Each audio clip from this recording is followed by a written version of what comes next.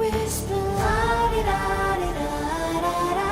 This is all you ever wanted. Take it all, you deserve it.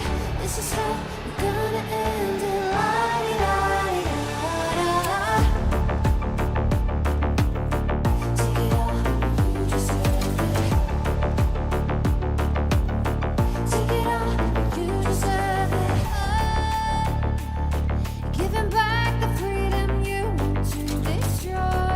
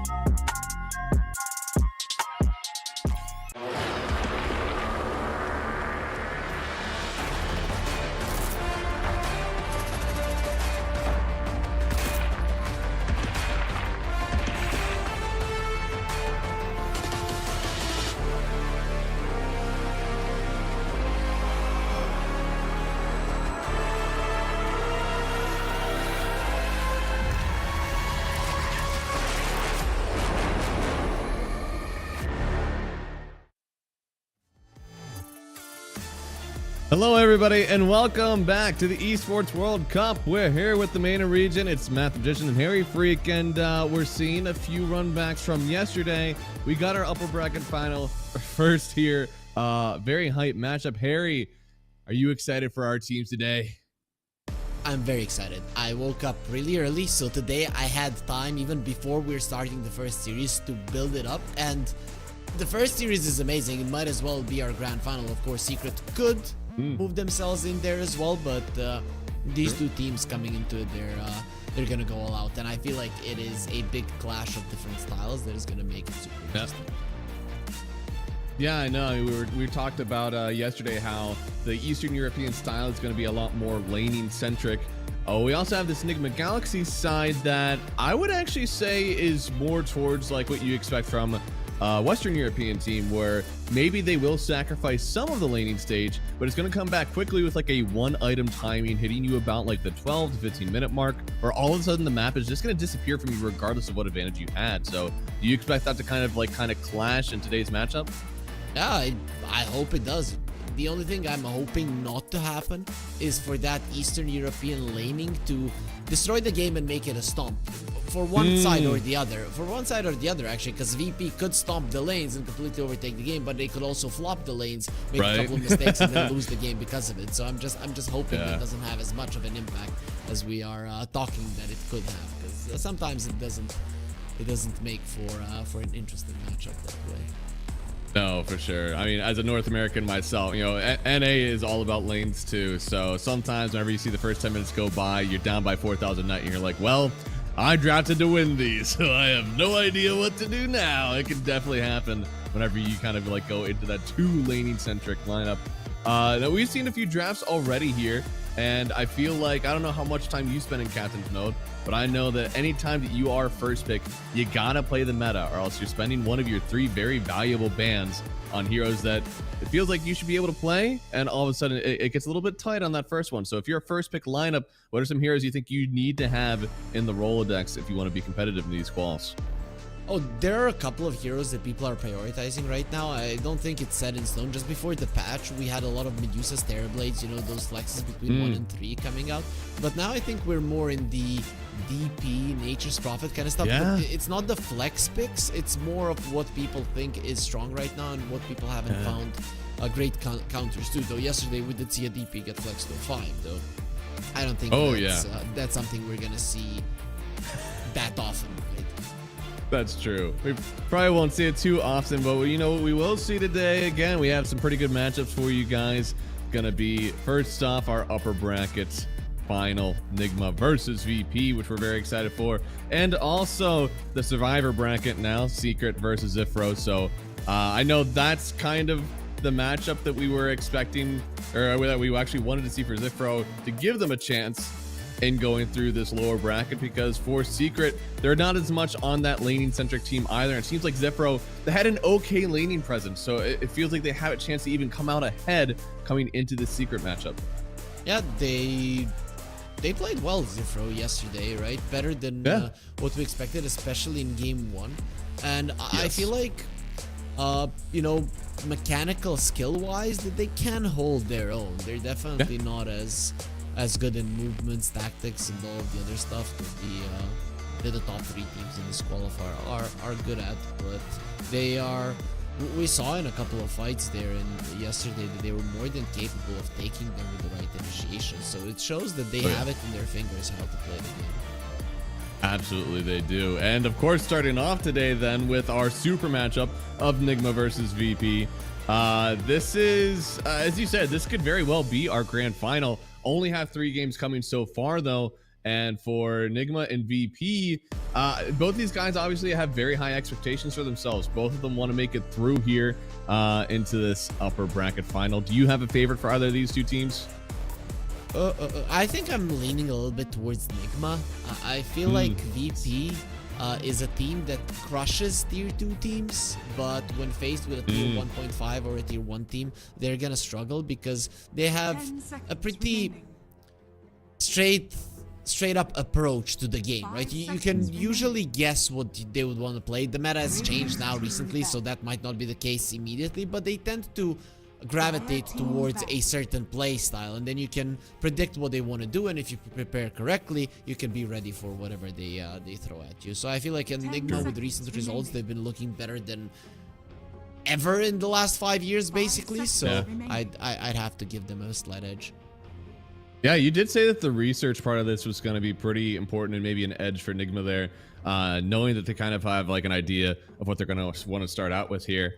And yeah, there's the Death Prophet actually banned out. I'm seeing some other tournaments now. It looks like the DP is getting picked up on first pick.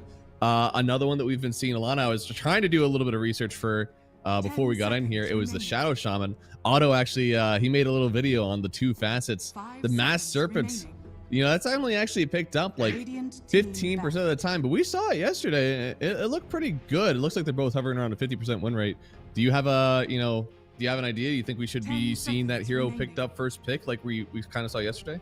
Yeah, Shadow Shaman first pick is completely fine. I mean, still a lot of the mobile mid laners are quite popular. Storm being like the main one, Puck also coming out here and there. If you're just picking the Shadow Shaman to take away from that potential or kind of taunt the enemy, come on, pick a Storm if you dare, Samael, right? Yeah. Then it actually works out. Of course, as the meta progresses, we talked about it yesterday, I feel like it's going to be less and less prioritized. But this is a hero that we saw banned every single time yesterday, so we finally get to cast him in a game. We saw him a lot actually. Whenever I play in the higher MMR in-houses, this is a hero that I feel comfortable picking, and now it's actually good, so kind of double dipping here. I got some coaching on it actually, and one of the things that was pretty big was like, you gotta just run at the off laner, especially if you play this on the pause 5 role. Just focus on him. Some pause 4s will want to drag you out of the lane and try to trade with you there, but Undying is the king of just like running right up in the wave, decaying, and just right clicking you down. All right, do not fiddle with pulls or anything like that. You want to purely make sure the off laner has a bad time. Yeah, pretty much what you want to do with an Undying, and he used to be the most popular when tri-lanes were still a thing, right? So what you want to do is that you want to center the fighting grounds of the lane at the lane and not pull to the side, as you mentioned, because getting a double decay is so much more valuable than just hitting a single target, which you're never gonna do if what you're saying somebody just runs towards the support. He's pulling you away from his core, but if you're running towards the core, the support will naturally move towards you, and then you're getting more chances to annoy them. Yeah. It only takes 2 decays. I think at 2 decays, your offlaner furiously pings you and is like, please play around me. Please click this guy. He is just taking everything away from me. But you get a Terrorblade, and what does the Undying do bad against? Illusions, especially because the Tombstone, it just gets demolished by those in a second. I still hoping for a day when we're gonna see a PL come back, and then this Undying Tombstone, we know what happens to it in a second. You know what? Shadow Shaman, big ward, Undying is back. I was about to say, yeah. Like the Shadow Shaman, I was thinking of other counters. I was like, you know, PL could probably do okay. Something with like a lot of illusions to click down that ward. But thankfully that hero is banned out. We don't even have to see it today. I'm sure that somebody is going to ban PL too. Yeah, in a couple of years when he's back in the meta. You know, he actually has 1 pick so far in the qualifiers over the last week. Unfortunately, it was very, very early in the qual, so I don't think that's really an indication of how good the hero is. Yeah, I've seen people try to pull it out here and there in the past year or so, but it just never stuck. So unfortunately, something needs to happen to the hero. I'm not sure what. Maybe some stats changes, but his HP early on is just impossible to play with. I think so. I think it could be even as simple sometimes as like, maybe talents get changed so that he has like an early strength talent, something like, I believe it's Weaver, right, that also has a strength talent really early that kind of helps him out. I think that could help him. I think just straight up the hero, the Ags, he got assassinated, man. No longer could throw those illusions, so he got like absolute strays from this last patch. It's gonna be a while before I think we see him in, but this hero, yeah, we've seen him before, we're seeing him now and again. Silencer Terrorblade though, this feels a little bit squishy when it comes to susceptibility to magical nuke. Yeah, it does, but you've got Global Silence, so at least they're not gonna be able to use those spells for a little bit. I thought that Silencer is gonna get kind of forgotten when they remove the reverberating silence, because people will need time to adjust for the hero not to be what it used to. So I'm kind of surprised that people still want to pick it up. Admiral Conquer. Ooh, okay. Another hero that we've been seeing a lot of. I mean, this hero does have some flex potential. And then the Muerta, also a bit. Man, we are just moving on these guys. I mean, Muerta, seen this in the 4, seen it in the 1. Undying, we've actually seen it in the 3 and seen it in 5. And then Kunkka, of course, a pretty solid 2-3 and maybe a stretch to go carry. I don't think you want to go carry Kunkka, though, versus the Terrorblade. That doesn't seem like a cup of tea. I mean, you know, if you get a Radiance, it's actually not half bad, right? You can get away with it. And usually Kunkka is the first one to go in, so you're not really a great Sunder target because you're usually going to be at around half HP. So it can work, right? Any Radiance hero can work versus the Terrorblade. It's not ideal, but it's not the worst thing in the world. Yeah. Magnus. I'd actually say as a Blink initiator, Muerta's kind of hard to play into. Drop the calling down and all of a sudden things can get a little bit spooky. Same thing with the Undying, actually. A lot of zombies around that'll cancel blinks. It's a slightly difficult Magnus game, but at the end of the day, you can play this to counter initiate. And when there is a Terrorblade on the board, you know people are trying to jump in, get a lot of resources in to kill that guy before he can get Sunder off. So I think Magnus has a really great way to play this game, actually.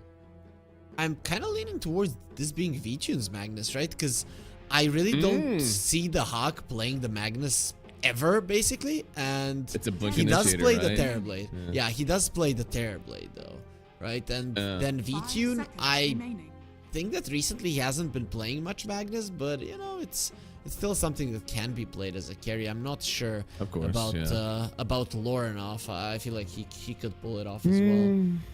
He could. But I think the reason that we are okay not seeing the Hawk on Blink initiators is because Lorenov constantly does play crazy people. And interesting enough, actually, they just switched captains over. They actually are giving Ryan the reins for this last pick. I want, because it's weird. It's not his pick, right? Ryan is getting either Silencer or Bane, probably the Silencer, of course. So it's interesting that Ryan is taking the reins for the last one. See what he wants to pick up here. They are playing into a Beastmaster now, which is a target that's not great to grip, but I don't think by any means it's bad. It's okay. I mean, generally this is a good Beastmaster game because Bane and Silencer deal pretty crappy with the units. It's not like units running at you, but Beastmaster units can be pretty annoying to deal with as well. So I like it, right? Because if you look at VP, what do they want? RP, Global Science, kill them, right? Oh my god, yeah. Enigma, when you're playing versus a lot of units and Tombstone plus the units of the Beastmaster, it's not that easy to make it happen because you're usually going to be under enemy vision. Yeah, I mean, I'm a little surprised. I know that the Ab is banned out, but Tidehunter is a hero that feels like it's un-RPable, right? But that one didn't get picked up, so I think that's why I'm still a little bit surprised about the pick. But as you said, you know, overwhelming units. They had this nice 1-2 where it's like Bane, gigantic single target, and then you also have Magnus where it's like very good with like wave clear and like AoE. So it's a tough pick for Enigma, but I think overall you're right. The overwhelming units would be where you want to go with this. Imagine Enigma picking the Tidehunter to play in the offlane. They ban a Timbersaw now, and then they pick a Tidehunter. It actually wouldn't be half bad. You'd have 3 fat cores that can do a decent amount of damage, but you would need to ban out the Timber, because if you would get Timbered, it would be a sad day for you. Yeah, Timber, still pretty rough when you play it into a Mage Slayer builder, but Tidehunter would take so much time still to get that. I think most of the time you're still starting out with the Vlads. And honestly, at that point, the mobility of the Timber might be more of the issue as we get into this game. And out the Gyro. They're thinking offlane Terrorblade, mid lane Magnus. I guess considering the players on VP, that might be the It also protects the beast, right? Yeah, but it probably is the best way to go. They will ban out the sniper, so they don't want to be dealing with super high range heroes. So carry Kunkka, mid Lina, offlane Beast, or carry Beast and offlane Kunkka. Those are the options. You don't think it could be carry Lina? Because I feel like you want to play the carry Lina into the Silencer. Right. Yeah. You are right. You're right. 10 seconds remaining. I think solely That's actually because a of the good point. silencer, right? If silencer's not in game, I'm so much 5 more down for it seconds being Lina remaining. mid. Yeah, you're right. You're right 100%. So now you need the jumper. Definitely somebody is going to be getting on top of that Lina. I don't think that the Magnus is going to be enough, right? Yeah. Especially because the reasons that you talked about, the Muerta calling being quite annoying.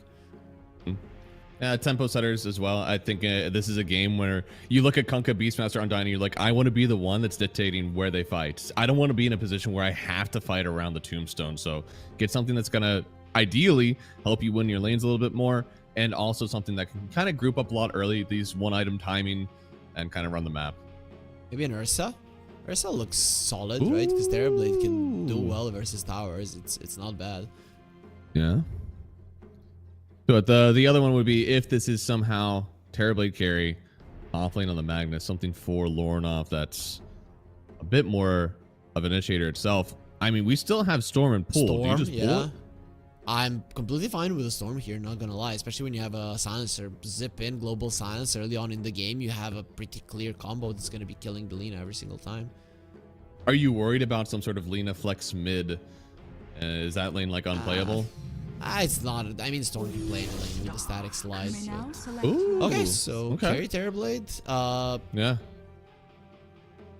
That's This tracks, right? Like Lornoff still gets to play a crazy person hero. Darkseer is a lot better for Tahawk. I'm about this. That's fine. And they are putting Ghost on the Kunkka, so it's not gonna be a carry Lina. So it is gonna be two melee heroes versus a Darkseer.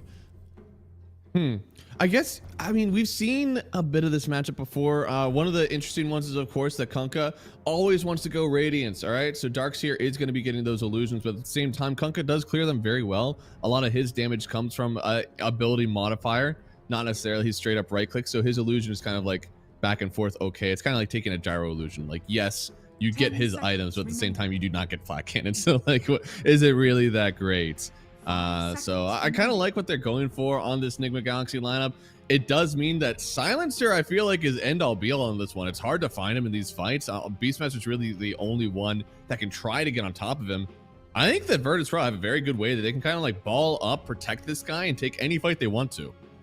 Yeah, I think so as well. I really like what the Virtus Pro has, but there's one thing that they don't have, and that is a overwhelmingly strong laning phase. Lina will do versus the Magnus, right? And Undying versus Darkseer Bane. It's not. I mean, Darkseer versus two melee heroes generally are fine, but level 1 and 2 before level 2 Iron Shell, this Undying is running at you, and there's nothing that you can do about it. So that's where I feel like Enigma Galaxy could get the momentum to go their way, that they do well in the lanes.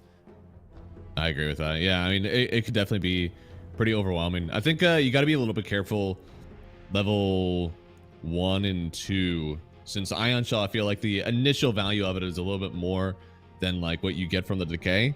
But once you get level 2 in Decay, it's almost impossible to trade into an Undying like that, even with how strong Ion Shell gets. So they should all have a pretty good time, I'd say, down in that bot side. You love to see it, of course. If you're Enigma, knowing the VP, they are laners, all right? So if you got strong lanes coming in, you're kind of taking away a little bit of that team identity from them. But it's game 1, upper bracket final here in the MENA region, and winner goes on to watch and see who will make it through the Secret and Zifro lower bracket at the moment. And I think, Harry, you and I, are we hedging towards Nigma a little bit here? Or, you know, is the VP team fight too much to handle?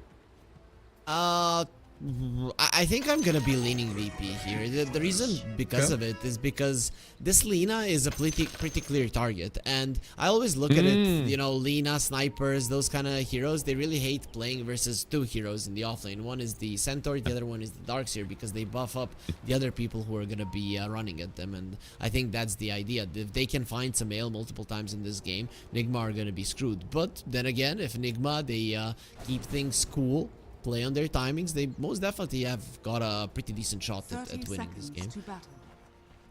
Now, knowing that this is Lina mid into the Silencer, it looks like she took the thermal runway. Do you want to see more of like a Maelstrom, bots, Hurricane Pike type of build, or would you rather see like Ags and a little bit of magical nuke damage coming out from some Mael? I mean, mostly nowadays I'm seeing the right clicks, but I see Terrorblade on the other side, and I kind of want I kind of want her to delete him, so I'm rooting for the Ags. Let's put it that way. Hey, he can pop. He can definitely pop. And usually I'm okay with slow burn. You know, I played a little bit with Merlini doing that, where he went for the Aghanim Scepter and just like absolutely popped people with the Aghanim Scepter. That was looking really strong, but at the same time, like, I feel like for the scalability of the Lina, right? Eventually that Ags hits a wall. Whereas a thermal runaway, like, man, toss a Daedalus in there, and you're damaged for days. Oh, okay, they're making a move. Get into the I mean, tower. he's walking. They could get the skewer in. This could be a nice first blood here. Sumail got him for the Dragon Slave first. He's just gonna die. Wants to give it to the tower, and Tara is actually the one to pick it up. A pretty good move for Sumail to not give it to the Magnus, but still, what a beautiful move here from the Bane.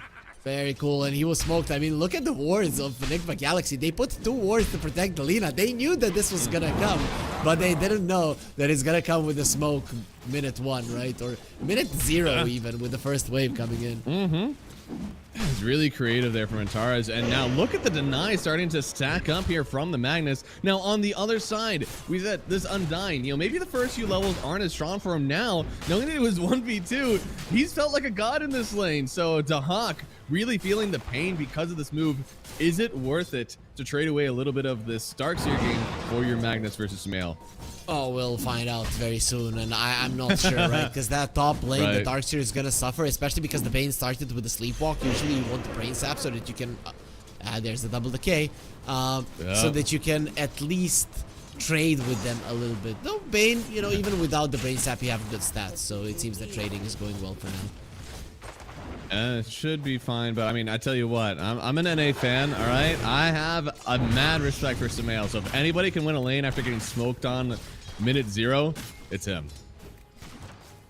Okay, whatever you say, my friend. Though the current CS score is saying something different. Oh yeah, you know, just a little bit of time, we'll come back, I'm sure of it. I wonder if they actually, you know, kind of try to come back with the rotations. The only thing better than killing a mid laner once is killing them twice. But looks like bot side Omar, bit of danger here. V-Tune able to get the kill, and that's +1 down there for the silencer. So a little bit of infinite scaling over there. You can see why the Bane is so good versus some of these heroes. When you're pulling the wave, they can't do anything to you. When you're moving them to the side, they can't do anything to you. So even though the Darkseer is having a pretty bad time at the moment, you should still be getting a decent amount out of that lane. You kind of get used to it at some point when you're playing the Darkseer that the lane sometimes goes really, really badly. Right, I think Darkseer has like highest percentage of like weird lanes happening because constantly you're also picking like double melee with him, and sometimes you just get kind of like outdrafted in that where it's like, okay, we're not playing this lane anymore, we got to start dragging. So I think he has the highest percentage of that. I'm sure Dahak is very used to it. How do you feel about this +4 Bane? This is a hero that we've actually seen traditionally as a 5 hero because of how little farm we really want to give to it. So on 4, what happens? So here's the thing, Bane is an amazing laner as a position, like insane. One of the reasons why he's so good as a 5 is because he's one of the few position 5s who can really go aggressively in the lane and doesn't care about his positioning. He's mostly going to live. As a position 4, your positioning in the lane is much better. You have better angles to right click, and look at what he's doing for them. He bought boots, he has so much movement speed, and he's just kiting them around. So overall laning stage wise, he's gonna do well, and later on it depends on the game. But generally, if you do get a lot of items, if you get like an Aghanim Scepter, it becomes a problem. This could be a little bit of a problem. Yeah, they did not stack the torrent with this, so yeah, they've got a lot of the zombies flailing around, but they're dragging GH under the tower. A lot of damage actually hitting him here. Another tower hit. Yeah, he's gonna be completely backed off. This is not exactly what you want to see, but on the other side, Sumail goes down again. Lornov the one to pick up the kill. He's having a pretty good time in this mid lane thanks to that smoke, and I'll tell you what, Sumail, you might have to figure something out soon. Are you one of those fans who, when you see your boy losing, you just disown them and find a new one, or are you still gonna stick with him? I'm ride or die. All right, he's coming back in this one. I know it. All right, give him level 6, and it's instantly a solo kill. All right, I believe. Okay, that makes sense. But yeah, things are not going well for him, especially because he's got solo pulled into a tower. That was a 2 versus 1 where he died, so doesn't feel well. He's got to get this level 6 soon here, and Lorenov is gonna have his first. It's like one creep wave. So if he plays on the wave right now, he gets level 6, gets the RP. Then wants to take him under the tower. He will get it. Sumail maybe have it in the fortify, but it's the Antares. He's already here. The tower hits connecting. Lorenov, he's styling for now. He's got another nuke, and Antares with the second kill now on Sumail in the mid lane right after he TP'd back in. Disaster. Yeah, basically a disaster. You picked up this Lina later on in the draft knowing or thinking that you know that it's gonna go well, and just with that little move at the start, everything went to hell right now in the Galaxy. So VP, they are having an awesome laning stage. The only reason why it's not really bad is because that Dark Series is suffering quite a lot.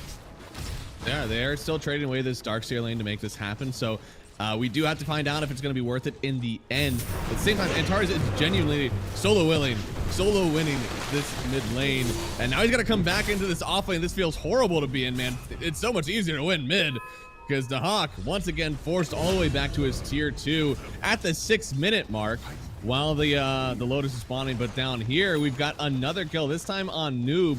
So far, I mean, this bot side's having a good time, this mid lane's having a good time, and yeah, who cares about top?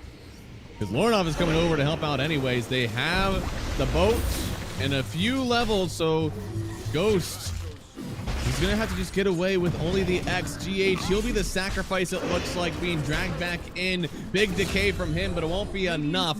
Lorenov, he's given some of that goodness from the mid lane, and he's taking it over to his top lane boys.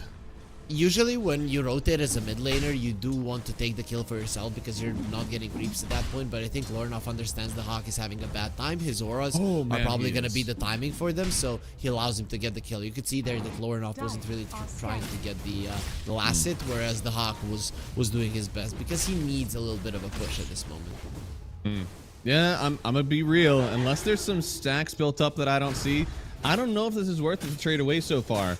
He's having a very rough time on the Darkseer, and Sumail is still pretty, I would say, like on lock with the Magnus. We're looking at basically one creep wave difference between the two of them. It's not a ton. I guess 2 creep waves, but still. You always have to look at it in a different perspective, right? Because Lina, lane dominator. Darkseer, not necessarily, right? So, did you pick the Darkseer to dominate the lane here? Not really. You picked him for something else. You picked him to give that utility to your other heroes, exactly. So, him losing the lane and having a bad game is not the worst thing in the world. Whereas the Lina, it is kind of bad that he's not having a good time.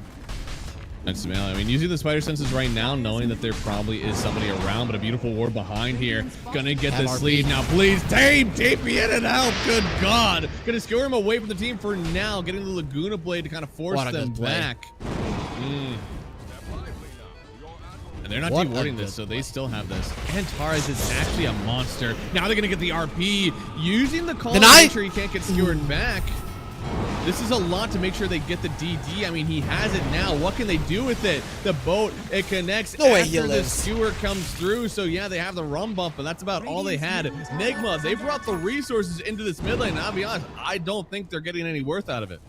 Man, VP are doing everything right here. I don't know if you even looked at the Magnus was sending his illusion to deny the AD route. Really? And Sumail now? He did pick it up, but he's gonna be dying with it. Yeah, he's trying to get Ryan. After they sent everybody, VP, they stick around, still get the mid kill. These supports for VP are owning this early game. They're doing an amazing job. And you can see that the gold lead isn't that high, but VP are controlling the game. And we talked about Nigma Galaxy having good lanes here, but you can see the strength of Eastern European teams, man. These guys are insane. I mean, it is always known in the European pubs that Eastern Europeans in the laning stage are unmatched, but this is on another level what they're doing on this one. Absolutely not, right? A little bit of danger it seems for him here. Omar gonna get the jump away with that dead shot, and GH picking up a 3-kill spree actually on the silencer. I think that's the only thing that's kind of been unfortunate for VP so far is that the supports are the ones that are getting this gold. So now recouping those kill streaks a lot easier right now for Nigma. That's a nice thing to start it off, right? You didn't get a single kill in the game until 9 minutes in. You definitely wanted something, and it's VP are gonna have to be careful. They got a lot of kills. The the streaks are there, and the gold can be returned to Enigma Galaxy if you're not careful. And if you look at Enigma Galaxy, they've got decent catch. Roar, X, Lina Burst. It's not hard to get some of these kills. Oh, Lord, he really wants to skewer back. It's crazy. Won't get it in time. Yeah, he sees the Lina on his own ward, so he knows that he's safe, right? I think they know roughly where Sumail is because of it. Oh, they should. I mean, this ward is actually... I think it's going to live out its life. I don't think they're going to be dewarding that one anytime soon. Nope. Now, they are bringing over some creeps and the Beastmaster into this mid lane. They're going to try to get the rotation in to help Sumail out. It's a party over here, but the team fight is still very good from VP. They don't have silence quite yet, though. You want to be a little bit more passive now with VP. You would love to save this tower, so we always mention it. Magnus gets the blink before his mid lane tower falls. Taking that mid lane tower becomes very, very hard. Blink skewer back is just almost impossible to play against. That's why Enigma Galaxy are trying to put pressure on it. Putting vision, bringing in the Beastmaster. That is the goal, but a very hard one to execute because your Lina doesn't feel confident enough to come over. I mean, Lina... doesn't feel confident enough. You can see got the dormant curio, so even more locked in for like, look, let's just try for the next timing here around 15 minutes. Now Omar, he does see a few heroes, gonna get slapped up. The Antares nicely dodging out the calling. Now Lorinov gonna skewer on back, and this should be a kill for Lorinov. Once again, his Magnus is feeding good right now. The classic idea of a Beastmaster is take a tower, overtake the enemy big jungle, and the way that you deal with that is that you smoke towards him. So this is actually solid from Enigma that they leave the Muerta there, allowing the Beastmaster to stay deep into that jungle for a little bit longer, and for VP having to focus a bit more heroes on the bottom lane to be able to push Noob back, and they can't even push him out completely. Yeah. He's gonna feel pretty good. I mean, Noob obviously very good on the Beastmaster. You've seen them kind of play around this before. If we get Helmdom 2 on this guy, he's hard to stop. I mean, Antar's not like he deals with that. Ryan certainly doesn't deal with that. So just this raw pushing ability, it would have to be shown by Lorinov, who doesn't want to show, right? He wants to wait for you to try to all in the Terrorblade. That's when he wants to go on in. It looks like the rune battle this time will be won by Enigma. Less than 1,000 net worth lead for these guys. Some big trivia for you here, Harry. Out of the last 6 games, how many of them between Enigma and VP has VP won? Can you tell me how many they played? 6. 6 games between them. So VP has won 5. VP has won 1. It is the opposite. Enigma has that's what I meant. That's taken what I this. meant. Oh, okay. Enigma won 5. Okay. Yeah, no, they've had a little bit of a rough time, but also this is over a few months. They haven't actually matched up, at least on a ticket, for the last 2 months. So we're looking at a little bit of brand new ideas coming through for these guys as well. A few roster changes. So you know, VP, they're taking it to them. You would not have guessed that this team has only won one of these games in the matchup. 8-1 right now, but the net worth isn't that great of a lead at the moment. Should it be a little bit more on VP to try to create some space in this mid game, or are they okay farming it out for now? They're okay at the moment, right? Because Enigma's lineup is the one that needs to apply pressure right now. Undying Beastmaster with a right? That is the timing, and those 2 heroes can do quite a lot. However, VP are more than prepared for fighting. However, Antares is not prepared for this one. Oh man, he didn't get hit by a single calling. All right, I don't know if he's dancing or he's lucky, but he's doing a good job for now. Unfortunately, still ends up dying, and they should be able to take this mid lane with the Helmdom 2 now on Enigma. Yeah, with the dragon, there's not much to defend there, despite the Magnus having a blink dagger.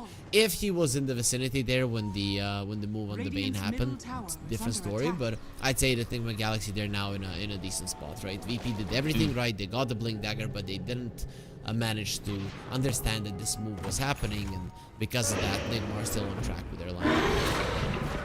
Oh, Ryan should get the TP out. Looks like he's good to go. Calm yourselves.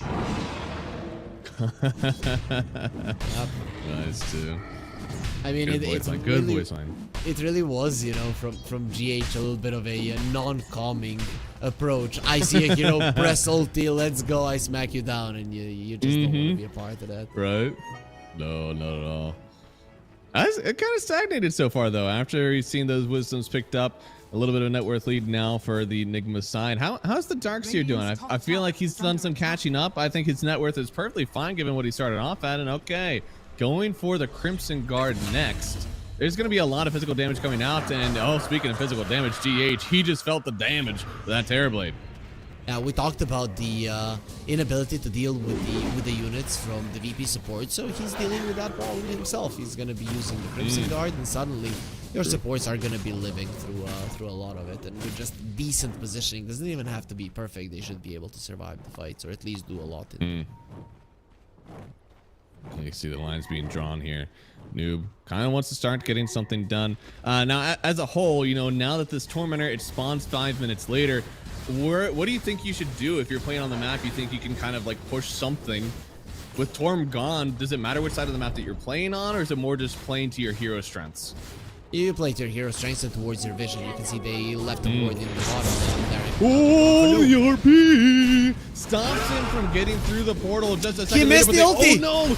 Oh no, he missed the grip. The grip went onto the dragon. He's gonna kill them all. Take that, and now he's gonna turn on Lornoff. Help too. is coming.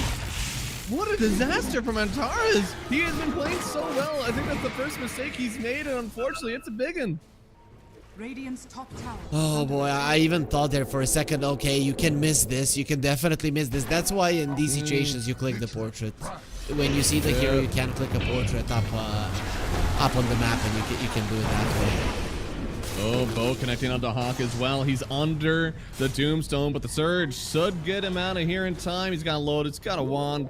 Yeah, he's perfectly okay, but Enigma, they're starting to take control of the map despite only having 3 kills. The raw CS is starting to come in their favor. Now losing all 3 of the tier 1s, now that Blink Dagger of the Magnus just doesn't look that great, and let's look at it again. Antares was hoping that nobody saw it the first time, but now we're going to be seeing it the second time as well. That's it's so unfortunate, right? Like, you have to imagine V-Tune and Lornoff right there. I think that's a kill if they get the grip. No, it's definitely a kill for sure. They would do it quite now.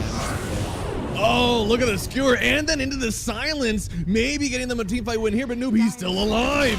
Now they get the wall. Noob finally falls here, but with the silence gone, they're still looking to aggress here on Enigma. Well, I'm going to be the first one to go. They did pop the Metamorphosis on the other side. V-Tune feeling strong. They're going to be hunting. But I think the rest of Enigma, they just want to leave. Wall. Oh, yeah. Just completely sectioning off where they want to run away from. So they net themselves 2 kills straight away for the silencer. I think that's fine, especially taking it into the Aegis owning team. Yeah, this is again what we saw yesterday, and I mean, Enigma, they have so much experience. A lot of their players played in different regions, and they kill a Roche and they're walking up the high ground. Please don't do it. I mean, Kuroki was one of the players who would always say in interviews like, I never go into the fog of war. Like, and then you know his team is like, yeah, you know what? You're retired, bro. You're our coach now. We're the ones playing, so we're gonna do what we want. This is coming up in the next replay review. All right, this clip right here, you'll see it a lot more often. Yeah. You see, when we kill the Roche, what do we do? And then they have to say, we go back. Yes. Which is funny because actually yesterday we saw the exact thing happening, but Enigma were the ones that benefited off of it. There was a Huskar that had just taken the Roshan, and he just walked right up a high ground, died. It was like, okay, guys, you see what happens when we do this, right? Everybody is susceptible to walking up the high ground after Aegis. You're not invincible yet. Oh boy, that Terrorblade, he was like, yeah, I'm just gonna be going for a stroll here, and he has no idea just how close to death he actually was. But it's gonna be a nice ward, so that tier 2 is definitely on the menu for Enigma Galaxy, and this is a big problem for VP. They haven't taken down a single tower. V-Tune, I think he has to make his presence known on the map and at least get 1 tower down. Oh, somebody's gonna get known here. V-Tune gonna get locked up in the calling as well. Roar him up. You don't survive that one. V-Tune goes down. Noob getting the kill. Noob feels like the hero to look out for right now on Enigma. And this is directly after an unfortunate gank missed on the bottom side next to the outpost. Yeah, that ward placed earlier. You mentioned V-Tune. He dodged that gank like by pure accident. It was very fast coming off from Enigma. And the ward was still there, so in the end he dies either way. Man, GH, you be thick. I mean, they still get him, but it took a long time, and now, because of how long it took, maybe they can get something else done.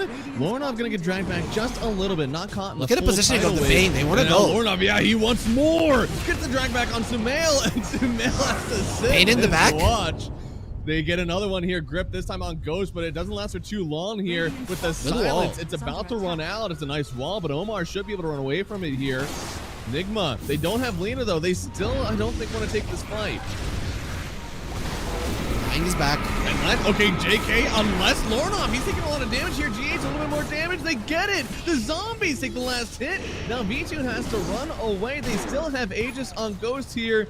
He has no fear. I think he might actually drop it. No, he's fine for now. Thanks to that mech on GH. He is one healing machine, and they're still strong enough to maybe go for this tier 2.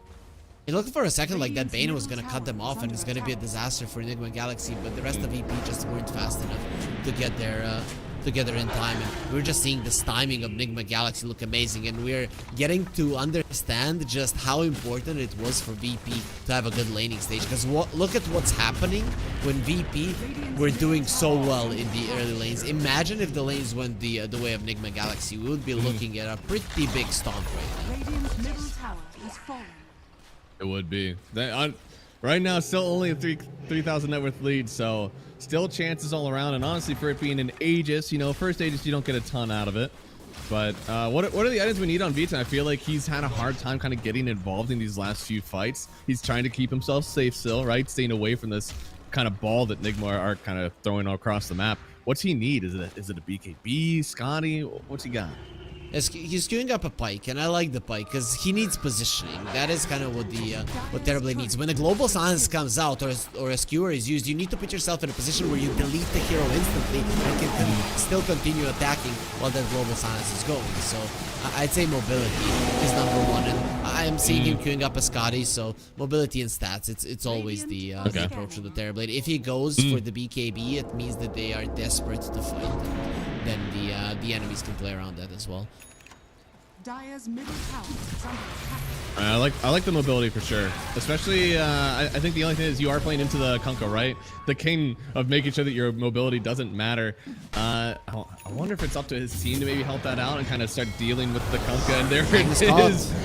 Yeah, he is, and he's dragged back, but he gets the skewer away. Do any of the creeps get involved? No, they're also silenced up, so he does get a nice TP there on Lorinov. Barely, but he gets out. He got X just before the blink, so a bummer that they had to use the global silence. He was almost out mid lane tower. Okay, he literally one right click away. Sumail gets it here. I imagine he's actually looking for kind of the same stuff, right? I mean, he's unfortunately gotten caught by a few of these skewers, so his Hurricane Pike, yeah, there it is. Very valuable this game. For sure, though, you're dealing with the Harpoon Magnus, so you can most definitely get caught off guard. Radiant's bottom tower is And they under are hunting attack. him. They are. They want Sumail. He knows. Look at how well he's positioned. Oh my goodness, he is, and oh, the Hurricane Pike, it disjoints the Harpoon. The kidnapping doesn't work, and now Ghost, he's on the hunt himself, but I think Lorinov, he'll be out and away. Remember when Harpoon didn't care about anything? You blink and it still pulls you in because Borderline fountain hook from the Harpoon. Yeah, that was pretty annoying. Nowadays, it's not that hard to get yourself away from it if you've got the right tools. It's really nice though. I mean, this Harpoon almost creates like this infinite timing now on the Magnus where you don't necessarily have to RP because nobody wants to BKB for a Harpoon, right? You see the jump in and you're like, please, for the love of God, is my team around to help me out? Things are still looking grim for VP though. If you look at it, this DB, he is at the top of the network chart, but his ability to attack is quite low. A lot of it is on this Magnus, and you can see just how much Lorinov has sacrificed his own farm to be able to catch people, because that is what his team needs of him. It's hard because this is like your atypical like Terrorblade net worth distribution, right? Like he's at the top and the rest of your team has just not been able to get a lot of CS because of where your illusions are. So they unfortunately are suffering a little bit. I'd say at least the Magnus, like we talk about Blink, Harpoon, you're effective in team fights still. You don't need a ton more after that. How about this Darkseer? Does he desire more, or is he okay to fight at current state?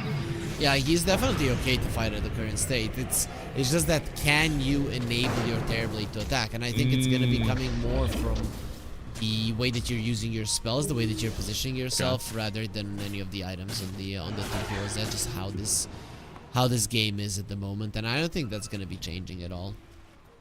Yeah, I mean, he's got the pipe, so obviously that's the one thing, like, you think about the box of things that Terrorblade is good against. Great physical. Now he's got a lot of magical protection. Not a whole lot of heal, though. Like, I feel like we need a little bit more sustain so he doesn't get nuked through all this stun lockdown, because here Ghost comes. Silence again. Does get a bit of the rum buff here, so Lorna trying to walk away, but the BKB now. They're going to keep him involved here on the other side of the wall, though. So, like, taking a multi-factored fight. Lorna is still going to fall, though, well away from the rest of his team.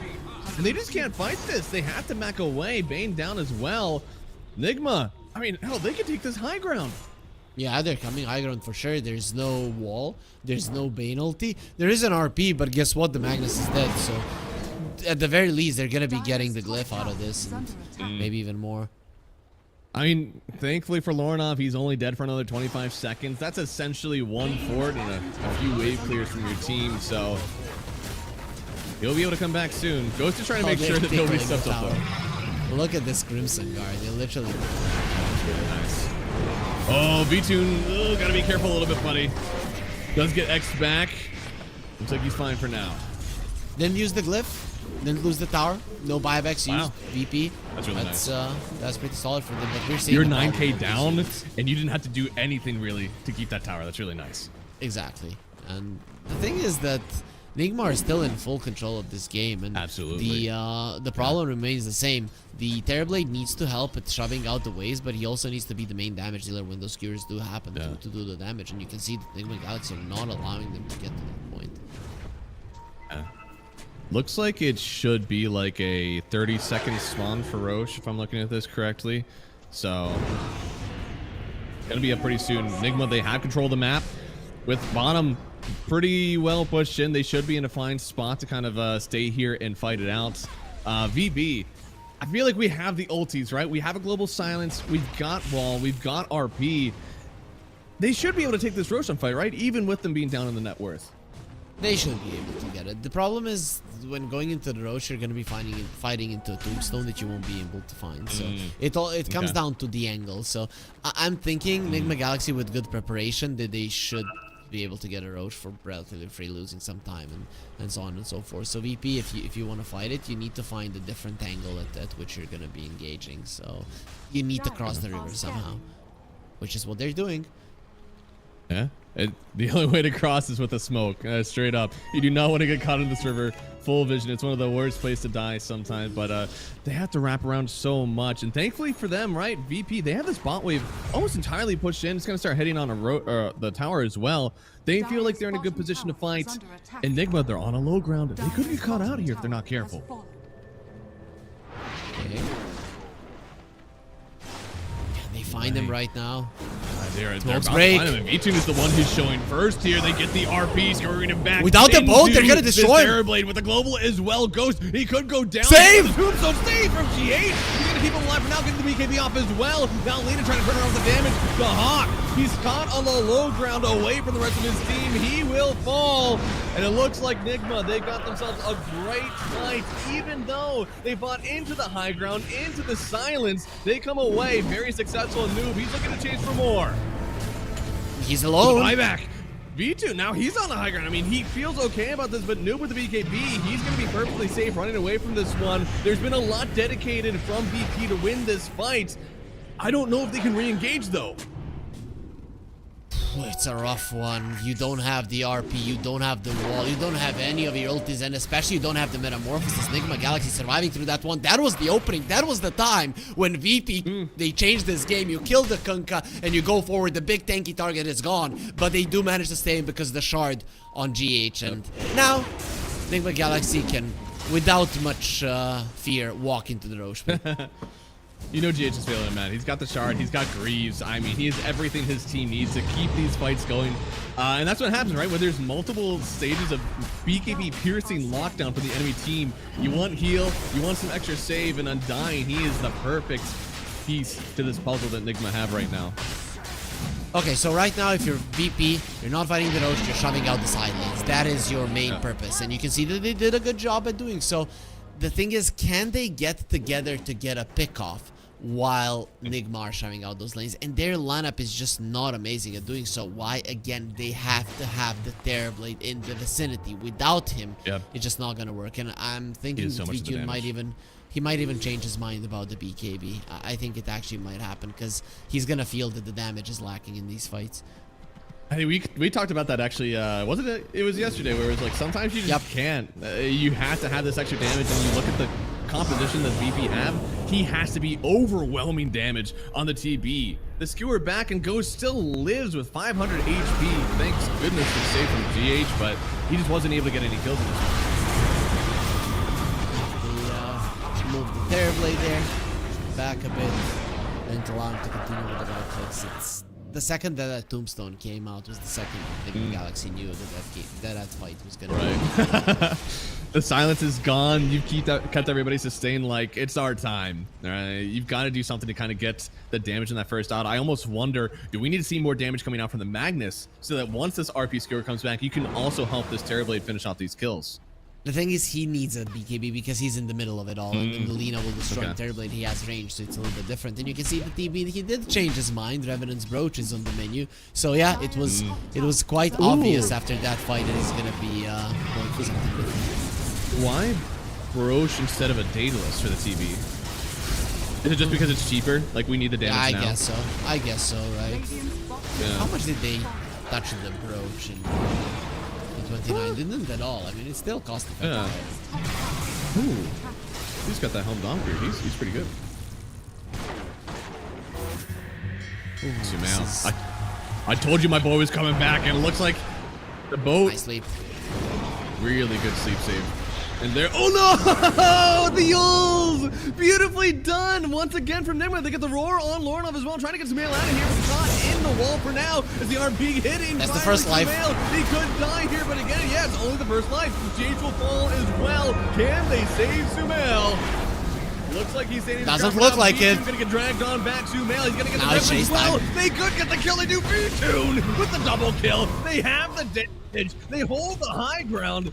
BP. Are they coming back? It does seem like it, right? Because this Nigma Galaxy lineup, you can see it has so much momentum. And these kind of lineups, at some point, they lose that momentum. Of course, the goal remains the same. Kill the Terrorblade, and there's absolutely no way that VP are going to be doing enough damage in these fights. But I thought there for a second that Lina was going to be getting out. No problem. He has the Aegis. It looked like a really bad initiation, but for some reason, Sumail, he stuck around. Yeah, it has to have been a little bit like, look, I have Aegis, it's fine, but the rest of the team just couldn't walk up this high ground despite everything that they were throwing on the ground. It was a beautiful, like, start to the fight though, right? Like, using up a mag on the blink initiation. It doesn't get any better than that. It feels like you have all the time in the world to decide what you want to do. No, it doesn't, but the thing is that earlier they used the boat without the run buff. It's problematic, and now you can see what they're doing. They're just getting noob across the cliff. He looks dead. And this is a DDTB. If you didn't have the damage before, you certainly have it now. Has a 3 killing spree going to the Terrorblade in this game. The Bane is hunting. To shift. Dire's bottom tower is under attack. Is it? Okay, he should be able to keep the place for too long. Omar. He's got some good items. Drops down the calling, even getting the ulti off as well. But the BKB now from Lornov. It's a lot for a pause for Muerta, and Omar just TPs away. Good for him. Kind of forcing out a lot from the Magnus, but at the end of the day, they still have map control right now on VP. That's what you want. I mean, when the Beastmaster is dead, you don't really want to fight. The VP supports are completely free to do whatever the hell they want when he's not there. Fortunately, Magnus had to use his BKB there, but is and that's an 8-second charge, so it's hella annoying for sure. Yeah, it's pretty annoying. And I mean, now this game we've kind of evened out, but I feel like there's still a little bit of an edge here for Nigma. Has it truly turned around in VP's favor? Well, considering their vision right now, I'd say that VP do have the momentum necessary to control this game. And do they still hold their own gem? Yeah, they do. So I would say now when the night time comes that it is gonna be Enigma Galaxy that feels claustrophobic on the map, especially this Lina that they see. Oh, this could be something. Yeah, They're it's coming over. It's really close to the base though, right? I mean, Sumail, yeah, he's got to be careful. He sees that this wave is close enough that there could be a VP team smoking behind it, so he's careful. He backs out. They also saw the rest of Enigma Galaxy go over, then ward top, and now they're gonna expect them after a Tormentor. If they go through the Twin Gaze, they're gonna know. But no, VP, they are Enigma Galaxy rather. They're gonna be coming back, but still, so much information from Virtus Pro. That gem is They do, yeah. making a difference. I mean, mostly because Enigma Galaxy, they don't have one, and they were so far ahead. They definitely should have invested. Are we high ground? I feel like high ground is a little bit dangerous, but I think The clearly goal are is- feeling it right now, VP. Pull them back, and then Magnus has an opportunity to secure them back. That's the approach right now. I need They more got the than tower. half the BKB in. Yeah, oh my goodness. See? Where's my team? There's a lot of damage done on this Rax as well. I mean, they didn't really commit. That's just tossing illusions up there. For a Terrorblade, that's just another day at the office. And very nice pullback now. The second that they're TPing the Darks here, they're getting out. Enigma Galaxy, they have to get out of the base, but you can see VP smoking up. They might start waiting for the Darks here to come back into this engagement. BKB? Was that yeah, Fat it works. Fingers? Yep, no, just testing. Yeah, he's That wasn't testing a his- 9-second BKB. That is a pretty costly test. Look, man, you gotta get that in the shop, okay? You don't want to show up to a fight and realize your BKB doesn't work, okay? V-Tune, it's tested, it is battle approved. All right, he's ready to go for the next fight now. Oh my god, yeah. That's hard. Once That's really rough. one more minute passes, and lucky for him, at least they don't know about it. Though there was a heart Yeah, right. being in the chat from okay to his allies. Okay, so Yeah. What's better, the BKB or the threat of the BKB? yeah, that's it goes for black hole. I don't like the argument in that one either, but I know, right? I've heard it so often. It's like, which one is more important? Like, yeah, I think at this point it's actually just the black hole. I think that was really important. yeah, I mean there are spells that if you save them, the enemies they just don't want to commit, and then they're playing True. you know, in the back, and sometimes people would use a black hole badly, Yeah. and then it really does open up so many possibilities to the other team. So I can understand the argument, but Is you VP, know, do they have anything like that right now? Because we have a global RP? silence, we have an RP. Yeah, RP like, is is the they main kind of in one. that same situation? in this game it's a little bit different because the Magnus is your main initiation, the main guy that needs to go in first anyways, but I think you generally don't want to use the RP early on, so blink, skewer back, move okay. away from the fight, don't attack, Okay. just get yourself out of there, allow the Terrorblade to attack, and then be ready Okay. to jump around him and turn the fight Okay. around. I think that's the goal. So we want Lornoff to wait, like let the Darkseer go forward, let the Terrorblade go forward, let them be the ones initiated on, then you go. But instead, he's still the one that's showing up first. GH gonna be the one to go get gone on. They use the global as well, but on the backside, and Tars, he's the one that gets roared up on BKB on Noob, and he's already dead. Now Ghost is able to kite this one out. Enigma, they're just gonna kite away from the wall. And they feel perfectly comfortable to take another fight if it comes, because V-Tune, he's stepping up with the illusions, trying to get the kill on Tombstone Noob. is Plenty up. of damage being done. And he goes onto the high It's ground here. crazy. Jump forward from Lornoff as well. Skewer on two, and they get a double. But the RP, it whiffs. Ghost, he's trying to get away from this one. Has to get guard as well. Gonna send him away with the tidal wave. With the BKB from V-Tune, he's continuing the Ceaseless pace. Dirge is His here. BKB works. It's already tested. But he does just get the tank away on Ghost. Oh no, GH, he's gone too. It's a triple Sumail, right run. now for Lornoff. He's an absolute assassin. And yeah, V2, he keeps on. He's gotta going. kill them all. He knew him the high ground, the Lotus Orb. They keep him alive for now. The Yule's up for the Dark Sea as well. Keep Sumail him is away. coming. Sumail, you're on the low ground. You are alone. You don't have a BKB. You're trying to get a kill on V2, but it's under. It comes out this time online, and now Sumail, you took this fight. You opted into it, and you're the one dead for 80 seconds. VP, they're going high ground. And there's nobody to stop them. Like, 3 heroes are dead, none of them have buyback, there's no glyph. This is a lane of Rax, maybe even more, because there's not a tier 3 on the bottom lane, and V2, he pushes like a god. He is so confident in his hero right now. They got more? Skips the X, goes back in this one, forces the boat out immediately. Now they're taking V2 back, but this guy's big. They're buying I don't know time. if he cares that much. Well, at least they're buying time. Right. 2 heroes are going to be back. The Lina won't, though. And you're going to be dealing with double global silence. Both of them already. And Sumail, he almost had that kill on the low ground, but V-Tune, this guy knows what his hero's limits are because he just keeps on going, high ground or not. It's not even like they have it ages in this one. Roshan is actually still available for the taking. And Sumail, he's only up in 20 seconds. I don't know if they're going to be able to contest this on Nigma. This is just a classic masterclass of how you play the Terrorblade. Him understanding the limits of the hero, what he can get away with, how long he can farm, how long he can play without helping his team. It's amazing. A lot of the Terrorblades after this kind of an initiation would have gone back, but he sees an opportunity. He knows that his item choices are right for him to be able to survive almost anything if the Magnus is backing him. And mind you, this is all with them RPing the ground. What would have happened if he actually RP'd the hero?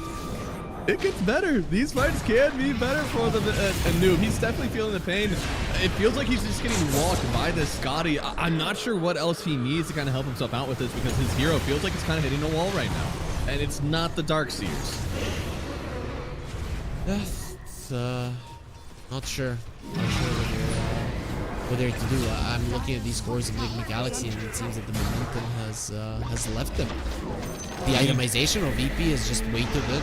Both VQ and exactly what to do. And the fight is happening. There's a global. Yeah, they already used an RB. Nice. They second have one. the tombstone to save, but he's about to take it out. You got to get out of there before you get stunned up. Noob. Now he's locked in. Taken away from his V-Tune. You absolute monster. He already gets himself a kill here. And now the rest of Nigma, they have to back away because that is a DD Terrorblade. This guy. Garnoff is hunting. He is. He wants it. He wants it like Harpoon. Dire's middle tower. He's being like, I'm gonna bring them here. I'm gonna bring them here. But Terrorblade doesn't care. Tower is gone. Where was it? I didn't see it. My Smoke Lord. behind. He just It's keeps on daytime, he sees going. them. He doesn't even want to get Megas. He thinks he can just end this one now. There's no buyback on Noob for 40 seconds. Nigma had the advantage. Now Sumail, he gets dragged back for a second. And he's got to try to turn it back around. He's got the Satanic, but yes, No, don't pull him in. Just takes the kill on Sumail. He's gone. They take another kill. Ghost has to buy back on this one, but the BKB V-Tune, he is invincible. Ghost trying to do something for his team, trying to buy some time. But I don't think there's enough time in the world. V-Tune will turn and hit whoever steps up to him here, but you can't handle the Terrorblade damage. They had a good spot, but VP, they're on the high ground. It feels like their base now. Lornoff almost gets the kidnap on Ghost, forcing another buyback out. This time they do have Ghost available. The Ancient is at 50% HP. Lornoff now with the tombstone on the ground. It's creating some issues for his initiation, but V2 just ends the game. He doesn't want to dance anything up to chance. And they take game one from the grasp of the beat. Man, poor Sumail. He's getting out of TB's way. He runs away from him. He's like, "Who, guys? I'm out." And then, you know, Ghost is saying, "I got him, guys. I'm gonna be pulling him with the wave. Come on, come on." And then he just completely demolishes the Lina. Man, I'm so impressed by Virtus Pro. They understood in this game what the goal is. Kill the Lina. Destroy Sumail's game. Because what happened? Nigma Galaxy, they were killing towers. They were taking over the map, but they weren't killing heroes because their main murderer was underfarmed or not as farmed as he needed to be, and Sumail needed to farm, right? So he was hitting creeps, his team was hitting their timings, and this Lina ends with a 1-8-2 score.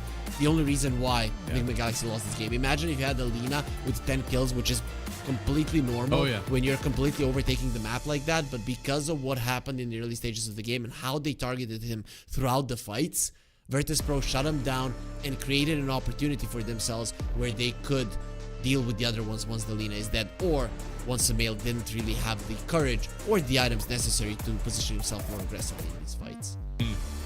Yeah, I know, because he tried, right? He tried to kind of position himself behind Ghost and Noob, which should be okay, right? But even then, it felt like they didn't even have the tank ability at some point to stand up to this Terrorblade. I feel like Virtus Pro, they played through their star, right? They played through this Terrorblade. As you said, they had a very good understanding of how they needed to do it. Because, I mean, Lornov and Dahak, they didn't really have a ton of net worth compared to, like, what the Terrorblade was seeing.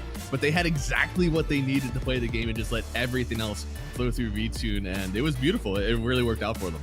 Yeah, it was amazing. And you know, you have to, I think it comes down, Terrorblade for me comes down to understanding when and with which items you need to fight, because you can't really, I mean, you can use a really good Hurricane Pike, a really good Sunder, a really good Manta, but generally it's about, okay, now I am the strongest. And I think VTune understood perfectly which items he needs to buy and when he got them, exactly where and how he needed to fight. That was the main reason why VP could take this game back.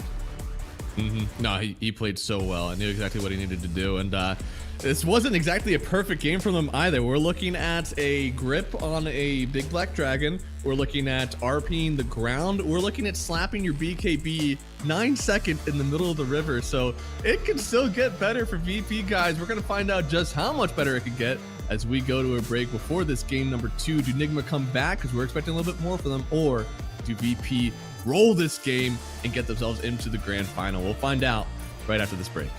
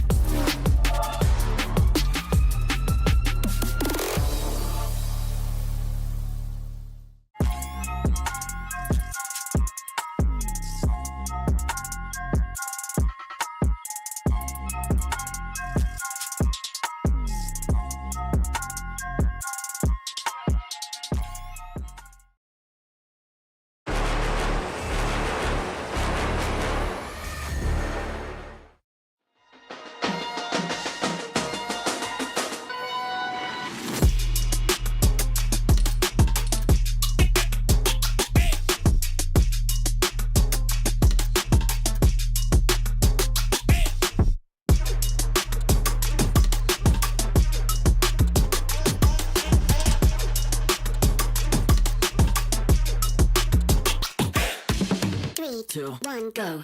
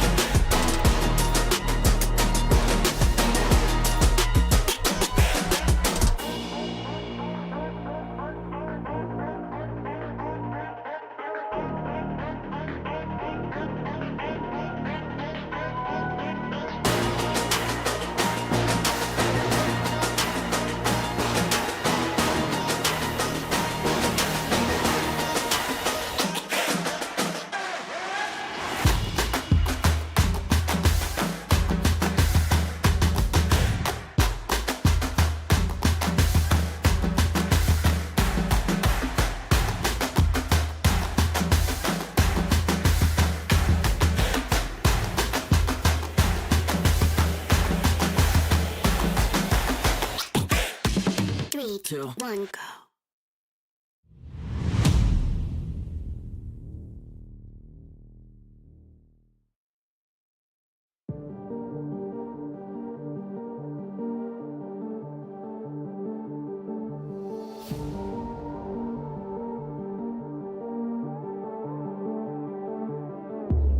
Come into my world if you wanna see some action.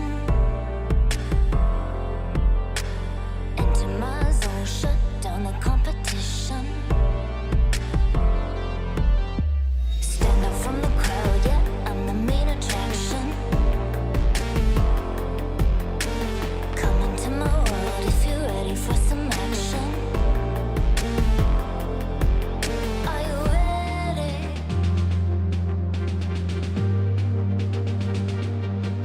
Are you ready?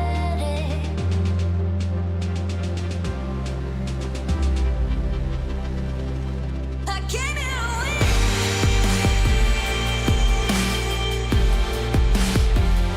I'll never give in.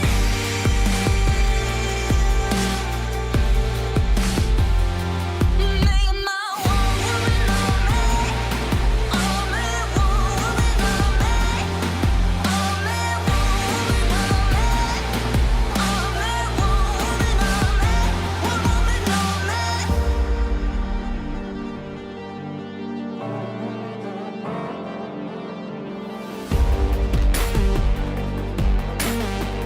me. Are you ready?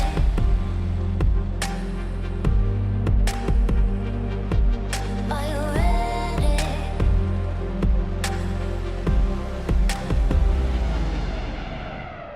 I came here to win.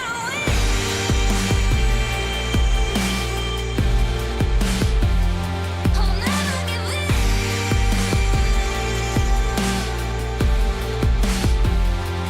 Make my one woman on me. Only one woman on me. Only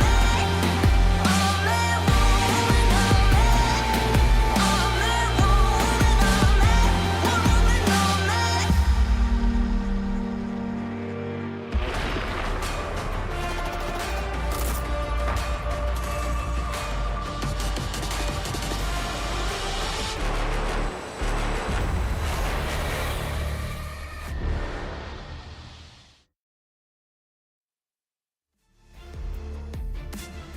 Hello, everybody. Welcome back. It's game number 2 here of Nigma versus VP. And we've got ourselves, well, a little bit of a scare, right, for Nigma. I feel like they had a pretty good game that they were comfortable with, and it just slipped right away from their fingers. Harry, what do we think we need to do differently if you're Nigma in this one and you wanted to come out with a win, obviously, after that about 20-minute mark? Ooh. So after the 20-minute mark, when did they go high ground like that? I think just Ooh. it.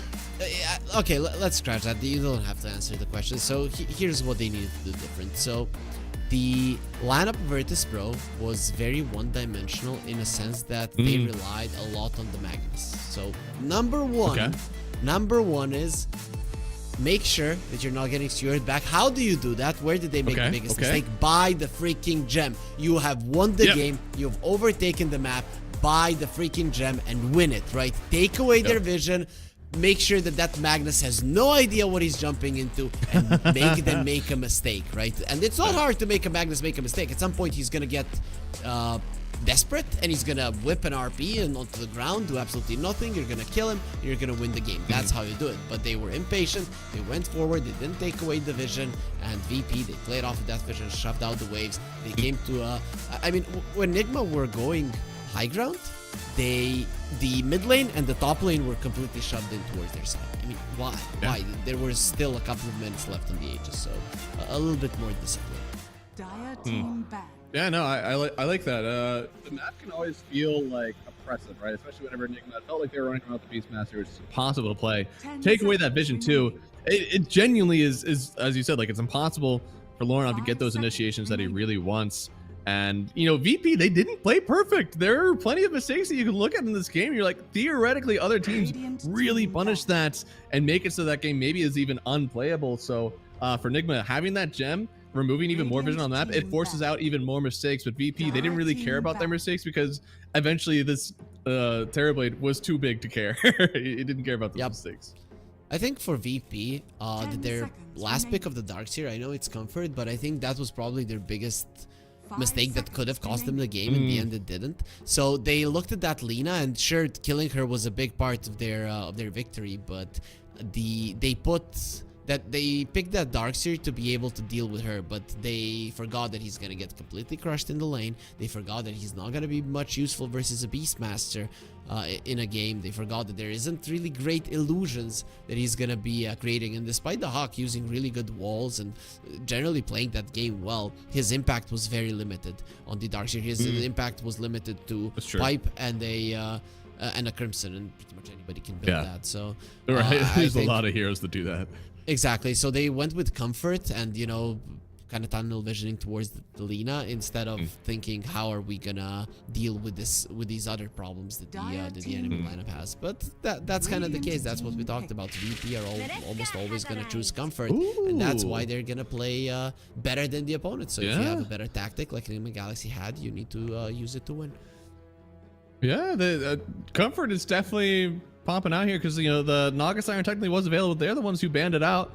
They could have done that if they wanted to. Instead, they go for the Dark Willow. Shadow Shaman, another one that's been very popular, and that's also left in full. So Enigma, they have a few options, right? We've seen a few Bristlebacks come out. We've seen some Shamans come out. We've seen some Konkas come out early too.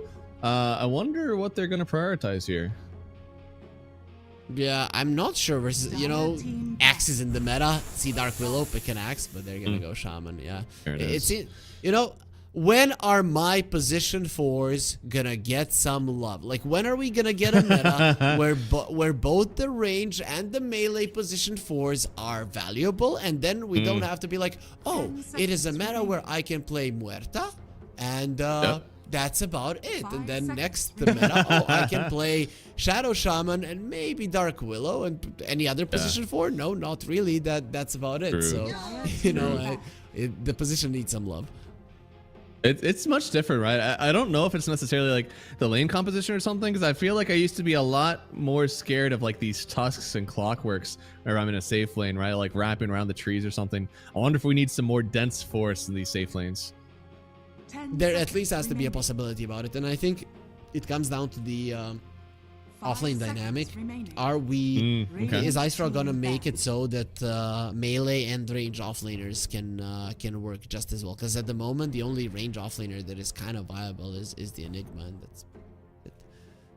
Yeah, no, I mean, Death Prophet hasn't really been scaling over there. Razor hasn't been there for a while. Viper as well. I feel like only certain teams are willing to try to make those heroes work in the offlane. The only kind of range ones that we get are the flexes between 1 and 3, like Medusa and Terrorblade as a pseudo. Ah, that's true. Yeah, Pseudo range hero. They do go for the Shadow Shaman. I was watching the auto video, and a good point that he brought up. We did see the chicken figures picked up yesterday. We also saw Mass Serpent Wards, and I feel like part of those decisions could come down to do most of the heroes on the enemy team build phase boosts? If they don't, all of a sudden ward trapping is still very good to get some easy kills. And now they go for the Bristleback, which makes you feel like you're probably going to pick some phase boots carriers because you want that extra armor.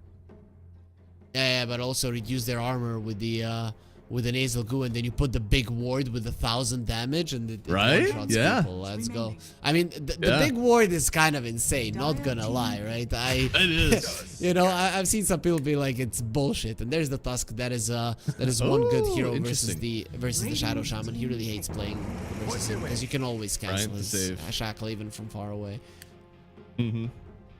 Yeah, so it looks like a heavy lockdown lineup, right? Like every one of these heroes on VP has some sort of stun to take this Enigma Galaxy side. Also some pretty decent physical damage, right? We could pair up Lucky Shot with some tag team. Could be pretty good for these guys. However, I don't think these all have very natural high HP pools, especially Willow and Tusk on the support roles. So I wonder if we want to see a little bit more physical damage, heavy physical damage, to help enable with this Bristleback. Yeah, I like this to be an offlane bristleback with the Snot Rocket, because what the bristleback likes Yes. to do if he's a carry is run forward, and versus a Dark Willow Pango Tusk, it's very hard to run forward because there's going to be shards preventing you, brambles, rolling thunder. It's just not going to be easy to get on top of some of these targets, whereas if you have, let's say, a ranged carry that just benefits from the minus armor from the Snot Rocket, that could be a big deal. Could be. It looks like now, again, like I feel like we've got a lot already for Nigma, right? Like they have lockdown, they have tower pressure, they got some, you know, the minus armor and some physical damage. They can really go anywhere with the rest of this lineup as long as, you know, let's add in like 1 stun, maybe 2 stuns. Yeah, I'd like that. But yeah, many ways to go about it. You can still like get a 5 in the mid laner right now if you're Nigma. You know, if you pick a Storm, you're probably gonna get pucked to the face. But, yeah. But you could get a puck yourself. You could get a puck. Yeah, there it is. Okay, very good call, because you have the Shaman, so I think any mobile offlaner already doesn't want to play, add in a puck, and like this Pango, I feel like this guy almost has to be an offlaner now. I just don't think you can play the mid lane. 10 Laning seconds stage wise, remaining. he'd be okay, but we'll see where they put him. You 5 probably seconds have better remaining. options in the mid lane, but generally when it comes to the mid lane itself, melee heroes do naturally well versus the puck, because he has a big wind up, then his projectile travels for too long, and it's not very powerful either, so you can out CS him.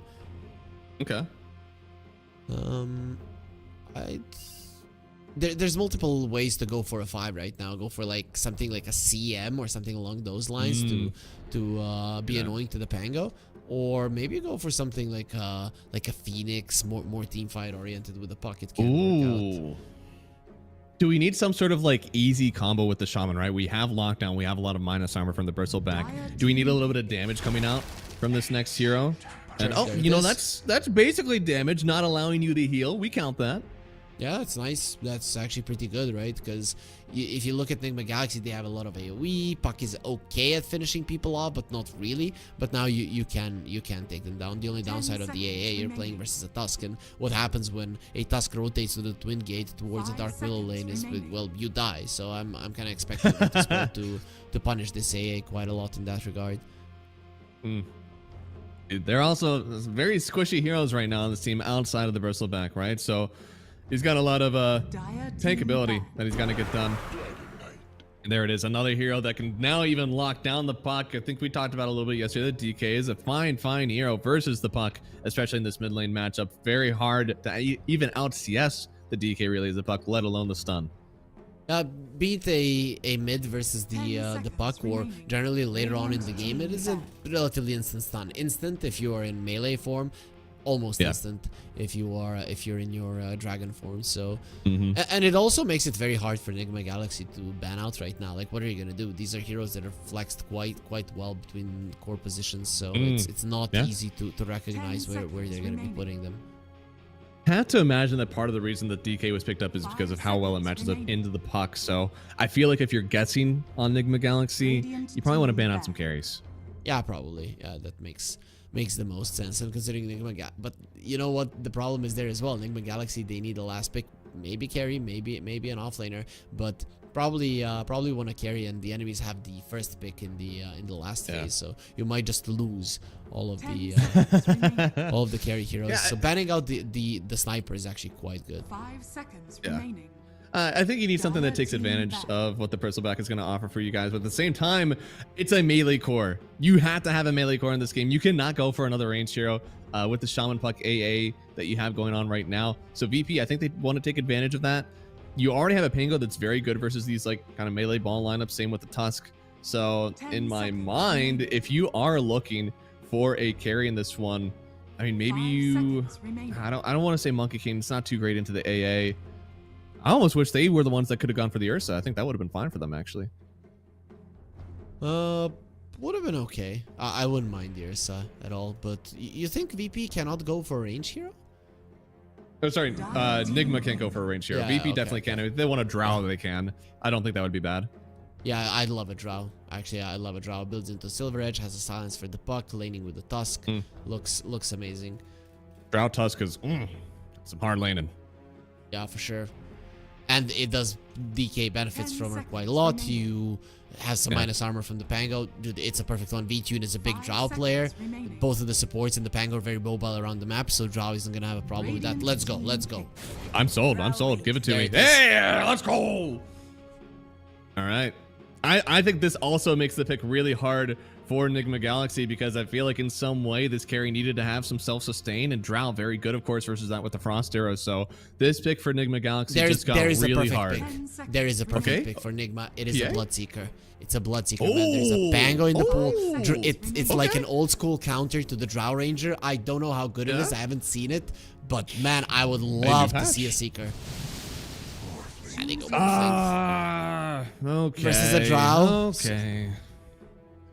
Okay, it's a good hero versus the first 4 heroes of a VP, and then you and then there's a Drow Ranger. So Oh no. Oh no. I feel like this is a hero that is good. Was good in the last patch, so we're comfortable with it. We're still kind of like I don't know. I don't know if this is a this patch kind of hero, especially into what we're seeing right now, because Drow, my lord, is this not the perfect Drow game? it is the most perfect Drow game that you're ever gonna see. Literally, like the amount of protection that you have for the Drow is insane. Snowball, shards, terrorize, brambles, rolling thunder, and then the DK who's always gonna be in front to protect her. You are going up against the Puck, your silence is amazing versus it. You're going up against the Morphling, amazing versus it. The only hero that really runs at you is a Bristleback, for which we already talked about that they have a lot of things to slow him down. Man, VP are set up for success. Like that's it. The only thing is that that Drow lineups are hard to play. Sometimes you get out of the position. Sometimes you're not close enough to attack. So it's very hard to get it just right. But I think we already went through it. That VP are actually in that execution part. They tend to be quite high up there. Yeah. Yeah, I mean, we can walk it through because, like, obviously, I think in some way Nigma knew that Drow could be coming. All right, they had to understand that that was on the table. So for them, they still think that their lineup somehow can play into it. What do they need to do to kind of secure themselves at least 15 minutes of success and get Ghost into a part where he feels comfortable playing this game? Pretty much it's make sure that you're utilizing this AA blast every single time. So when the Puck has a coil, when an AA has a blast, hero has to die, and you should not be hunting the Drow. You should probably be hunting a DK. That would be your main target. You do have the tools to kill him. So make sure that the tanky hero VP is not a problem. That you make him soft early on in the game, and then getting into the back lines and really making things happen is going to be much, much easier. That's such a good point, yeah, because it's not like these are completely unkillable. There's tanky heroes, but oh no, you're walking into a smoke. It breaks immediately. They have the brambles, they have the shards, and GH, he's gonna be the first one to go down. V2 picking it up. It's already a good Drow game. And Are we they could be getting walking noob as into the well? laning stage with a double kill. I think they could. One more hit, but Vision. into the trees. They need to chase. No, okay. Honestly, could have seen it where they dropped the ward down for it, but Noob already kind of sad. Has to go all the way back to base. And at this point, might even have to TP to the lane, not being able to contest for these runes. That is a great start there, and Drow Ranger is one of these heroes that needs to consistently scale. If you fall behind, need to go into the jungle. It's not the old piercing shot, one shot's a creep type of Drow that you can just farm the jungle. No, you need to be strong, stay in the lane, make sure that the laning stage is long. One of the ways to make it happen is to get a first blood, one of the best ways. Now, I'm a little surprised actually Drow going for the vantage point instead of going for the sidestep, which I've seen a little bit of both. I feel like the mobility of sidestep has always been very good, but in this case, she is a lot of her team's damage, right? She's trying to take advantage of what this Bristleback is setting up for her. So I like vantage point to just be like, I'm going to do the overwhelming damage. I'm going to win our team the game. Yeah, I'm gonna assume that Glacier is gonna be bought earlier on in the game than what we are used to, so that might be the case. This could have been worse for Enigma Galaxy. Really good. Like a little bit closer on the shards, right? And then the A is just instantly dead. And we're looking at literally one right click away from Noob here. Look at that, 26. Yeah, it is 10 HP. That's all it takes. Looks like, oh, they paused the replay. Why did Rain stop there? I don't know why he went to the other side with the Tusk. I kind of feel like he could have gotten in for right click. When you factor in the blood grenade and the slows from Frost arrows, he might have been able to get a right click in. I think they also, since I think he had the sentry on him, you could have placed a sentry in the tower range and maybe even got that last right click. But I think they were also like, look, that guy is so low. They got 3 runes out of it. So VP still with a good net worth start. The low variance play for them. And so far, V2 obviously very happy with it. Yeah, for sure. It's perfect. Once you get the treads in this lane, and you should have them quite early on, it's gonna be insane. First, I guess you get an old talisman. One of the problems. I'm not sure though that you need it in this one because you're versus a bristleback with a wand, but he's gonna buy it regardless. And we did go chicken fingers on Omar. I actually could have seen a world where this was. Or sorry, yeah, no, I like this one. I like this being the right one. Because you're ward trapping the drow, it's going to be so easy. Could even get some nice kills out of it. If you find, of course, the right initiation. Because Ryan, he's going to be the one trying to save everybody on this team. I'm just a big fan of the big snake, though. That's true. Oh, this is why we picked this lane matchup, right? It's tag team, it's some arrows. And look at the damage coming through from V-Tune. But Noob, he is turning around pretty well. Looks like he'll back everybody off for now. Still, VP are doing a good job. They're pushing them back. They know that the drow is fairly bad at CSing, so you need a kind of a free approach to the lane. If the bristleback is there, he's going to out CS you in a 1 versus 1. But if he's low, getting close is going to be much, much tougher. So far, looks like the CS, it's a little bit of a more even lane this time around. Lorinov, of course, had the level 1 smoke last time. Now doing his best to try to have approach, but DK, man, this guy, he'd be thick. Oh, I knew he was taking a lot of damage. Yeah, I'm surprised that the puck has so much CS. Usually you have less, but it's still gonna be increasing more and more for the DK as the time progresses.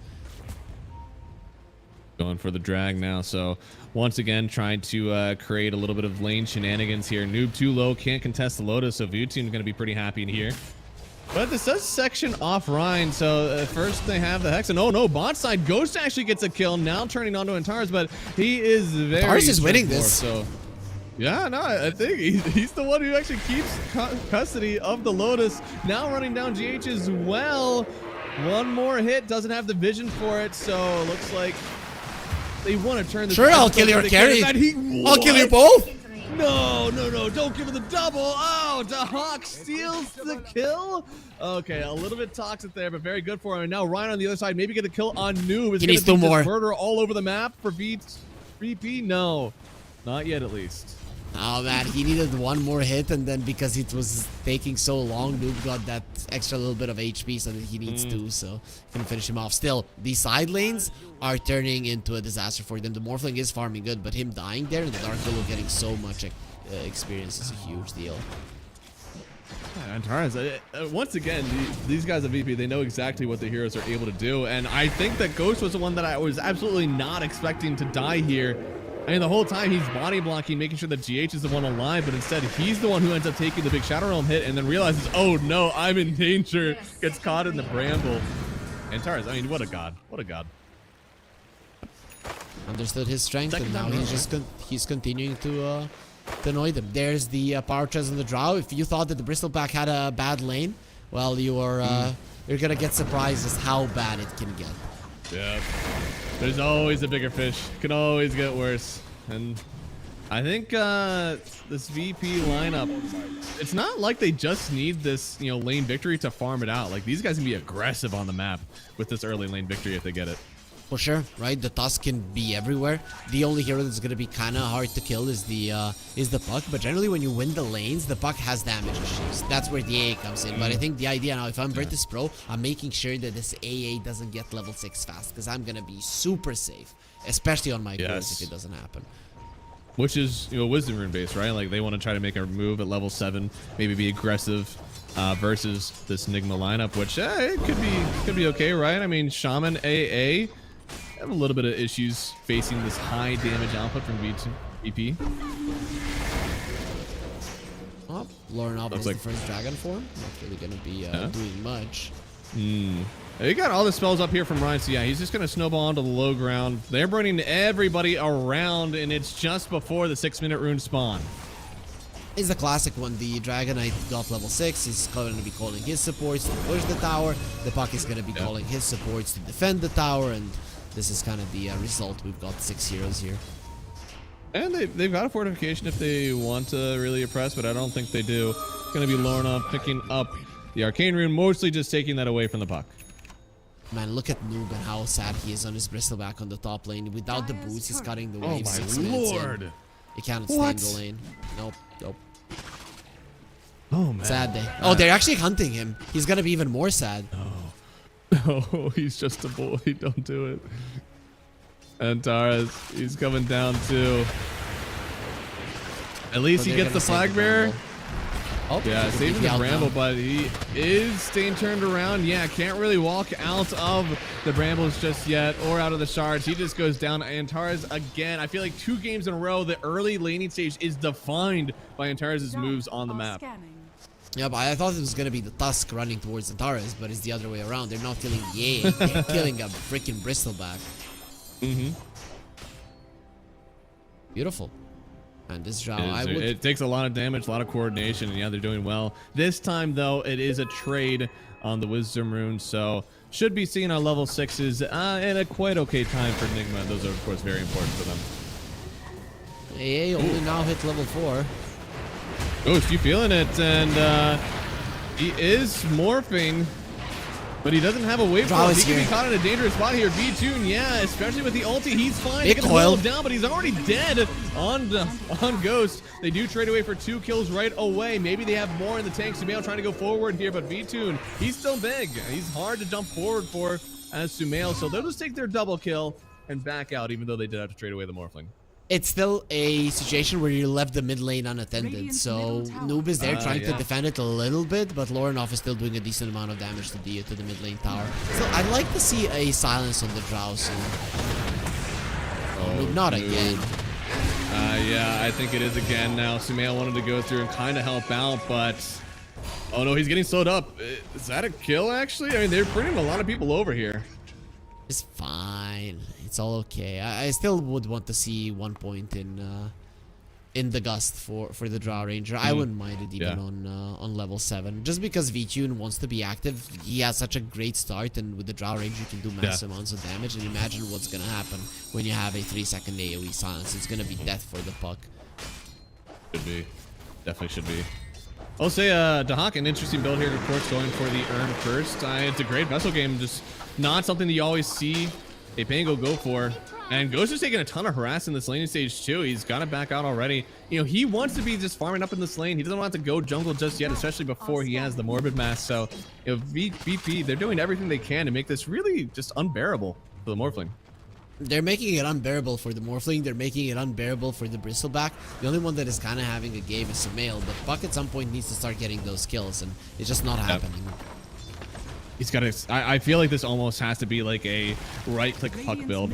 It's going right in for like being able to coil people and just kind of do the job yourself. Because yeah, somebody's got to take advantage of this Bristleback early. It's not spewing timeline, but is Morphling going to be able to take advantage of that? I don't think so. I mean, at some point for sure, right? Later portions of the At game, some if you point, have a yeah, Small Rocket Bristleback, but early on, I mean, you still need the Witchblade, you still need the Blink, and the core items just never change on the poor Puck. That's true. Business as usual. And speaking of business as usual, I've seen this Noob is before. dead. Noob in a lot of danger here. He is just gone. V-Tune picking it up. This guy isn't even level 6 yet. Damn near a support Bristleback, and it's unfortunate for Enigma right now. They got to do something to get this Bristle involved. He is being involved quite a lot in deaths. VP are definitely getting him involved, but I think that's the wrong way we want him involved in this one. It's such a good Bristleback, you know, game still to get extra armor, to get the Crimson Guard. Like, he's got good items on the menu. We just got to get him there. Yeah, he has good wishes at the moment, poor guy. And the Drow has a Gust. The Drow has a Gust, and they're making a move towards her. Yeah. This is necessary, but it's also dangerous. They broke. Lornov, he actually broke the smoke. Unfortunately here, getting silenced. They do, yeah. They get the kill there on Antares, but he is silenced up, and he could be in a bit of danger here. No, he's able to walk away thanks to that Invis Rune, I believe. So Lornov will get the kill on GH. And Sumail just going to keep on walking back here. They're still on the hunt though from VP. Lucky for him having that in his room, really. V-Tune might have just been able to solo kill him, and I mean, he has the vantage point as well. He was attacking it from the high ground. 2-3 piercing shots during that 3-second silence near that. Lucky for him. Had a rune, and it saves his life. Radiant's top tower has fallen. Dire are scanning. So far, VP, they are firmly in control. And again, unlike last time, I think with this control, they're able to make some plentiful moves on the map here. Do you think they should be looking? Oh man, they're just going to get some stacks, actually. This is the perfect invader they can get it. Yeah. But they're keeping themselves quite safe. The Drow Ranger out of position is still going to be problematic for them. V-Tune is tanky, but he still dies, especially now with an AA blast available. Yeah, well, they've got ways to kill pretty much all stages of the game on Nigma, but you know these guys don't want to get involved right now, man. Bristle, poor as hell. Noob's got plenty of items that he wants. It really should just be the puck show if they want to get involved early, and even then, I mean, it's just dangerous. Fuck AA, but A just missed the blast. He did, yeah. Now he's set up on Sumail. The roll. Got Oh, he gets on top of him. He gets the kill. Sumail not able to live through this one. Now a Drow. It's only 12 minutes into the game, but she feels comfortable running up to a tier 2. You are in danger, Nigma. I don't know how you solve it. Is under attack. And Ghost is trying to get some of the heroes of EP to move towards the bottom lane, but they just don't care about the Morphling. The thing is, if you counter everybody else on the side of Nigma Galaxy, Morphling gets dealt with by the Drow later on, no problem. Is this a death sentence? I feel like this is a death sentence. Yeah, no. As soon as the Drow finds Bristle, it's just over for him. Now they're gonna run bottom. Find Noob first, but oh, maybe Lornov is getting found. I feel like you don't got the damage for this kill. We'll find out here. Lornov, yeah, should be coming soon. Hopefully, no, yeah, it's not available. So 2 seconds. the Hawk, He has it now. he's just able to swash away. He does, but it's too late now, isn't it? Look at they're coming from the other side. They got scanned, but I still don't know that if that's enough to escape. Oh, the silence goes. He's actually in a bit of danger here. He's not able to shift away from this one. They get the stun, and he's just gone. Right, now he'll fall thanks to the AA blast, but you've already traded away Ghost again. I feel like even when these engagements go a little bit well for Nigma, Ghost is the one that needs to get a lot of this net worth. And this is just a classic example of we know what our enemies are doing, but we can't do anything about it because we're so far behind. And they got the most out of that situation, killing 2 supports in that scenario. It looked almost impossible, but I mean, thank God for GH connecting on the AA blaster. That would have been a straight up disaster. It's pretty bad as it is.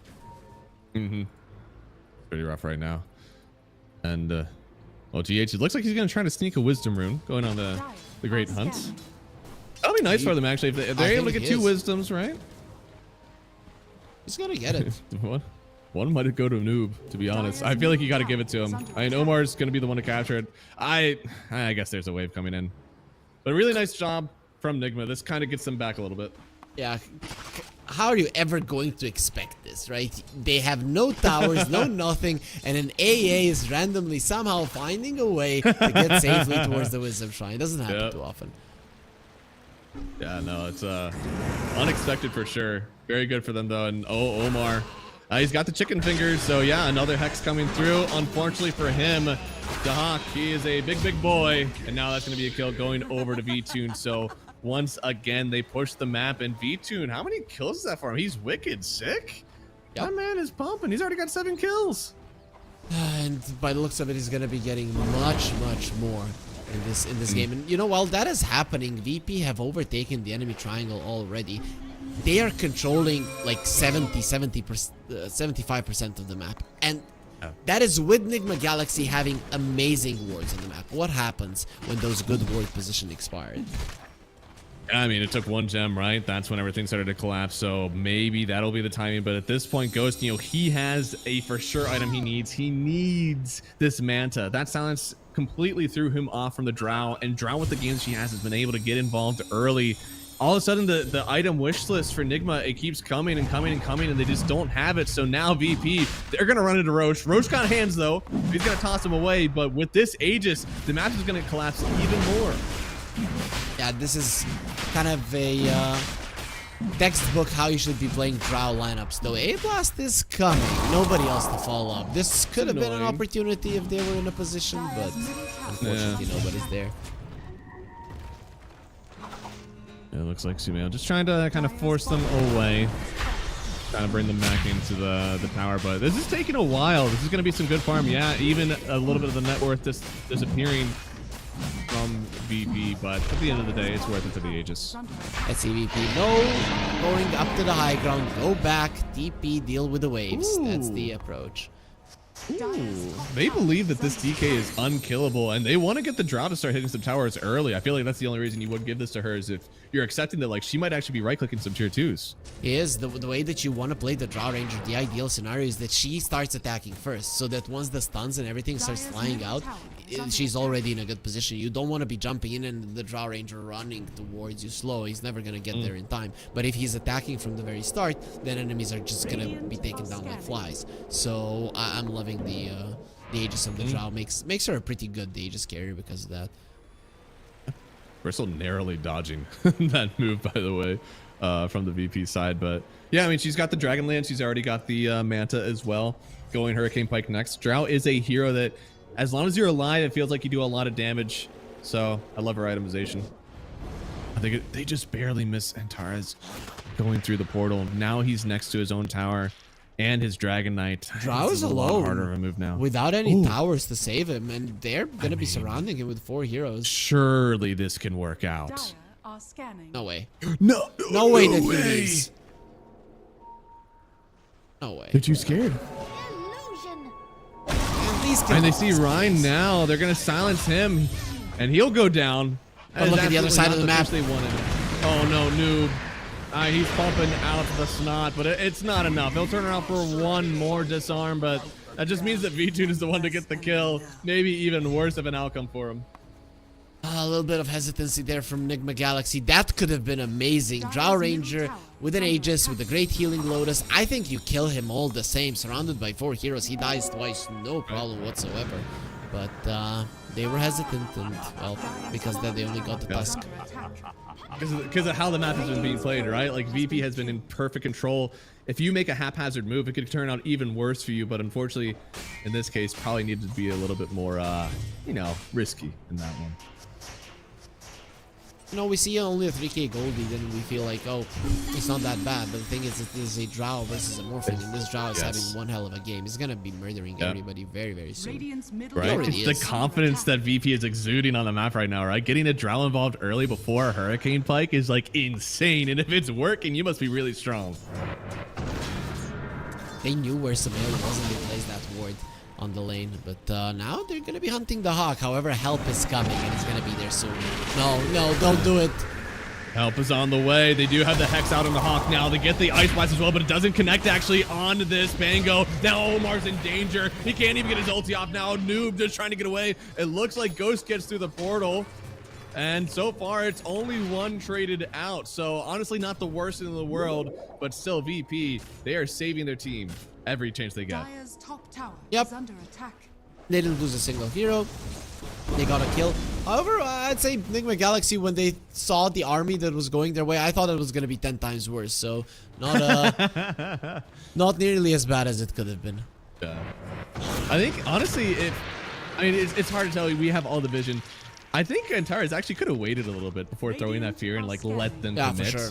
But at the same time, you know, your team is up so much. You don't want to risk anybody dying and giving an avenue back for Enigma. And speaking of the avenue back, Noob, I think he's going to have a quick avenue back to his own base. He's in danger.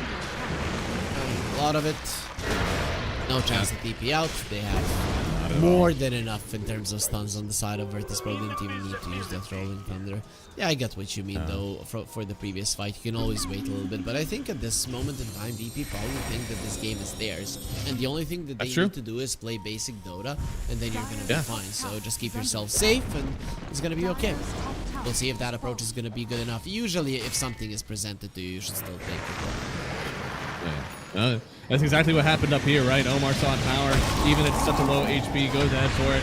GH, unfortunately, is around in deeper waters. He goes down in Antares. Maybe he actually dies to this. There's a lot of damage here. And yeah, GH. 1 for 1. We take those, man. You're down the map right now, but it might be 1 for 2. Omar going down to the drow. So at least they got a tower out of it, but V-Tune still with Aegis for another 30 seconds. There's no way that Nigma could have tried to go and recoup anything out of this. Radiant's top tower. Nigma are still keeping their cores alive, so that's quite impressive. Radiant structures are fortified. Noob is struggling, but that's true. something that you're gonna have to live with. You're not gonna have a game in this one with the Bristleback. I think it comes down to this Puck. However, we talked about it. It has to be Puck and the A getting kills. They're not really getting any kills. They're just split pushing at this moment. All right, so Lincoln's on Puck. Give me a Hurricane Pike on Morphling. Does that dramatically change the game? Are we going to see a world where Nigma are able to take it in towards VP, or do we still need a little bit more out of the Bristle? Tower is under attack. I think you are aware that the Bristleback isn't going to be your classic Bristle that can survive for a long period of time. So I think Nigma Galaxy overall they're ready to fight. The thing is that you cannot find the right angle to do so, and their ideal scenario was to fight before the DK had the BKB. Now things are significantly harder, but you still have an opportunity to hex somebody and go forward. I think what they're waiting for the most is the dagger on the Shadow Shaman, and it's quite close. Blink on Shaman will be really nice, but something that could be dangerous here. V-Tune doesn't get the kill, but no, they found Noob. Antares was just looking for anything, accidentally finds the offlaner. Now Noob, I mean, surely you die from this one. Look at the damage that V-Tune is just pumping out of this fight. So they don't get the kill they want, but they still find someone. Man, a Drow that is ahead that does so much damage when given an opportunity No. to adapt. You sometimes just get Absolute super surprised by it, because people don't look at Drow like a huge damage dealer, but actually in terms of single target focus, it's probably like the damage dealer. Yeah, it is so good early, even though we're so used to like late game Drow. Early on, when a lot of these heroes don't have additional armor items, your passive ulti is just so much more value before that stuff comes out, and you can really feel it from the Bristleback, of course, not having a whole lot of extra armor items. He's rocking entirely base armor. I think same with the Morphling, actually. Yeah, so kind of hard for them right now. They do use the coil out, but he gets stunned up on Sumail now. It looks like Nigma, they want to take this fight. Ghost Dash coming into the tusk and going even further, finding Ryan here, but he gets the snowball off himself. This is V-Tune on the low ground, an absolute tower that they need to siege, but I don't think they can do it because the BKB on Lornoff. Great fight for Nigma. On the other side, they section around V-Tune for the Veer. He needs help. Away for now. Sumail still going, really wants to creep on this kill. A little bit more damage could pop on the Ice Blast. No, he's fine. He's actually safe for now, but Sumail is hunting. Chasing. They're gonna get Got him. Sumail going forward. He's had such a rough game. This would be so good for the Puck. Another silence up of V-Tune. The Witchblade. Hit by the Witchblade, so it's not enough. It's enough. A little bit more. He gets it. Oh my goodness, Sumail getting the 10 kill streak off this Drow Nigma. They take control of the game. This is what I was talking about, the Drow Ranger running towards the fight instead of already being there and having her teammates around her. You started off the fight with losing one hero, and then your Drow is coming to fight from the low ground where the enemies have much better vision, and you are, instead of running towards the Drow to enable her to attack, you're running back to the Drow, and you're just enabling the enemies to find her better, and in the end they managed to do it. It was 1 second before the Witchblade comes off cooldown. Attack from the Puck is going towards the Drow. It comes off cooldown and connects onto the Drow. He dies. It was such a clutch kill and such an amazing V-Tune on the low ground too. It's like the worst spot you want to do any damage from, and look, this immediately on V-Tune. Honestly, Ghost almost having the Manta dodge as well, right? So pretty close to just dying there immediately. Yeah, that was very close, but Sumail did everything right there, dodging the Terrorize, then going for V-Tune again. Look at now, Witchblade connects now. That's so clutch, so clutch. And all of a sudden, this game is like a huge net worth swing over to Nigma Galaxy. I feel like we have to start talking about it now. Give these teams lots of gold together. Who do you favor, actually, as we get into this 30-minute mark? I'd still always favor the Drow if played properly, right? But we're seeing now just how easy it is to mess up Drow lineups, and why a lot of the professional teams stay away from this hero is because very small mistakes can cost you a lot, right? You can do everything. It's not hard to play it, especially mechanically wise, but a small mistake, just a small misstep destroys this lineup, especially in a team fight. So ease of execution is still there on Nigma, and that is the thing that they should be relying on. There's a whole new world for Noob right now. He's got himself almost the same net worth now as the Pango. For all intents and purposes, he's back, right? Like, we're no longer the suffering Bristleback we saw for the first 25 minutes. It's still not an ideal game from him, because I still believe he's never going to be that Bristleback that survives for a very long time, and then everybody's stacked up with nasal goo and suddenly his teams re-engage. But at least he has a little bit more freedom to run forward, especially once the BKB is done. That does give you a lot of room to play around things.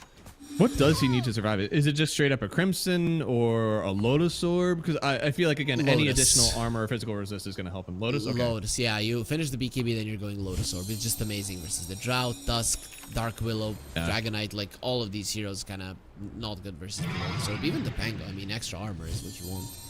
True, yeah. There's a lot of physical damage coming out of this lineup here, and I feel like it kind of also helps the Bristleback out, right? He doesn't need to expedite a pipe, right? He's able to go for this physical resist first, and honestly, I don't think a pipe is even necessary at all in this game towards the end of it. It's just really going to be Dark Willow that provides that magic damage. Let's see, Enigma, the smoke, and the smoke around. Who's the big fish? Who are they trying to find on Nigma?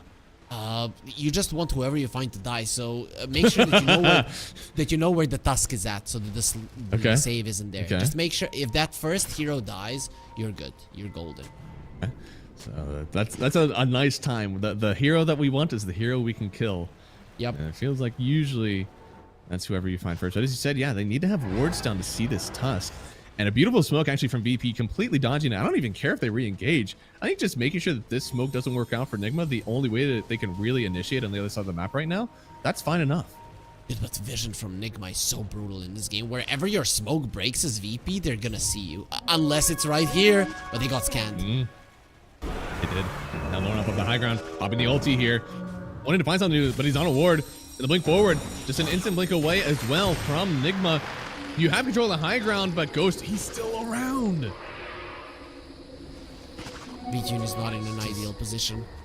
This is a rough one. If you're Virtus Pro, you have to find a way to disengage from this one safely.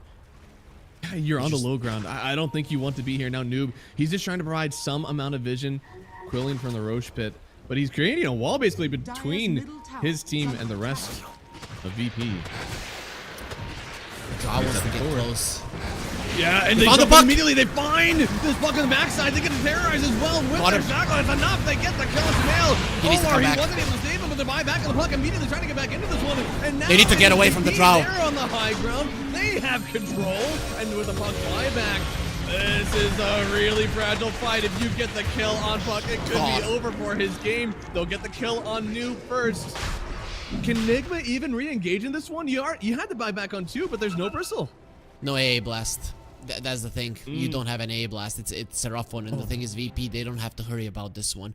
That was VTune and Lorinov. Insane. They are two amazing players that somehow found a way when they're surrounded by enemy vision to find an angle to kill the puck. And the second that they found Sumail is the second that fight was over, because he is the main control. His coil is what creates chaos in the fight. I mean, just playing on the vision exactly as they need to. V2, this is a really dangerous spot, and Ghost getting on top of him is great, but the Hurricane Pike back kind of saves him in this one as well, puts him in the perfect position.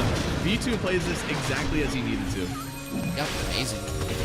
That's Lorenov's orchid coming into play, so what he did is use the orchid to break the Lincolns of the puck and then stun him. And after that stun had connected on the puck, his life was over.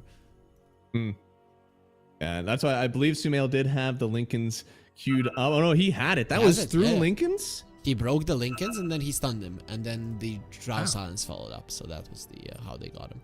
Because it was Blink Orchid. Blink Orchid stun. Yep. Basically. It was Lorenov just waiting like a hawk, right? And then the second he sees the puck, bam, you die, right? So yeah, beautiful. and like poor Omar, man. Like he tried to shackle out the DK, but at that point the damage was actually all coming from the Drow. Again, perfectly sectioned off away from the rest of this Enigma lineup.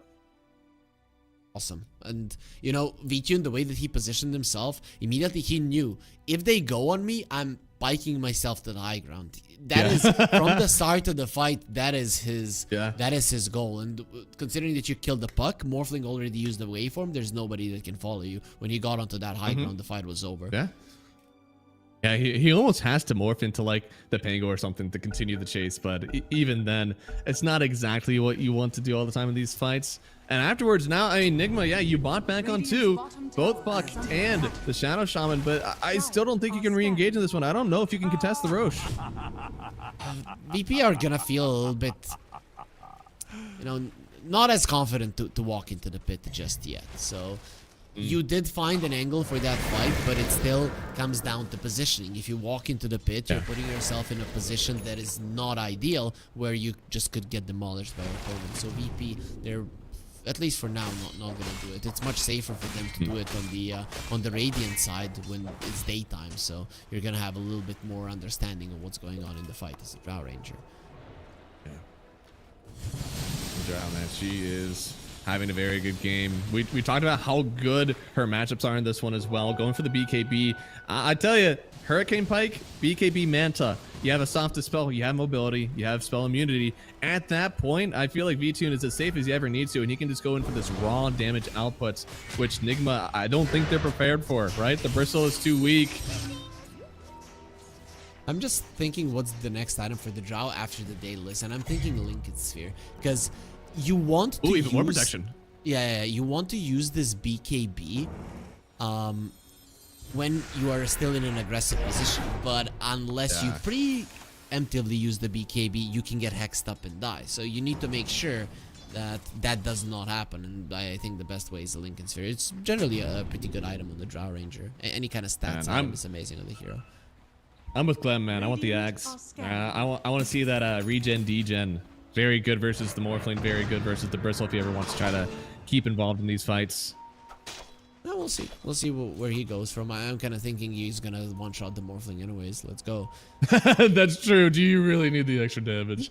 It feels like they're far ahead, but it's only a 1,000 net worth lead. Roshan is bottom, but there's a large wave pushing in top, and it seems like VP, if they just hold steady state, cut this mid wave, cut this bot wave, it'll be a lot easier for them to fight around Roche. What do Nigma need to do to make sure the top fight is not rehashed bottom?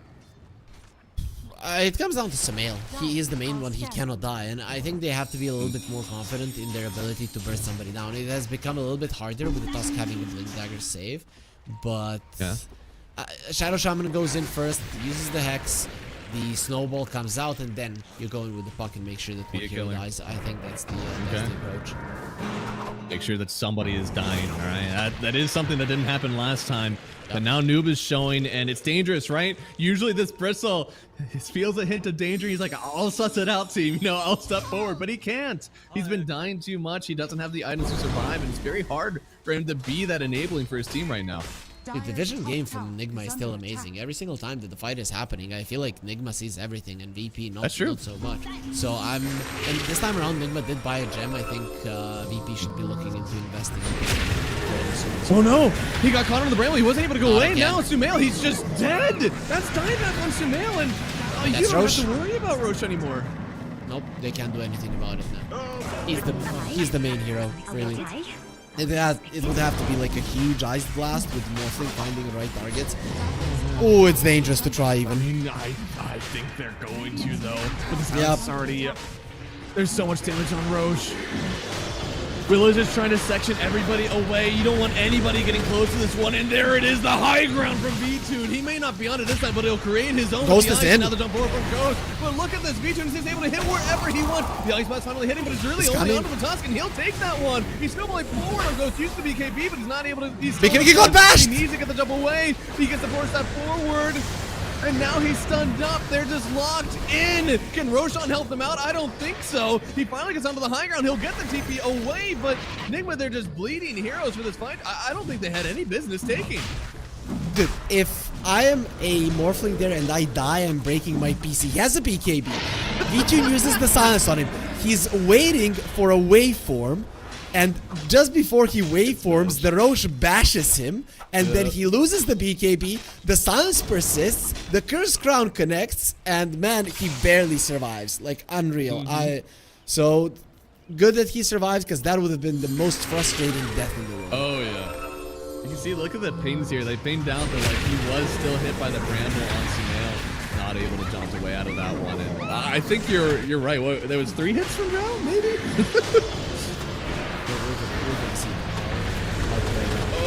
I really don't know why they tried this without Puck. To be honest, to be fair, I mean, they still have so yeah. It could have been a lot worse. And if that Ice Blast connects, then it's a 2-for trade.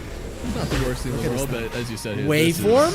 No, because I'm bashed, and then this rough for him, but this did lead into another VP Aegis. V-Tune going to be the one to help out with that Tormentor again.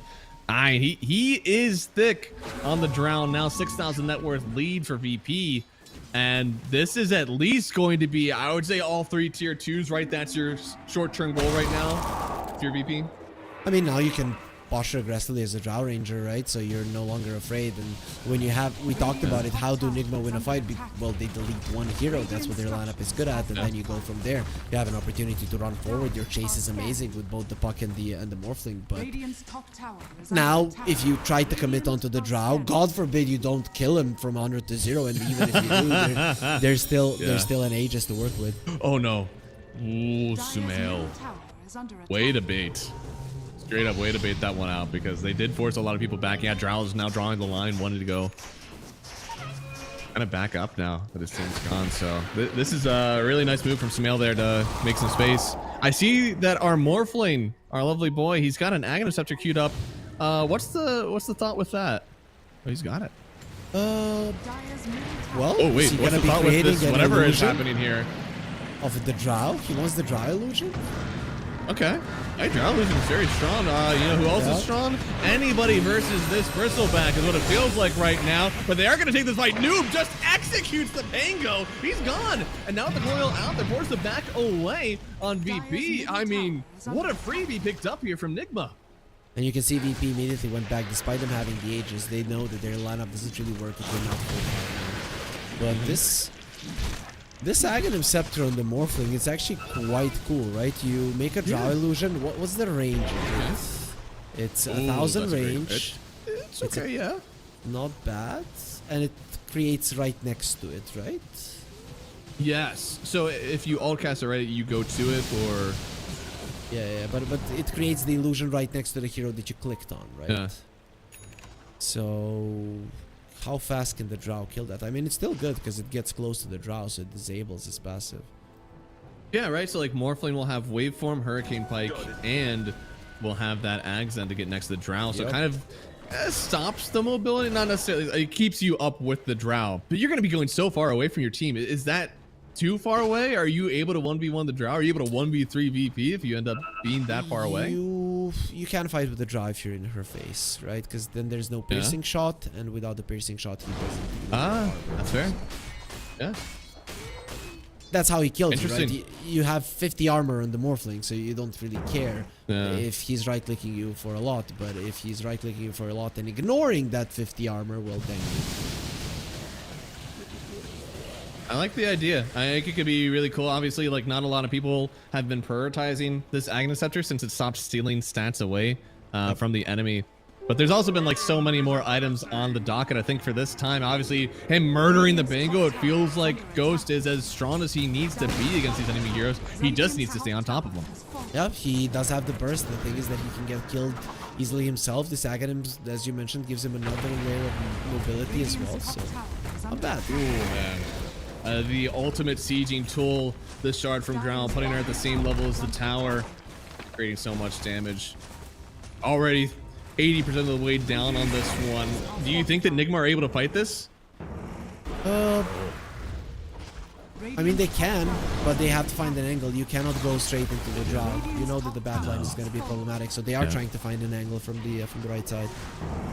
Beautiful position from Cos, just perfectly far away, and now the Hawk. He's already getting the roll. They're going to find Omar first. Yeah, he'll get the A on this Brock here, but he's already going to go down. No, wait, he's actually still alive. One more right click. They finally get him. Now the Aegis has been reclaimed, but there's no buyback on this Shaman, so now Noob, he's got a BKB, turning around to just get a little bit of kite away from this Drow Ranger. Ghost is looking for the perfect initiation in. Same with the Buck here. No more Aegis. They see him. They're going to coil in, but now here comes Ryan stepping forward. And with the BKB, he's already good position. Wow. Wow. Ghost has the BKB and walk away because Not for long. now. B-Tune stepping forward. Yeah, he could be alone on Ghost. And the big crit from B-Tune takes down Ghost.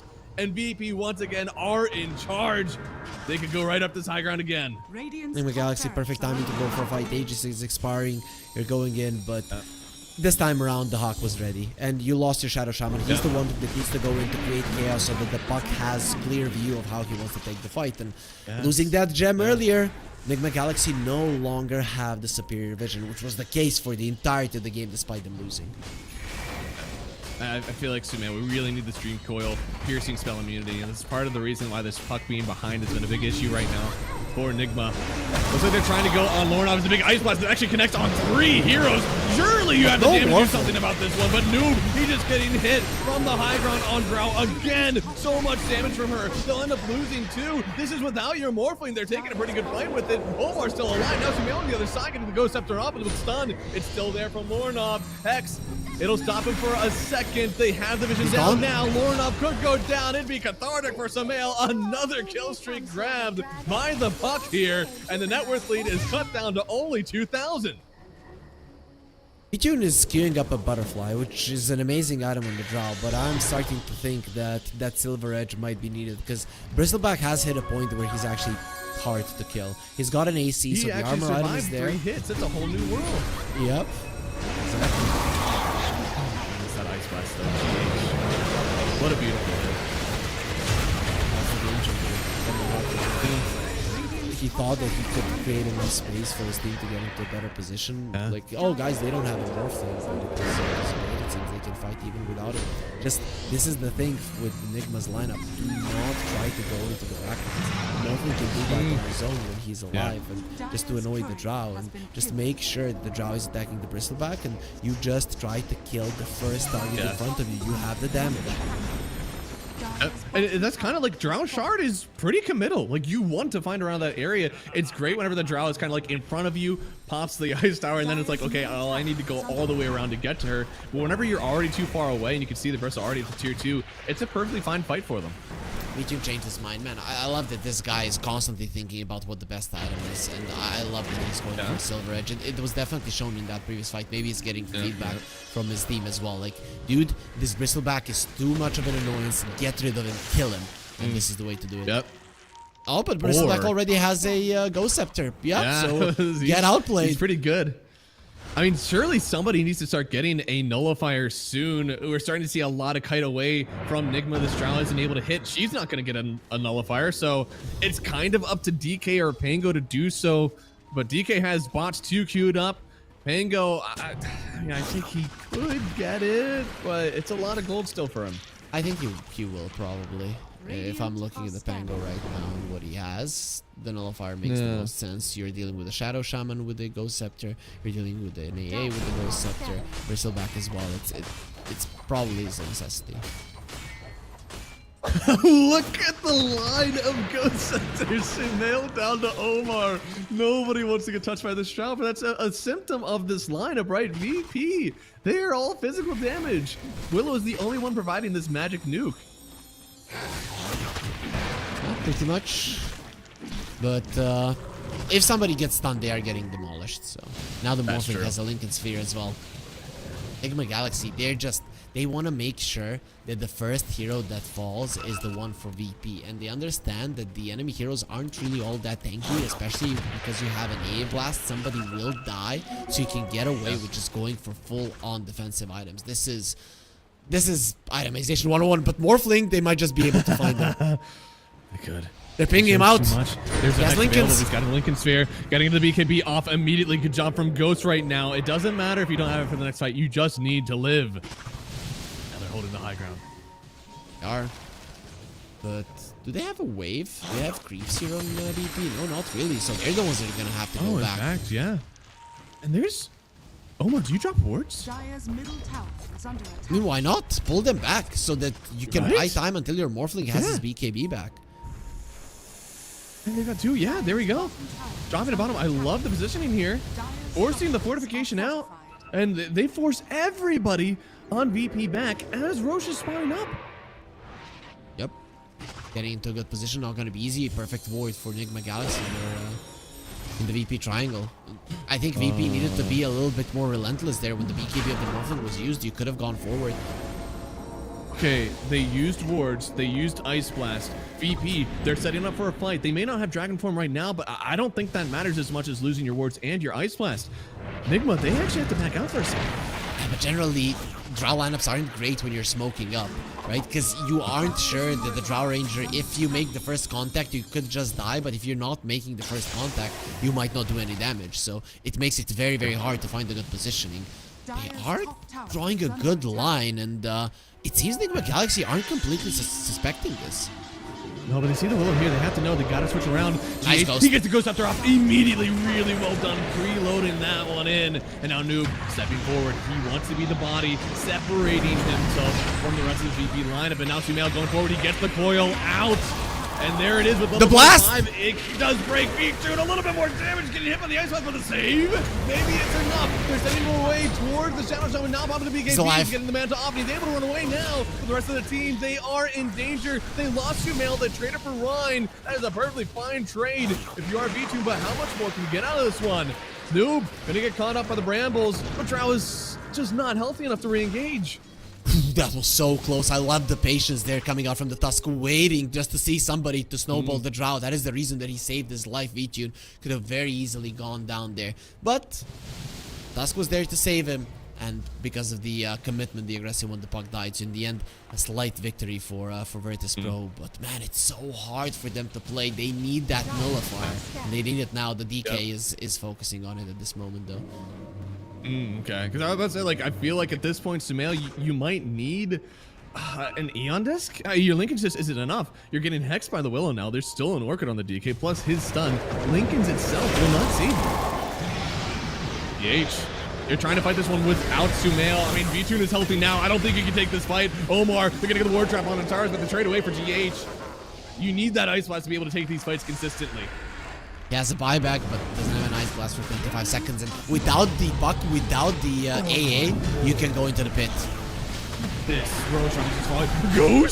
Ghost wants it. He wants the hands. He's gonna get the kill into Hawk. It can't be V-Tune in a bit of danger, and he just Goodbye. disappears. Where did the Drow go? The downside of Drow lineups, positioning is just way too hard. You're a big counter to the Morphling, but the thing is that he's mobile, and if he sees you, if he gets on top of you, he can most definitely kill you. Ghost fucking adds to turn into the Willow. Yep. He just did so much magic damage to Drow, she had no idea it was coming. Insane play by Ghost. I mean, he won them that Aegis.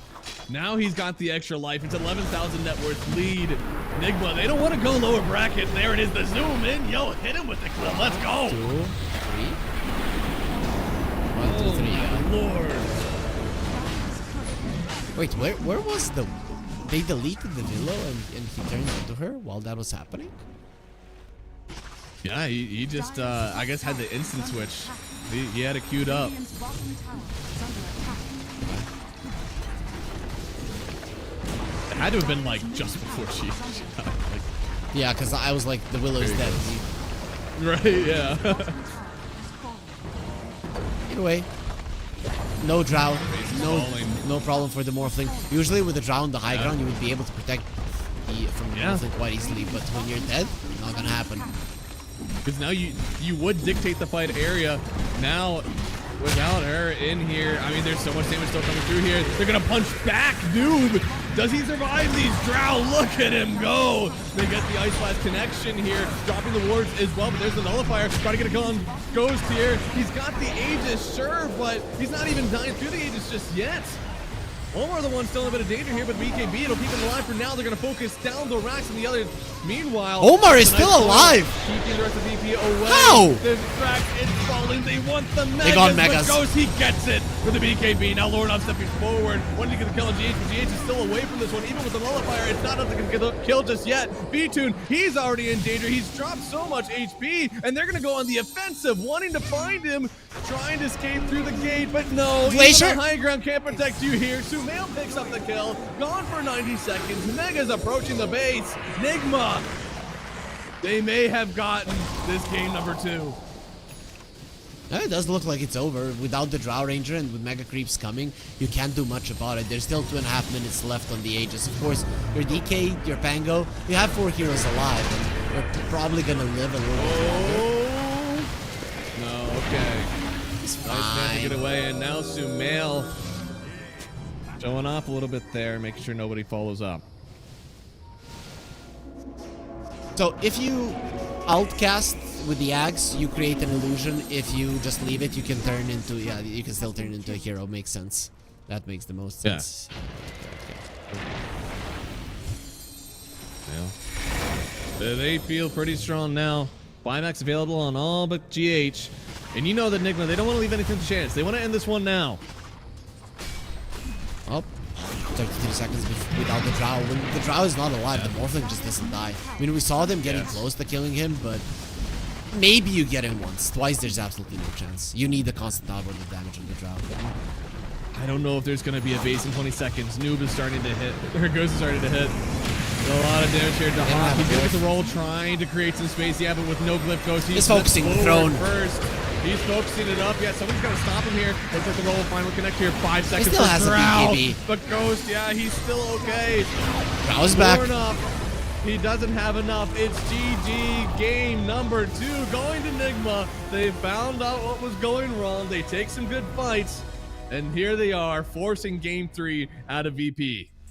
Dude, itemization from Nigma Galaxy, amazing. Not saying anything, itemization from Virtus Pro was amazing as well, especially V-Tune.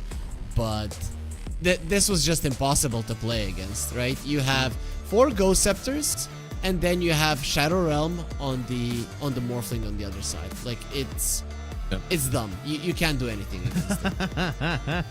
There's so much damage, overwhelming, and I'm astonished because, like, really, you and I were looking at this. It should have been the perfect Drow game. I feel like VP succeeded in times of the games where I think they should have been behind, and then when it finally was their hero's time, they couldn't get the job done. Why was that? For me, it was a vision issue, or rather, Nigma Galaxy having better wards than they have. I just think that GH and Omar did a better job at controlling the map, and then Virtus Pro, whenever they were trying to go for a play, they were on enemy vision. The way that they were winning fights was them jumping in without hesitation, finding Sumail a couple of times. If that hadn't happened, it would have been a much easier game for Nigma Galaxy, and for me, it all comes down to vision, right? So, and then when they won that one fight, they got the gem, they kind of got everything that they needed, but it was still Nigma Galaxy working well and maneuvering well around their own vision. So I think that what lost them here is just the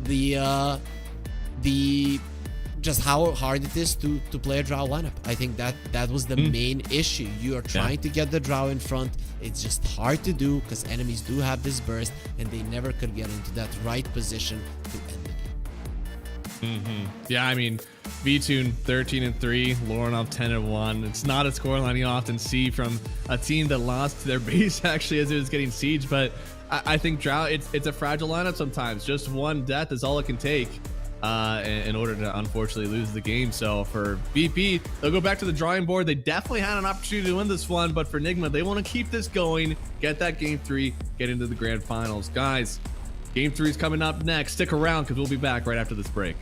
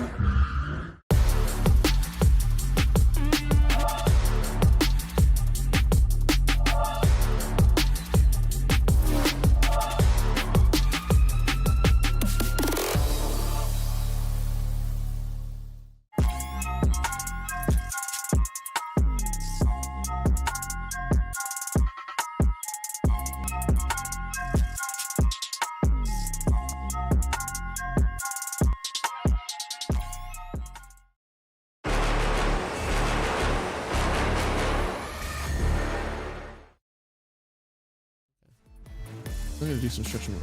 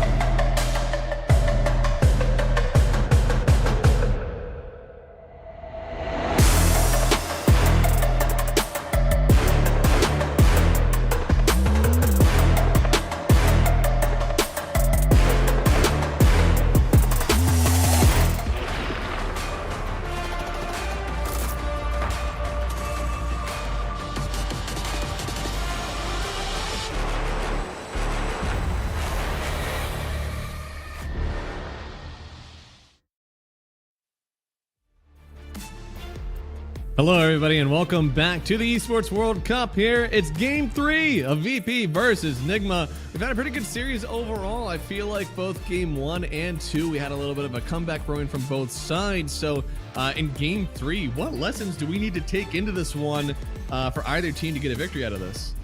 Whoever buys gem first wins the game.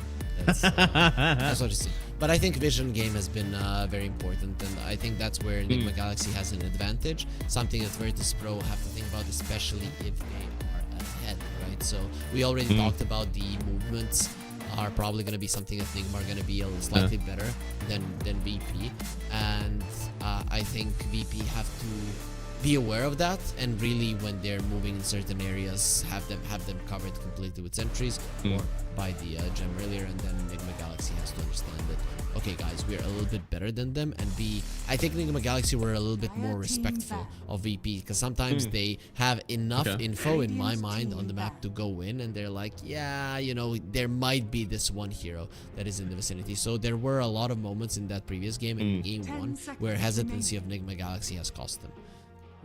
Okay. Yeah, I mean, at the end of it, though, I feel like the attack from Sumail is kind of what got them that game. Just him being like unashamedly like aggressive in these games. Yep. BP, they're going back to the Willow. Definitely worked pretty well for them in game 2, even though they did get the loss. I feel like you're talking about the vision and how much that helps out each team get a win. Should we see more heroes that focus more on vision, like, you know, Night Stalker or Venomancer, Zeus, stuff like this, to help out make the game easier? I haven't seen Night Stalker in quite some time. I feel like the changes might have dissuaded people from playing it, or they're not sure how to utilize him properly. But yeah, I wouldn't mind. I really wouldn't mind vision heroes in any way, be it like unit heroes, they're just sending heroes forward, or the ones that you mentioned that just directly give vision. I'd be down with that. I feel like VP especially would benefit from that approach. Ooh. Old. I tell you what, man, Noob, he has drafter controls. He's picking this for himself.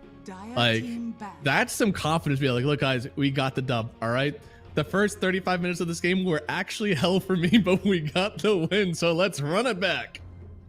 No, I actually think that now we understand that Noob doesn't have the control, so it's Kuroki telling him, get away from the chair, you noob, right? And then it's like, what do you want to play? Just don't give me Bristleback. They destroyed. Okay, you're playing Bristleback right now, and right? Yeah, that's how it goes. You're gonna be playing. Imagine you lose a game really badly. You're a carry player, so let's say you play a Morphling, right? And they demolish you, and then next game, which hero do you not want to play? The Morphling, right? So that's how it goes. It's got to be so conflicting, because in some way it's like at the end of that game he was absolutely a part of the reason why they won. His items were very good. He was tanking up a lot of the drow hits. Like, that felt great. There was so much time where he was so just destitute. I wouldn't want to go through that again, even if the end result is a win. Exactly, right? At the end of that game, it feels good, and you are tossing out the question marks, the pauses, the stuff like talking smack. Oh, you destroyed me in lane. Easy what mid. now, noobs? Right? Yeah, that's how it goes. But the thing is, the second that the game stops, you just feel overwhelmed. You're like, yo, I don't want to go through that again. Yeah. Oh, baby, that is not a hero that we see very often, and usually it's targeted, right? Like, we see this versus maybe a Jakiro, maybe we see this versus an Underlord. I feel like versus a Willow, this is not a free Rubik game by any means. Mediocre for sure, right? I think maybe Enigma Galaxy are one of the teams that are fine playing it in both 4 and 5, and then maybe it makes sense, but I'm surprised that they picked it. However, I did ask for a little bit more of a versatility in terms of position 4, so maybe this is the thing. I don't know. I would have, if we're talking about like picks that offer some amount of control, I guess is what Rubik does more often. I would have rather just seen a Muerta here. Yeah, Muerta, Hoodwink, you know, something along those lines. Rubik, as you mentioned, Jakiro, Weaver, Windranger, you know, there's multiple reasons. Not Dark Willow Silencer, though those heroes I wouldn't want to play against. Yeah, right. So almost again, I get that they're picking blind, but at this point, Blink Initiators seems so good. Anything that's able to drop damage on the ground. Tiny, of course, is what I'm thinking of. I would love to see that in this, but it does mean that at this point, because you already have the Rubik in this lineup, you can't pretend that you're flexing this Tiny of it a 4. If you pick it up now, it's going mid, and VP, they'll take advantage of that. You never know. Might be a 5 Rubik. Pick a Tiny. Pick a... Boy, we talk about like heroes on the support role that need farm. Rubik is genuinely one of them. He is so easy to pick out of a fight sometimes. It feels like even an 8th lens changes the game for him. Plus, let alone the levels. I mean, the guy lives off of his level 6, so... It does, but man, I think we saw Liquid, right? Liquid have run the Rubik 5 before. You need Wisdom Runes. You need to win the lanes. You're right. You're 100% right. Yeah, but, you know, pick a Tiny and flex it between a 1 and the 2, right? That can be an option, because when you have a Bristleback, a Tiny carry, because I really like that that hero. Oh, there's an IO. Did they fix it? Did they fix it, or is GH gonna be there always? Okay, this I love. Okay, I love Enigma. Thank you for picking this. It's gonna be hella fun. Yep. So IO Marcy. We don't see it. We don't see it too often. That's free, right? I mean, Io Marcy, the counter that the duo that everybody loves. Quick BKB builder, right? Phase BKBs are already great. I think everybody hates it, my friend. Whoever plays an off lane or a safe lane, I mean, no matter where they go, they're gonna be in a ton of trouble. This is so hard to play against. I have a lot of respect for this duo. I mean, the raw mobility. Also, I think the new facet from Marcy makes it very hard to play these lanes. And Terrorblade coming out, it's something that succeeds very well versus high physical damage. That's what Marcy does.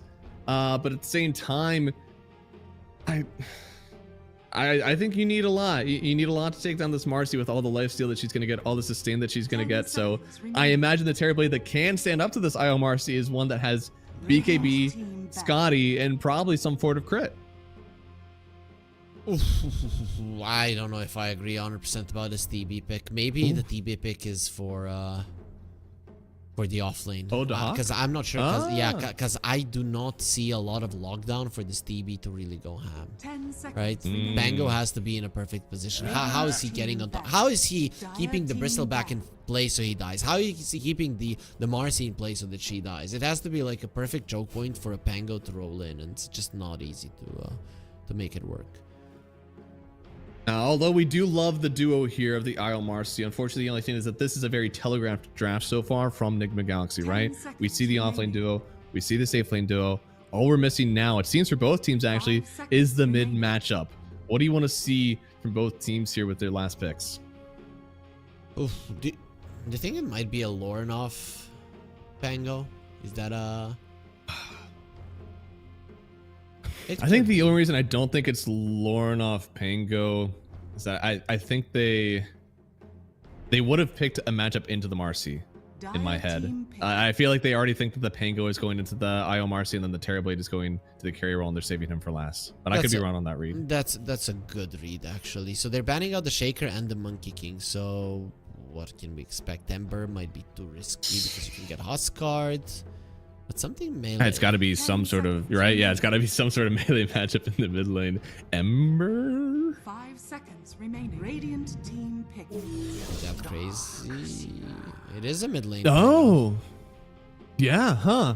I feel like they could have just picked that at 18 instead and then maybe articulated a different carry pick. But, I mean, Dahak has obviously loved this hero.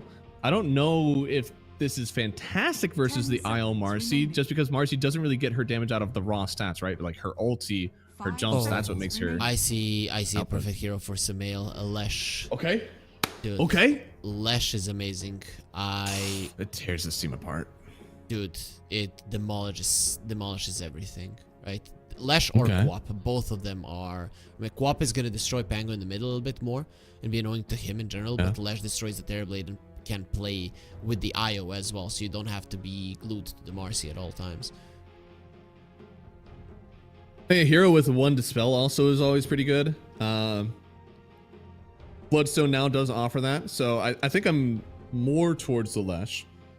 Quap is a little bit weirder because, like, I think your Yules would be your one dispel that you want on the Quap, but that's not necessarily great into the Dark Willow. Although the rest of the ability is. We'll see. Anything else that would be good at dealing with illusions? Oh, yo! Oh. No, wait, no. He's changing his facet, right? No. We're gonna be looking towards that one. The flying ice wall, or let's go.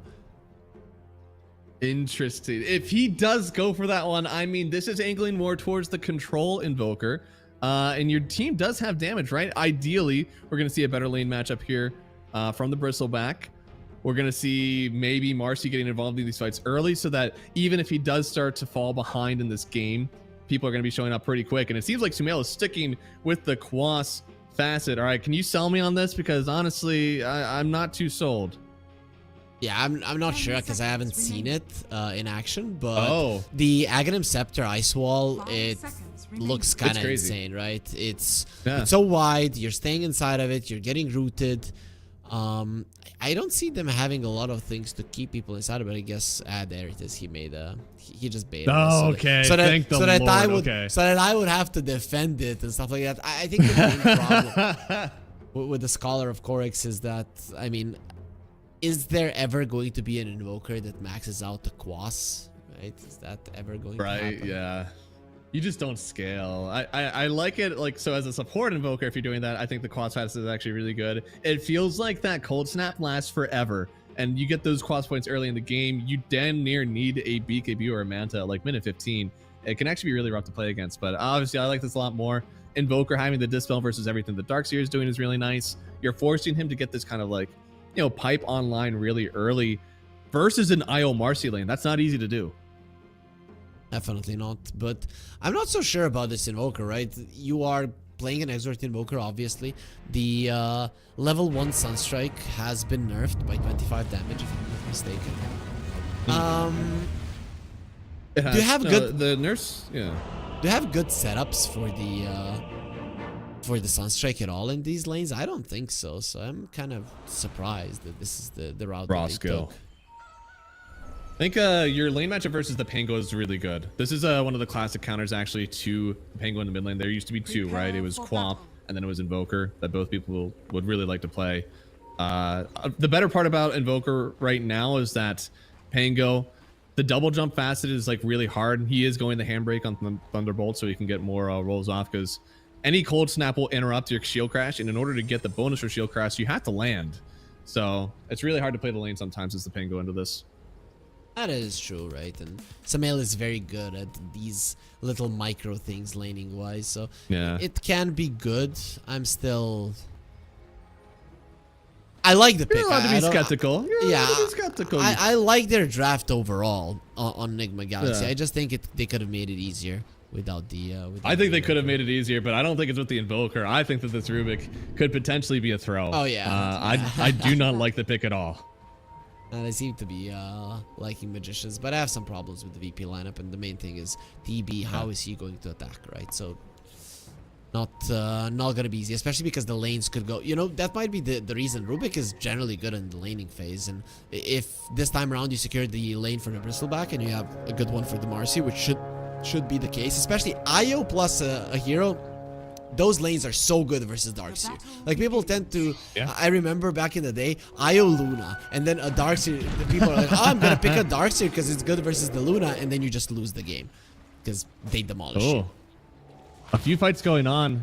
Looks like, yeah, Willow likely to go down here. Sunstrike. Oh, they let Sumail get the kill. That is some teamwork there. Gets the first blood, gives the XP a little bit over to Ghost and GH as well, and now he's got an advantage going into the mid lane.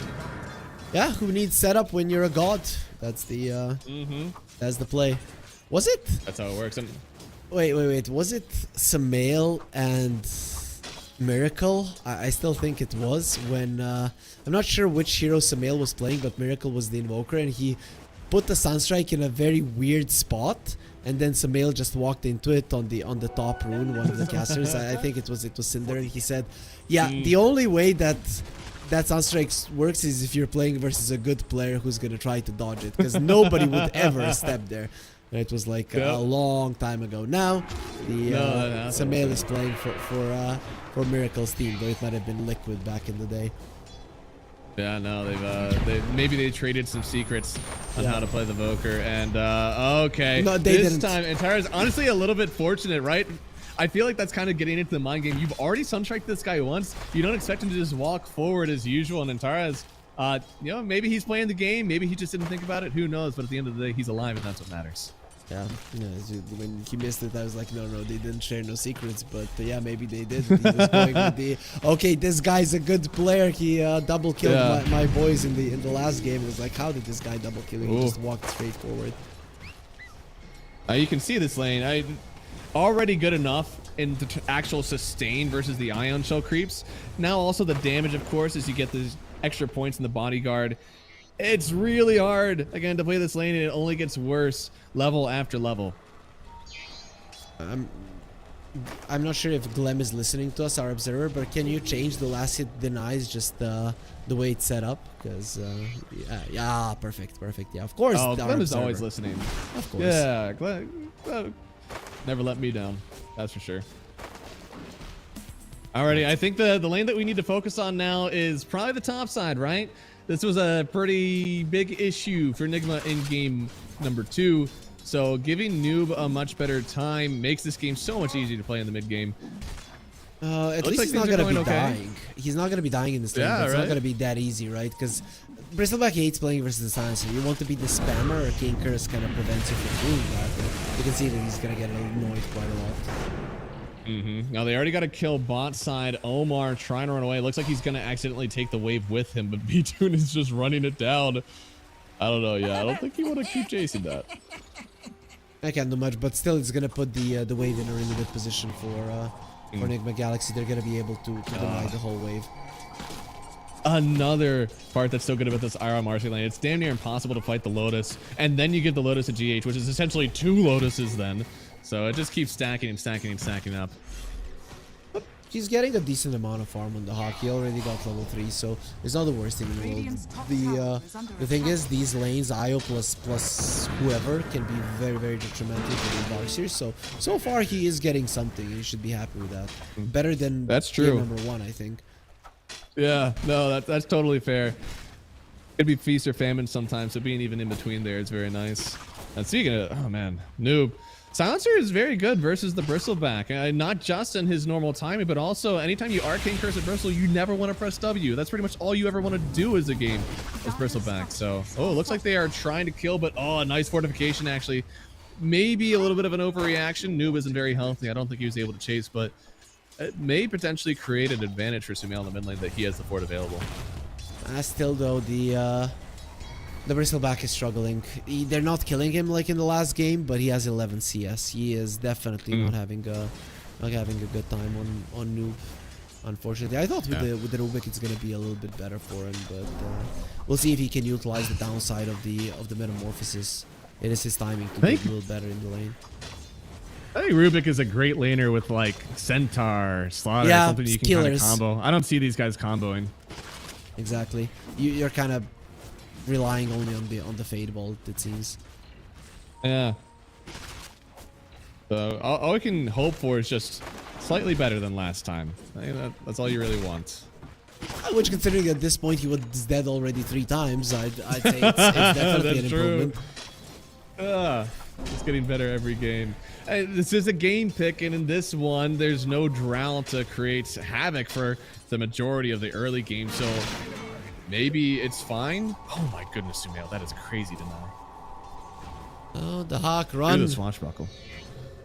Oh yeah. Ooh. Yeah. Okay. There was no other spells out actually from the Marcy, so good TP there. So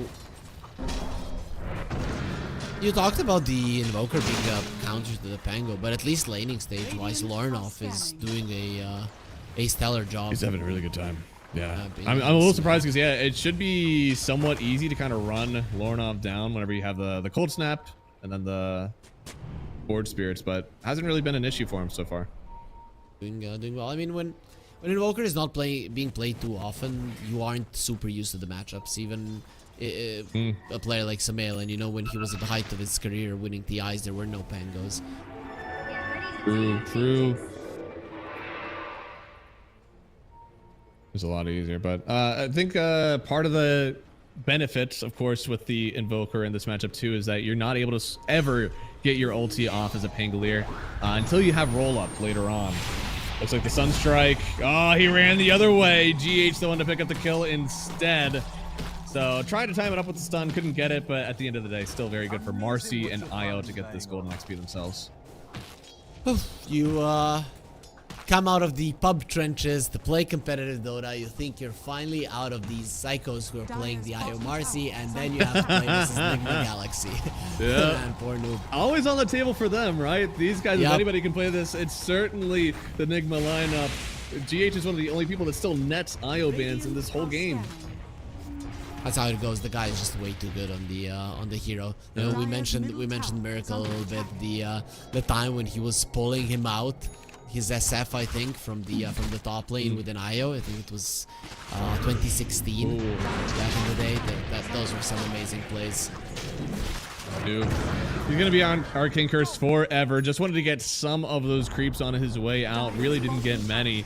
Another +1 for the Silencer, and on the other side, they're gonna take their own stacks VP. They're getting a lot of creeps all over the map. Yep, they got the creeps, they got a kill, and the Hawk is doing much better than the Bristleback this time around. Right, Oh, yeah. Bristle is gonna be playing versus a real aura builder, so all that minus armor might not mean all that much because the Hawk is gonna have some armor for his teammates a bit earlier.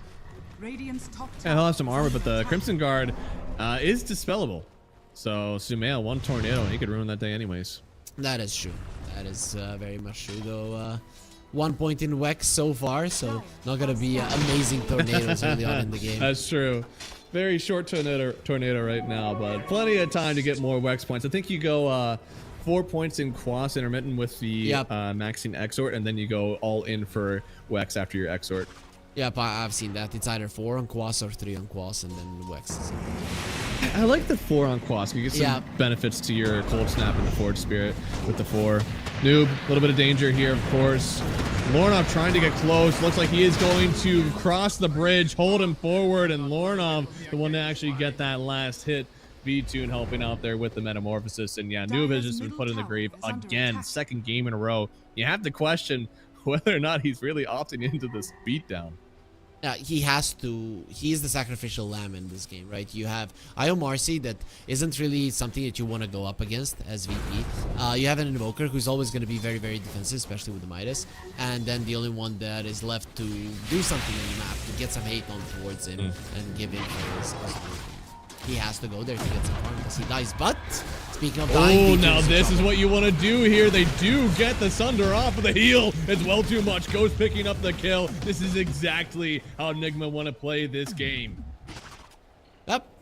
Ghost comes over. They kill the Terrorblade. You don't really go for a push right now. You don't have the Unleash any longer, so you just continue laning. What's gonna be an Armlet? Okay, so no Battle Fury on the Marcy. They're just gonna be straight up fighting. This is usually how Enigma plays when it's a Marcy and an Io together. I like this a lot more. I think that your best farm is to kill other heroes. All right, you don't really have to go for these creeps. The Noob is basically a creep right now. He goes down for another +1. I mean, that's also something that's going to hurt in this game, is that, like, not only is he dying often, but this is a hero that likes to cast spells. He wants to keep this intelligence, but he keeps losing some after every death. How much did they get? Did he die 3 times? Yep, so Dire's middle 3 tower and is under if it used to be 6, actually would be quite Oh, big. it would And be- playing with 500 mana on a Bristleback, it's not nice. He's, I don't know if he's going to get to the point where, like, he has to have mana boots or anything, but it is going to be unfortunate as we get into the later part of the game, especially if Silencer keeps getting these kills. It's a 1,000 net worth lead overall for Enigma, though, and that is largely in part to this Io Marcy absolutely trouncing the better part of this early game.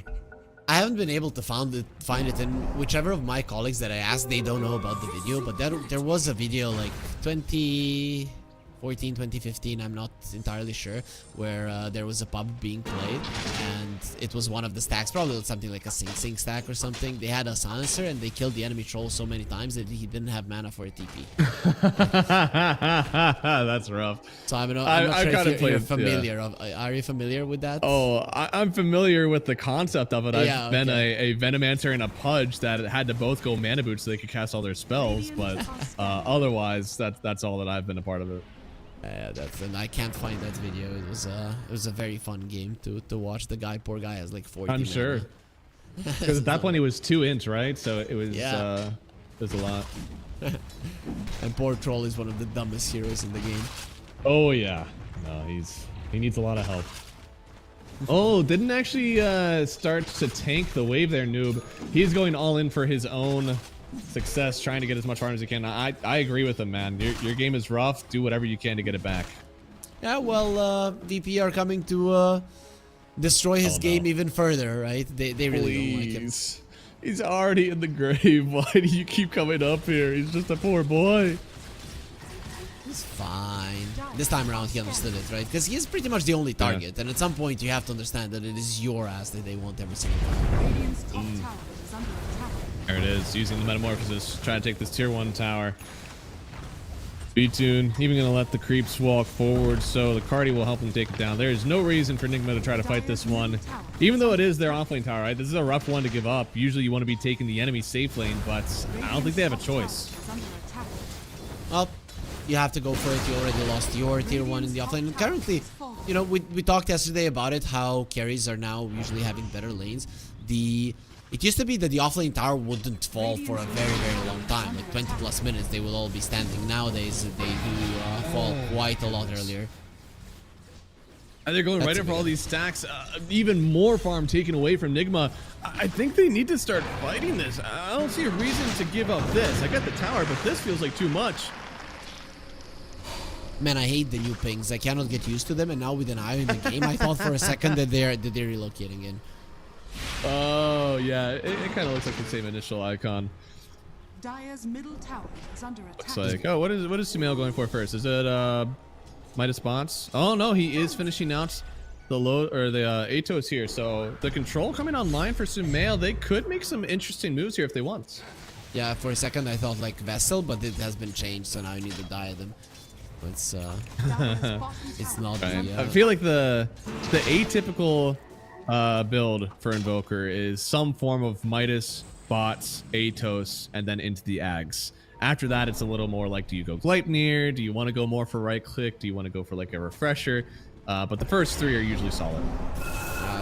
with an Atos, it's gonna be the classic. Remember back in the day, Invoker Midas into a Yules, and then you go with the yeah. Sumiya combo, right? He would have so many Right. videos on YouTube. Yules, Sunstrike into a meteor deafening blast kill. Yeah. And so like even now you're still technically able to do that just because you have like 2 spells down. You can have a third like ready to queue immediately and you can do it. I've actually seen a few the last few invokers that I've seen, they'll actually tornado cold wall and then they'll just keep everybody there, then push them back with the deafening blast, and they're just like perpetually slowed for the entire duration. You don't even need them meatballs sometimes to get the kill. Yeah, you just smack them down and they die. Yeah, makes Dire's sense. are scanning. Ooh, there's the mech. Picked up by Lorna. Big items are Dire's coming. middle tower is under Yeah, attack. Ghost is gonna be very, very hard to kill. I mean, he's still gonna be farming his BKB, but even without it, if you go into a fight right now, it's gonna be a hard hero to bring down. What is the spell you're looking for from the Rubik? I feel like you might not even have a choice sometimes, given the global silence will come out. But in my head, it's Wall is the big one that you would love to get, but surely you're gonna have to settle for something else. I think Brambles are probably your best spell to hold constantly. Yeah. And Swashbuckle, right? And then in a fight, Rolling Thunder or Wall. I mean, there's options, but there isn't a great one, right? Like having a stun or something along those Yeah. lines. Swashbuckle mostly just for like your mobility, right? Like, you just want to be able to play the fights a little bit more aggressive. Okay. Exactly. But inside of a fight, if it's team fight, it's Rolling Thunder, and you mentioned the Wall later on down the line when Terrorblade gets super big, then getting a Terrorblade illusion would probably be the most beneficial of them all. Yeah. they're gonna smoke up.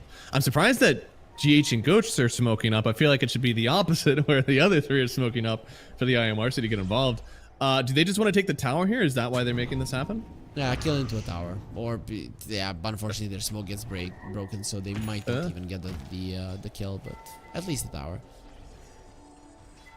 Oh, maybe not actually. Antares, he's showing up for it, and Antares has been very solid, especially in the early game in all three of these games. It feels like he's been a definitive point in why they win them. But it's been a little bit harder to play this one, right? Net worth's a little bit more even. Bristleback has recovered already way above what he was in last game.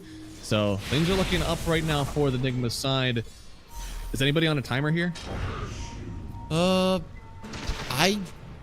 don't think so. I feel like Nigma Galaxy should have better timings generally in this game, but I do think that late game wise both of the teams can do quite a lot. And I mean, one side has a Darkseer Pango, which in terms of team fight they are gods, and then you have Global Silence as well. The other side, they do have a Bristleback, so once that minus armor kicks in, the Marcy is just going to be killing everybody. So definitely late game potential on both sides. I'd say a little bit more on the VP side, but their heroes are amazing in the late game, just not necessarily versus what Nigma Galaxy does have. I mean, we've seen the power of a farmed Terrorblade. All right, that guy getting some early mobility, a little bit of tank, and then of course that big damage from a crit item.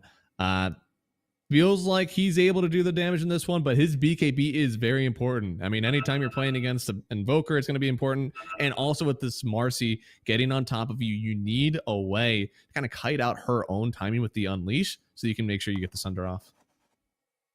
Yeah, I'm looking at this game right now, and I don't think that the build from a Terrorblade is as straightforward as it was in the previous one when he played a Terrorblade, where we could actually call out if maybe he should go this is a bit better. Here it's very hard, so I can't wait to see at which point he decides to buy a BKB. Does he decide to buy a BKB? How he thinks he should be taking fights, when the big damage item is going to be coming out. Those are actually questions that I don't necessarily have an answer to, so I can't wait to see if VTune just finds the right approach to the itemization. Obviously first you're gonna have your hurricane pikes, your shards and stuff, but what next?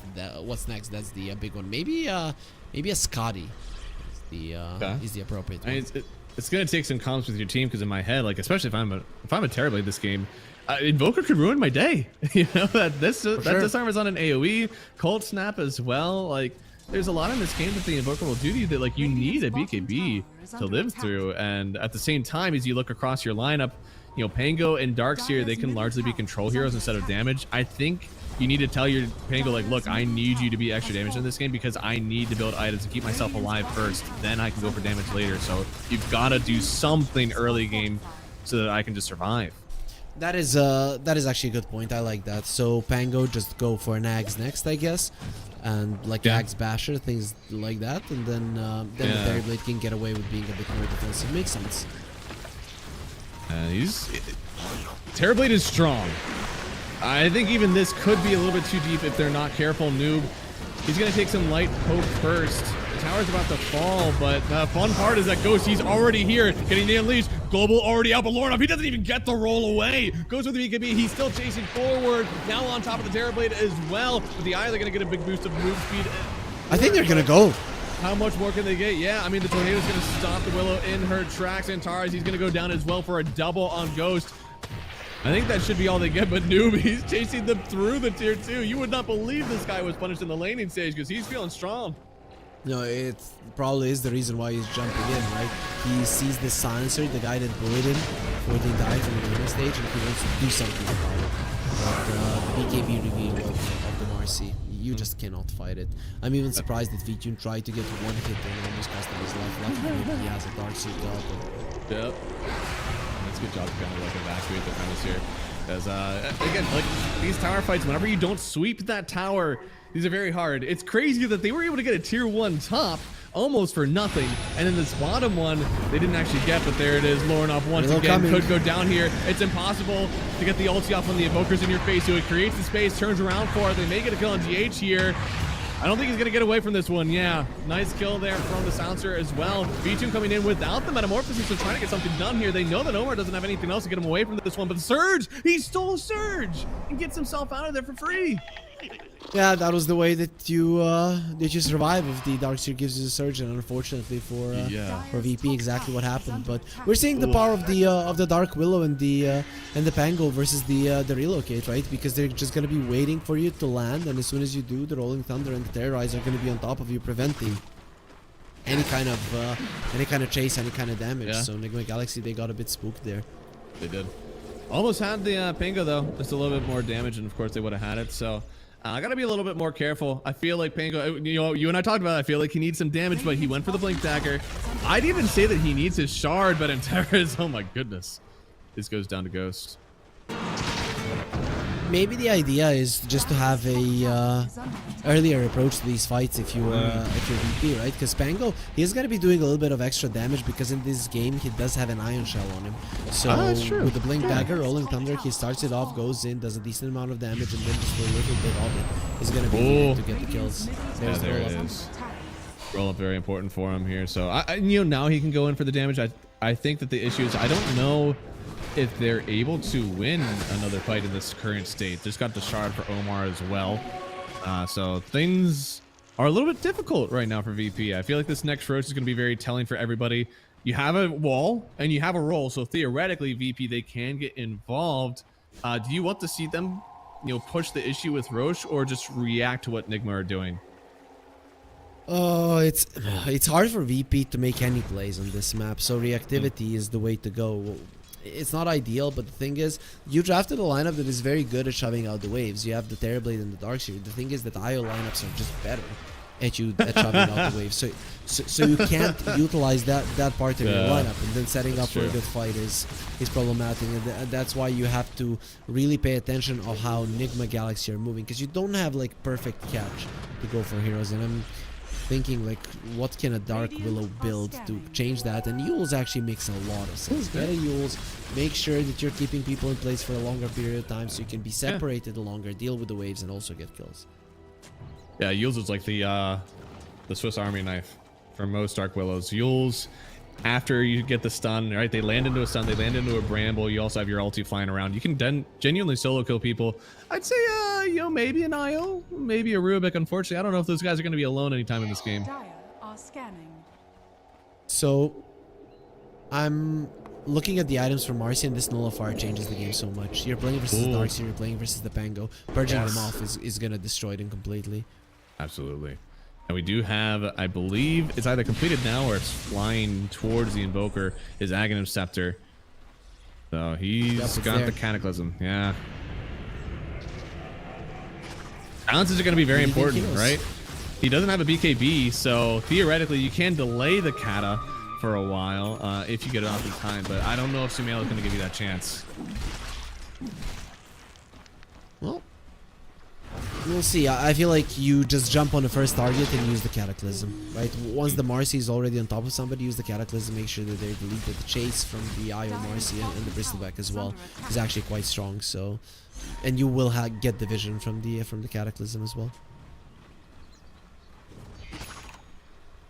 Vision is always, we did talk, you know, vision very important in this game, so maybe another avenue for them to get some good starts. But there it is, in a choke point with the roll, because he's able to get the BKB off. Now turn around with the silence. Is he gonna kill V-Tune? V-Tune? Oh, he's able to get the one more round. Just a little bit more damage. He can't do it. Around. Then he has the Sunder. Then he gets a kill on Ghost. A beautiful kite away from V2. Now they want to take it to the rest of Nigma. The power duo is out. There's no IO. There's no Marcy, and they already used the Cataclysm from Sumail. He's trying to do the damage. The meatball, he actually gets it. He's destroying them. I can't believe him. Yeah, he just got the kill off by himself. Now he's turning on Mornov. This is so hard to do into the Invoker. A triple kill for Sumail, my king. Dude, when was the last time when you saw Invoker dancing around with spells? Usually it's only Cataclysm or the right-click Invoker. That's what we've been seeing for the past 5 years. But what we needed was an old-school player, right? Somebody like Weeha or somebody like Sumail to show us how it's done. That was beautiful. Yeah, this is a really good start here. Everything done from VP feels like it should lead to success. I mean, they're getting the GH separated away from the IO. They force away this Terrorblade, so he's able to get Thunder on Ghost. For all intents and purposes, this is a one fight. But something went wrong when they tried to re-engage. Well, Invoker got wrong. Perfect choke point, tornado, and then there's a lead ball. It's so good. There is no better feeling in the world for Sumail, and then of course landing right on top of Lornov. Just exactly what you wanted. And then, well, of course, they go into the Roach Pit. They give the Bristle the Aegis, actually, which I'm totally down for because he's the one that's most susceptible to death right now, it feels. Ghost probably shouldn't die the way he did. Unfortunately, though, it was a beautiful initiation from VP. I mean, usually when you're running into 5 heroes, you are you're gonna have a bad time. Right. It's a little hard to survive that. But they didn't save them terribly there. I think it was a great healing Lotus that was given to him as well, and the Pavis too. So his read of I'm gonna be able to kill him with the next round of punches was actually quite good, but unfortunately he got saved by his teammates. Dire's structures are fortified. And still they have a net worth lead. Looking pretty good for them at the moment. But for Enigma, feel like they actually don't want to take towers, right? I mean, they're nowhere close to this Bristle who has the Aegis. In fact, he's kind of on an island by himself. I'm surprised they're not making moves with him. Yeah, that's a bit too deep from him. I think he's just baiting. He's not really a target that you want to go for, and you still have the relocate plus the cataclysm to help. Lorna. Oh, that is a rough spell to give away, actually. GH is gonna love that. Omar, sorry, he's gonna love that. Dude, again, just look at Nigma's wards. How do they cover up every single part of the map? It's insane. It always feels like VP, they're controlling one part of the map, and then you see 3 parts of the map, just Nigma Galaxy having info on them. Top lane, Radiant are around closer to the mid lane, and then the bottom, everything is warded up. They have info on pretty much anything that's going on. He's got a TP away. This is a whole new world for Bristleback, man. He finally feels like he's a threat on the map. Meanwhile, on the other side, Yule's up Omar. That's a big block rolling around. Dark Willow is cursing his Bango right now for letting Omar get a hold of that spell, and he's still got plenty of other opportunities to use it here. Dire's middle tower Well is under done. attack. Yeah, he's gonna have at least one more usage of it for sure. So nicely done. And that was global silence being used as well to try and goodness, save yeah. a Dark Willow. That's wasn't really necessary. Didn't even No, I end up don't think saving so. him. Dire's They middle probably, I tower mean, has fallen. is it possible that you run high ground with this? I feel like that's a bit too much. They're not an amazing team of going high ground. They're very good at moving around the map and controlling, increasing this lead even more when the towers are good. So I wouldn't go Trying to go high on Ghost. They know that he does not have the Aegis here. GH coming in, giving it a big heal to start up. Now Ghost, they have the wall on him. He hasn't gone down yet. He hasn't even popped the BKB. Immense trust in GH to keep him alive. In fact, to Hawk, he's the one that ends up dying to the meatball from Invoker again. And now the chase is on. When you've lost one hero, when you don't have a Rolling Thunder, what are you to do? Noob can just get away with this. Yeah, he's running right on forward, right on top of the Dark Willow here. Another jump from Ghost. He's still low, but he doesn't care. The heal from his team. I can't believe he never pressed BKB. The whole time, he was just waiting and waiting. Gets to use it at the end for the rest of the fight. Just well done from Ghost. I think he didn't even need to use it there at the end. I think he thought for a second that VP are actually going to try to commit. They're like, oh, maybe he doesn't have any more heals, but I think they got spooked. They used so much. They got him to 20%, back to 80. 20%, back to 80. Just impossible to play against. Yeah, now up the high ground they go here, Noob. Yeah, ready to go for the wisdom. Yeah, see, in my mind, Nigma Galaxy today tactically prepared better than VP. And warding, if they do win this series, is the main reason That's that they true. made it happen. In this game, Yeah. though, it was much easier for them because they're good at shoving out the waves because they do have an IO, so you can play separately. But VP, they definitely weren't prepared to play versus an IO. I don't see any moves, any initiative to punish them. Oh. This is the first one.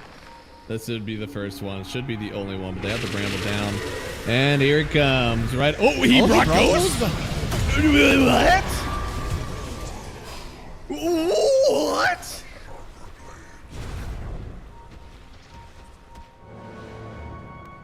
We died together. That's how it goes, right? So maybe they weren't even aware that was happening. That would be I don't know. pretty weird. They should have been aware. I feel like they should. Yeah, no, there's no way. That is insane, actually, to bring him back into that one. A little bit of an opening, honestly, for VP to get some gold back, a little bit of the map back for them as well. Yeah, at the end of the day, it feels like this whole series has kind of been defined, as you said, by the studying that Enigma have done, and finally, I feel like they have a draft that they are very comfortable with, exactly know how to play around. Have they used their ace in the sleeve, though, using the IO Marcy pretty early?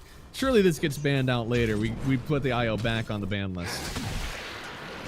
Also, we've been praising Enigma Galaxy wards, but I have to say that VP now, at this point in time, they have good vision. A lot of wards on the lanes, yeah, they are on their territory, but the thing is that Enigma Galaxy are stepping quite deep into their territory, and with that you might be able to find and Marcy IO and get him down.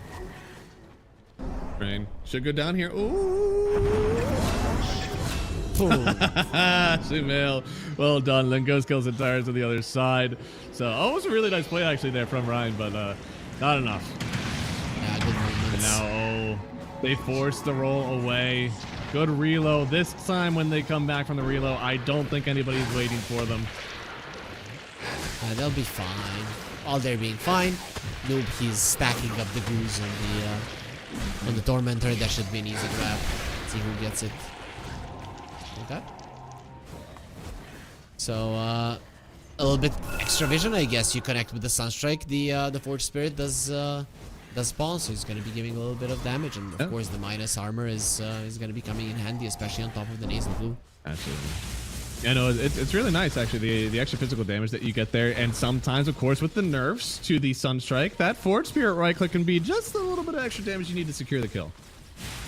Yep, it can most definitely make a difference, right? Some Sunstrike connects, you don't kill them. Maybe the Forge Spirit does finish the job, or at least gives vision for an IOMRC to relocate properly and just finish the job of themselves.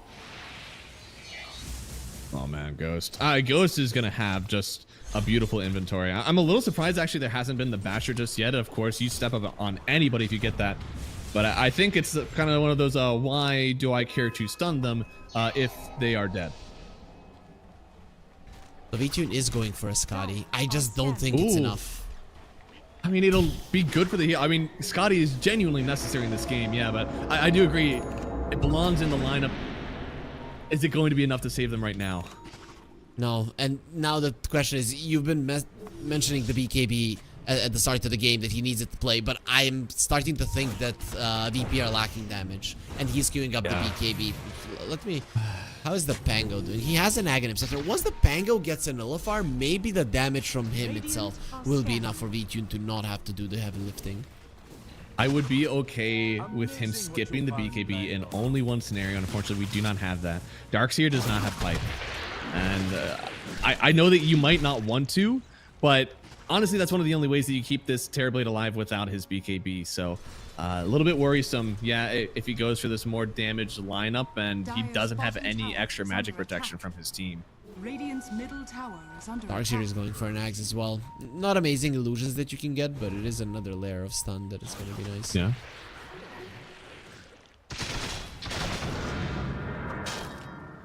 Love the Axe.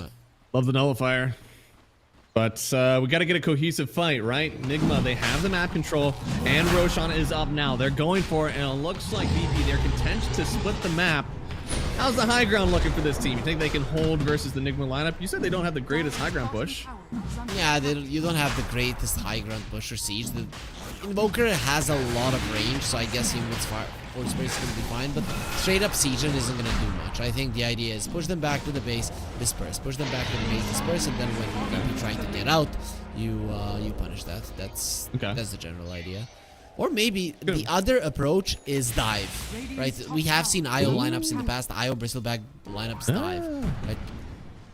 I've never seen a game throw by diving high ground. That's usually very safe. Well, it's the safest approach ever.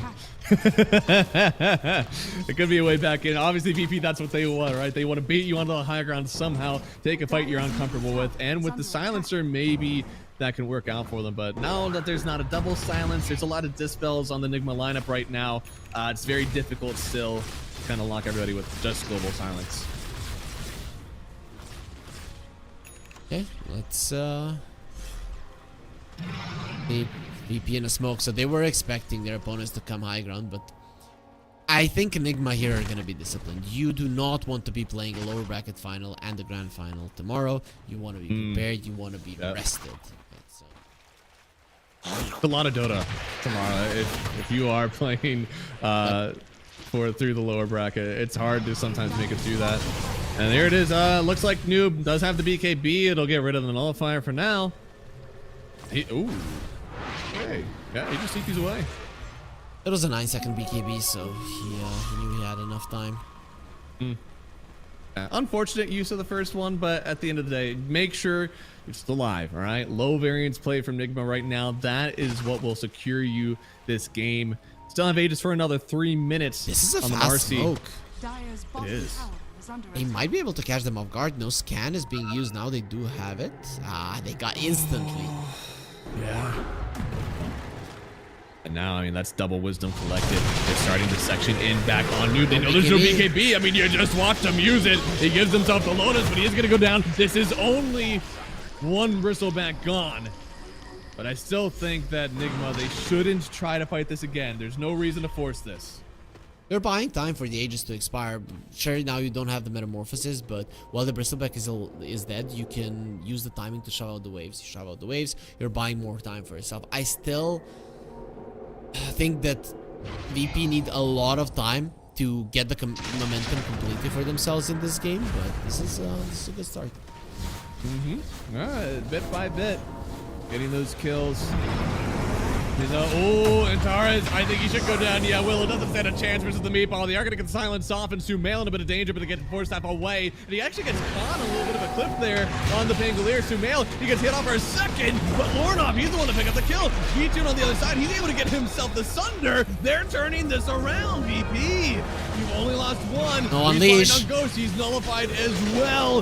The heal from the Isle, he relocates him just a brief moment, but Ghost force staff away. The Hawk is chasing a little bit more damage, and V2 picks up the kill. Now they're on Omar. Just a little bit of damage as well. No! He gets away, but it's still 3 gone through the Aegis of the Marcy. VP! What a fight. Yeah, I want to see the fight recap there, and I think Lorinov smashed them in that fight completely. Like him fighting the Invoker in the backlines, doing massive amounts of damage. Yeah, did the most amount of damage there for sure. Not even close to the other ones. Sure, Terrorblade Sunder, if you count it, then it's close, but these BKBs of Enigma Galaxy getting lower, it is a huge deal, and I think VP are utilizing the fact that they know that Enigma Galaxy, they cannot go high ground just that easily, and then they're waiting, they're being patient, and from time to time Radiant's middle tower. the opportunities are presenting themselves, but you need to find the Spango, you need to catch it. That needs to be your main target. Look at what he's doing to Invoker. He has no BKB. He was just continually locked down there, and you can see Lorna's blood in the water, man, right on top of that. And while we are watching the replay, GH is dying, so no eye on the map, meaning finally VP have broken apart this game and are allowed to get out of the base and do something aggressive. He's trying his best, man. He's healing. He's such an important part of the sustain for this lineup. Even then, it wasn't enough, and that is partially in due to the Scotty, right? That regen, very important versus the IR lineup. That's a tier 2. VP, a couple of minutes ago, if you would have asked me, are they gonna kill a tier 2 anytime soon? Like, no way they're getting out on the map. They've made a miracle happen versus Nigma Galaxy. And the map is starting to look really weird. Only a 3,000 net worth lead. What's Gaben say the chances are for each of these teams here in this one?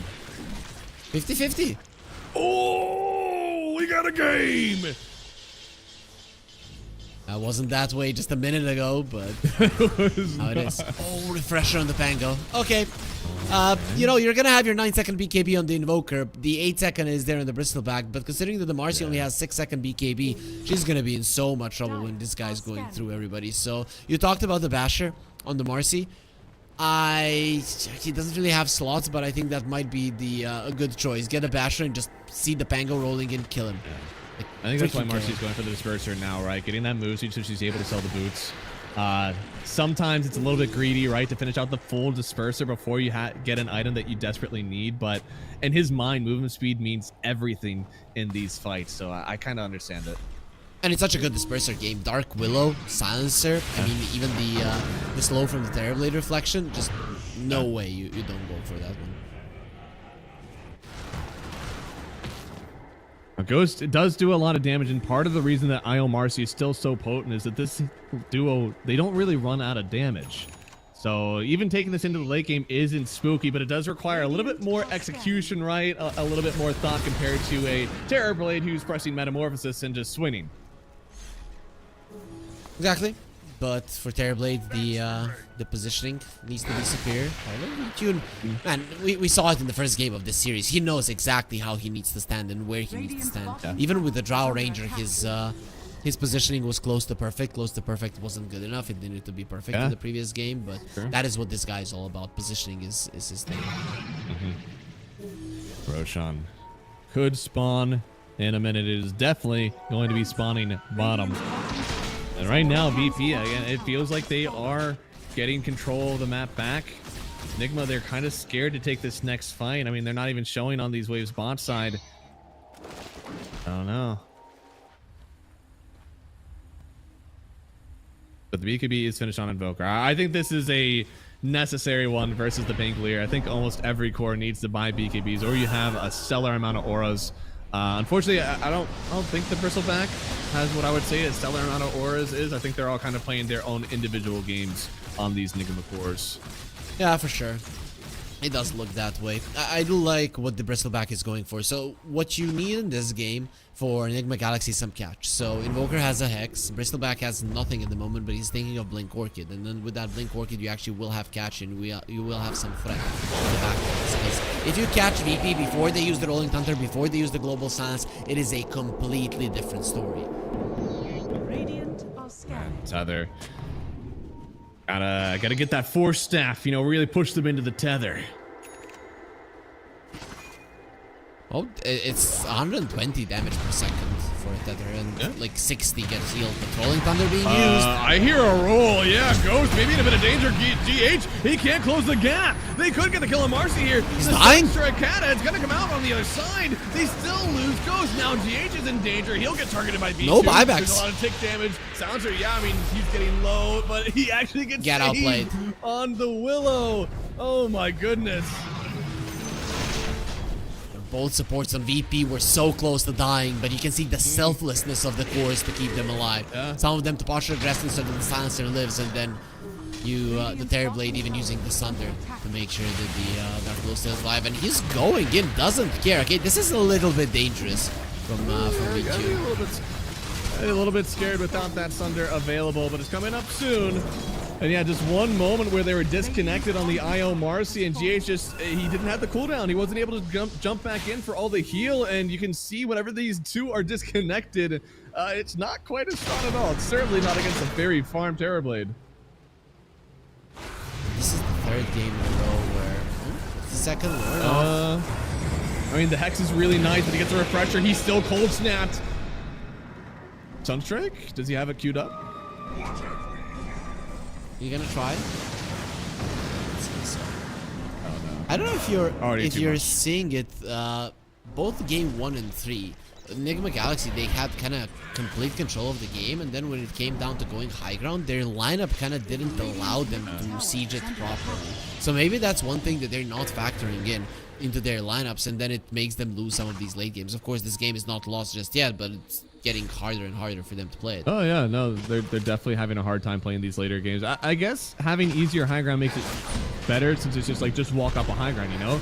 But they didn't even throw while going high ground. It was in the open field actually that VP took these fights. Now they're going for Roshan here, but this is a dangerous one. Tango already used his roll, but it should be coming up soon here. Roche will roar, and they know Enigma, they want this Roche. They're getting them together there. all 10 heroes are in the vicinity, but I still think VP this time around they have better vision. So if it comes down to a Roche fight and Enigma Galaxy starts retreating, the VP are gonna be controlling that fight. Cause look at that, they have a ward behind them and they have a ward on the enemy high ground again. That's this time around VP being prepared just a little bit better. I kind of want to see maybe even from. Oh no, this is a hard fight, right? Because the VP had the TP points. Yeah, Enigma, they want this Roche to go top. They don't want to take this here. This is actually elite from them. Kind of just back out, push these waves, make it so that VP, they had to change positions. Yep. And if they do have to change positions, they don't have that superior vision in the top lane as well. Yeah. Nope. Interesting, Noob does have a gem and he just never got over those wards. But he might be aware that there could be something cooking there. They know that Roche is not going to happen bottom. I mean, most lineups can take Roche in about 30 seconds, but at this point, they know there's no way you can go for Roche and make sure that your waves are pushed out in a good spot. Otherwise, you just collapse into the Roche pit. So, Enigma, I think they've just gotten everything they want. Now this fight is in their control. Oh no, they're trying it. 15 seconds. Sunstrike connects. They know it's happening. And now, Vitun, you have to make a choice. You stay in this Roche pit. He's gonna travel. You're not killing it. You know, 15 seconds is a really tight window to make happen. Now he's running. Does he get killed in transit? No, they don't have enough. He's sitting in the Roche pit to hit. Very clever from them. They're actually going to roll there. They're going to try to keep him in here. He's going to toss on the other side. The Hawk, but on the other side, they kill him. Support's gone. Immediately. Going to TP back in here. Still close enough to the TP outpost. They're going to come back into this one. But Roche's dropping. So low. If you're not in the pit, you cannot click. So he's just going to keep on walking. Noob may be the only one to still do consistent damage to the Roshan now, but he's getting taken down by the Pyramid. It's a refresh from Lornov trying to go in. Saves. Away before he can get the roll. Then he gets lifted. Roshan has entered the game, and he is fighting for Enigma Galaxy. Big Curse Crown. Still with the buybacks and supports. Yeah, the Curse Crown still creating some So issues. fast. Now he's sprinting over the Roche pit, and it is in control for Enigma. Marcy gets the... No GH! Dire's top tower is under Why? There's no way that that's not a misclick. There's absolutely no way that's not a misclick. I cannot come up with a reason why he would ever take it. Alright, cue up the Deso, man. We gotta get this IO on some high ground. This fight was... There's so much high-level Dota being played here. Vito sitting in the pit, clicking Roshan, knowing that's the only way he can get the damage done. Then turning on Bristle, knowing he's the only one who can kill Roche in transit. You know, high-level Dota, but Samael is a god. His meteors connecting onto the both supports, just killing them, deleting them out of the game. Then they have to buy back. You don't have them there to control the areas, and then V-Tune, he cannot attack. We talked about it multiple times throughout the draft in this game, that it's not gonna be easy to latch in with the damage from the Terrorblade, because your lockdown is limited. In these choke points, yes, the Fango can bring in the lockdown, but unfortunately it's not enough. That was a vision cataclysm, basically. How does this game change now, knowing that Io is the one with the Aegis? I mean, surely this high ground is damn near impossible now, knowing that your carry still does not have that second life. Yeah, I think that's how it changes. That you need to wait before you go high ground, and you're not sure how to approach it. So I can't say now. Oh, GH, you can now play more aggressively. Not really. Yeah. It's just not gonna be that great of a target. Yeah. For them, but I think Io, if you catch Io next to somebody, you're just gonna kill both of them anyways. But you're not just gonna be looking at it, Io. Oh, we need to kill him fast. It's true. That's how the fight's changing.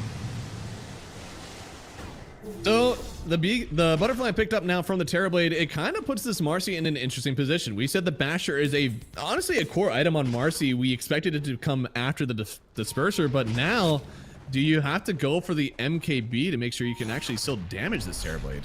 Dude, I'm even thinking of a blink right now for the Marcy. Not gonna lie, right? Because I feel like if you kill the Dark Willow or the Silencer early on in the fight, which you saw Invoker do, that it's much more valuable than even killing the cores.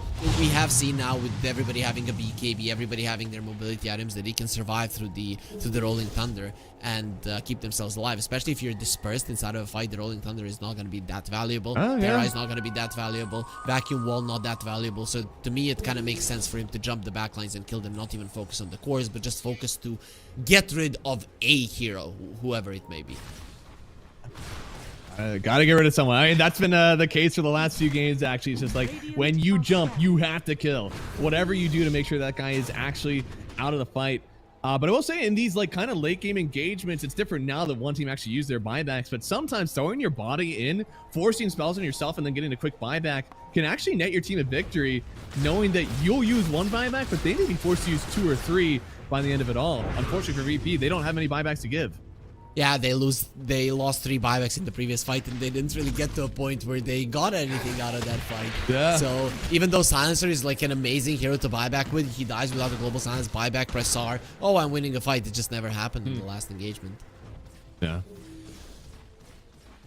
Now Bristol back with the Basher. Actually, maybe that's why Marcy doesn't have to get one. Like, just don't worry, guys. Basher's covered. Gotcha. I still would like those Blink Daggers in both the Marcy and the Bristleback. He had it queued up. Now having the Abyssal Blade, it makes even more sense. So how are those level 25s looking? The Terrorblade almost has his. Pango has had his for quite some time. Darkseer not close. Invoker went for the Radial Deafening Blast. That is going to be pretty cool in fights. And a big deal versus the Terrorblade illusions. They're not really... same is true for the wall illusions as well. Oh, yeah. I mean, usually whenever you're Darkseer, you're like, that's okay that they're getting stronger. You know, that means I'm getting stronger with their illusions, but it's not quite the case. No, you do not have like a big stats agility carry on the other right, side. no Medusa illusion. Exactly, so it just doesn't feel as powerful in this game. Marcy does have a refresher shard from that previous Trojan, and that's gonna be a huge deal. And a cheese on an IO, so Aegis will be expiring, but the cheese is always gonna be there, and that is a huge deal when having it on an IO. Killing somebody is gonna be next to impossible. Even with the Scotty, that heal is insane. Scotty is doing its best, but there's a lot of heal on the board right now.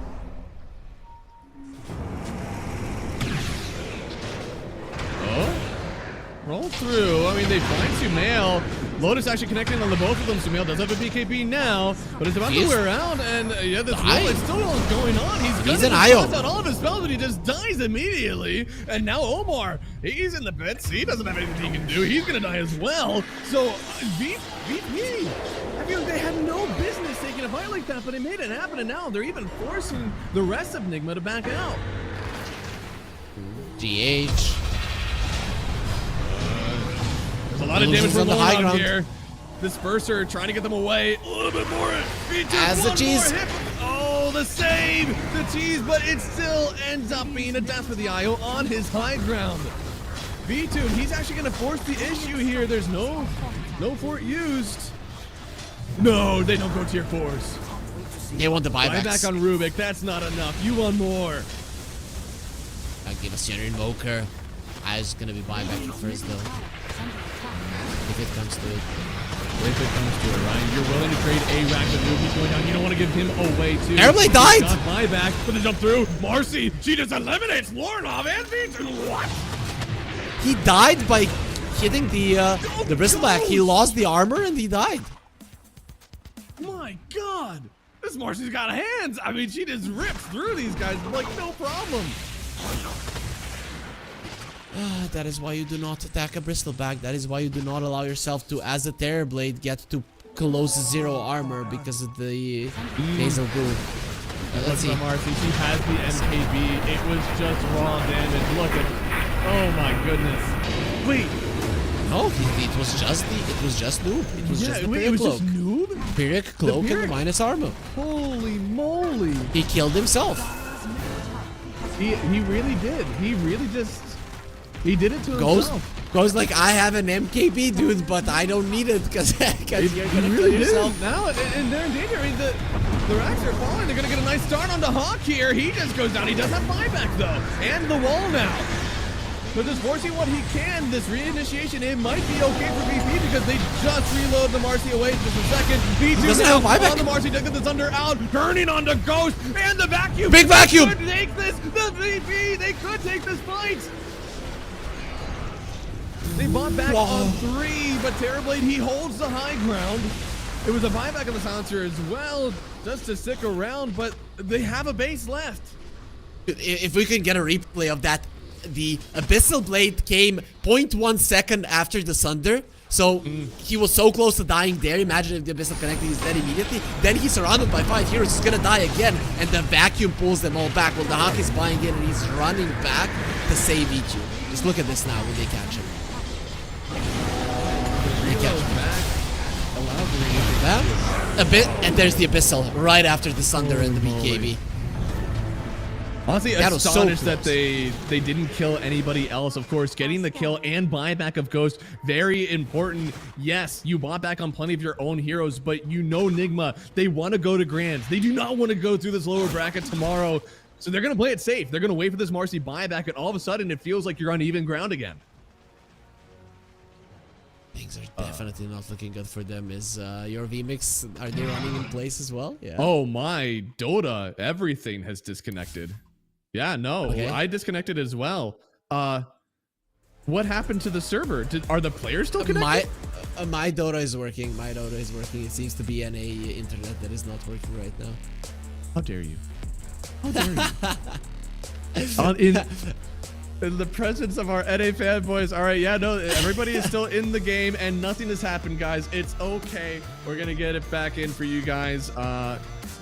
And yeah, no, there's just a lot of people farming around right now. That is strange. I feel like I'm getting a little bit targeted in this one.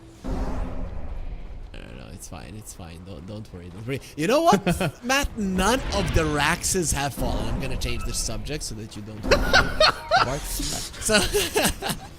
No Raxes down. No, not a single one. They use the glyphs, and you know those glyphs are gonna be coming back most likely.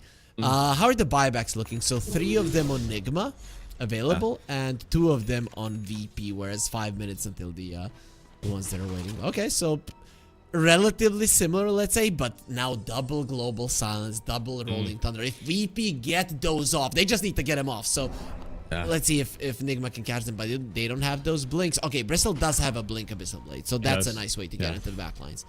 He is fast, man. Swift Blink bots. He's Yep. moving.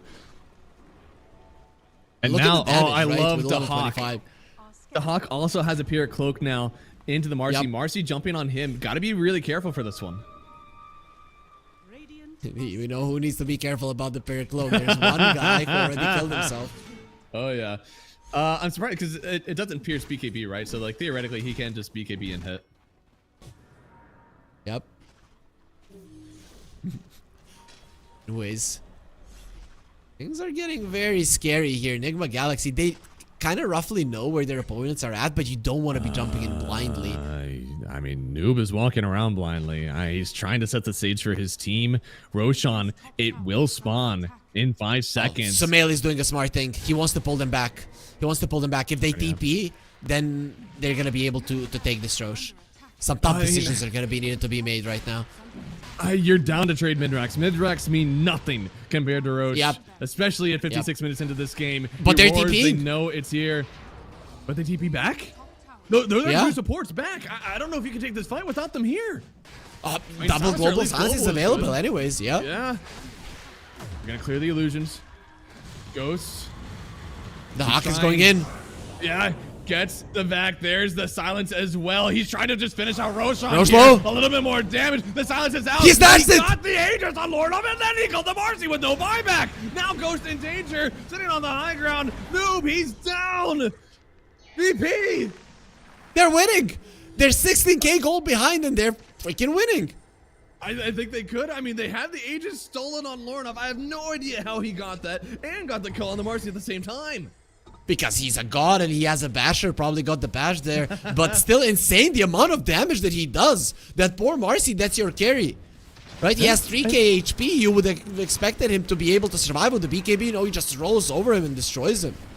there was no heal either. Like there was no sustain for him whatsoever. Again, part of the combo is sticking together. I don't think you can tear these two apart and expect the same results. Up. Two biggest scores died. They need the Yeah, they do, and back. now they're trying to get their chain stun lockdown on this TB, but V2 with the BKB, he's gonna turn this one back around. Already dead. No on the buyback. Rubik, and now Noob getting locked down as well, trying to run himself He away needs from help. this one. Yeah, I know. It's so much damage, and now Lorenov, there's the roll again. He could end it with this one, but the save in from the IO.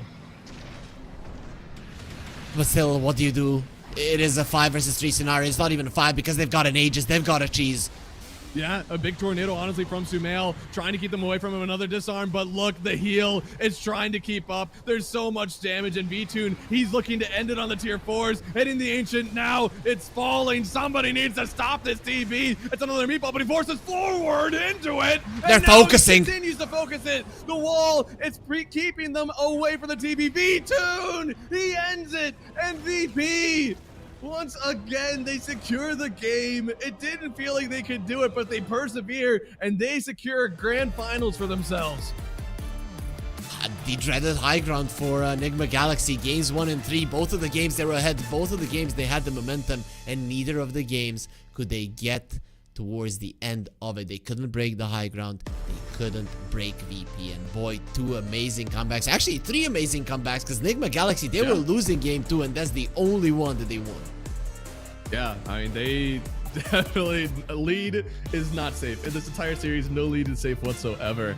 I thought they had a really good lineup they could work around, but I'm starting to feel like V2 and Terrorblade, is this unbeatable? Because 2 games in a row, it feels like once he gets a certain amount of items, it's just his game.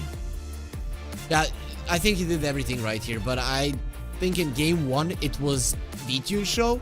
In this game 3, it was still a Lorenov show. Yes, the Terrorblade was probably doing the most concentrated damage in terms of finishing people off, but the way that you were winning fights is with the Rolling Thunder coming forward, right? Lorenov wasn't doing as much damage as the Terrorblade, but he was creating so much chaos and finding the right targets, preventing the opponents from jumping from onto the Terrorblade, and pretty much giving him that chance to attack. Because we talked about Virtus Pro and talking about how they don't really have that much lockdown. When the later portions of the game came, you had Lorenov, who was amazing on the Pango at keeping people in place, and also Antares from the backlines with his shard on the Willow. There were constantly a billion brambles when they're trying to run away from the Terrorblade, catching them, and he can dish out to them.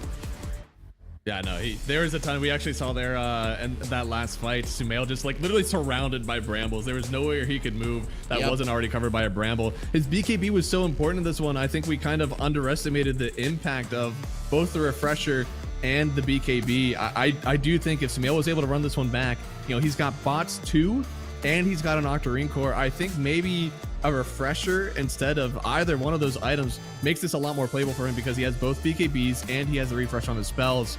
A little bit of an unfortunate lesson to learn, but they're not out yet. Of course, they are able to go through the lower brackets, and versus some teams that we're about to see. It's going to be Zipro and Secrets coming up next, and this one, well, I imagine it's going to be about as close as a matchup as we saw this time, but maybe for different reasons. Yeah, you know, I'm thinking Secrets are coming in as the heavy favorite, but overall Zipro yesterday, they did show that they've got potential to even take a game, and you could argue that Secrets are currently slightly weaker than Enigma Galaxy. Maybe not, but either way, there is a chance that Zipro can at least put up a fight. Oh yeah, we're gonna find out, guys. That was an amazing series, and we have more games coming on the way, so I believe about 15 minutes we'll go on break, and then we'll be back with game number 1 of our next and last series of the day. So guys, take a quick break, but we'll be right back after this with more Dota 2.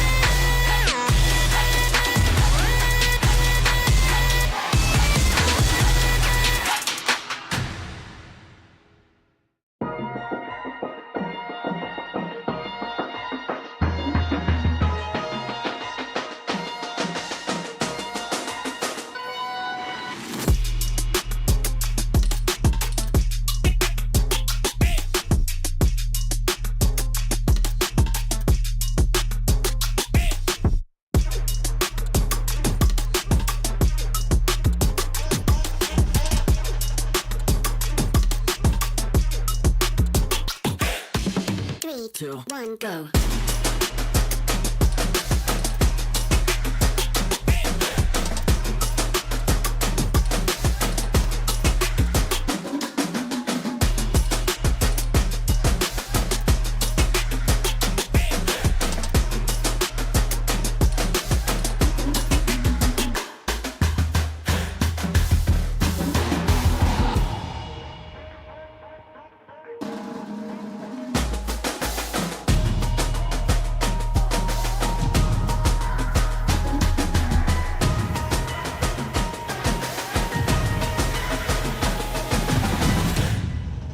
Three, two, one, go.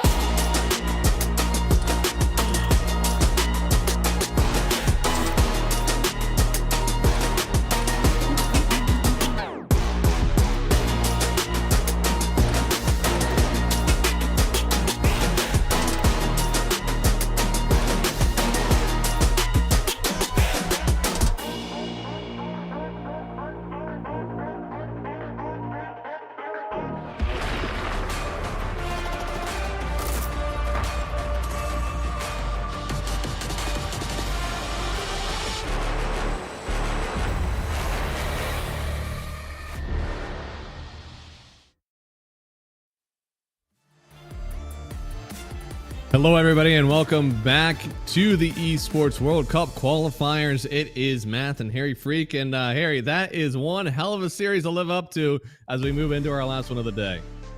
Yeah, that was an amazing one. I mean, we kind of knew that it's gonna be cool. You know, VP and Nigma, both of the teams with a lot of fans. We could see a lot of fans in our chat not being too happy with the result, but you can also maybe go to the Russian broadcast and see that a lot of their fans are happy with the result. But it was an amazing series either way. That is what I'm happy for, because the second one isn't the one that we're expecting more from. Yeah, I mean, I was happy with the outcome of this one because it was 3 games that were all exciting in their own way. All right, as a caster, that's all that you're really biased towards. Now we go to a secret correct answer. What a politically correct answer. And I can hear your voice. You're an Enigma fan, and you're mad that they lost, and now you're just Oh yeah, dude. I put my house on Enigma. How am I gonna go without this? Yeah, no, I mean it was definitely. I like to see Sumail succeed, but god damn, what an insane game from everybody around. And V2 Terrorblade, man, I'm gonna have to look at that later. I feel like he played that hero in a way that it feels almost unstoppable towards the late game, and their team, of course, is a way that kind of filled in the gaps from each other. So excited to see what they do in the grand final. That's going to be 5 games, of course, for whoever plays them, and a little bit more time to figure that out. Maybe adjust the bands as we get into that one. I know best of 5s have their own little meta attached to them whenever you get there. Yeah, it is gonna be fun to see how Virtus Pro adapts, because as we mentioned, you are kind of aware roughly how Virtus Pro want to play the game, how they want to set up their drafts. I mean, we saw pretty similar approaches in both games 1 and 3, the Terrorblade and the Darkseer being in the team together. Yeah. And I would say that the preparation of Enigma was actually quite decent for them in terms of how they were moving, in terms of what they were drafting, in terms of how they were warding. Everything was there. It's just when it came down to ending it, either it's we don't really have good heroes to go high ground, or it is we pick up an Aegis on an IO. But either way, let's focus on Secret and Zifro, right? Let's think about if Zifro can actually take a game off a Secret. They got very close to doing that to Enigma Galaxy yesterday. No, they honestly, like, from a team, like, you think of the steps that go through. The team that's currently in the grand finals, of course, Enigma had a very close series for 3 games, last one going 60 minutes. All right, and then your team almost beat Enigma in game 1. So you gotta think that, like, in some way, you do belong to be in these quals, and they've got to have a lot of confidence going in. I will say, though, you know, that was off of a Huskar game, and then when they didn't get the Huskar game, it looked really rough for them. Team back. Yeah, they lost in 15 minutes basically.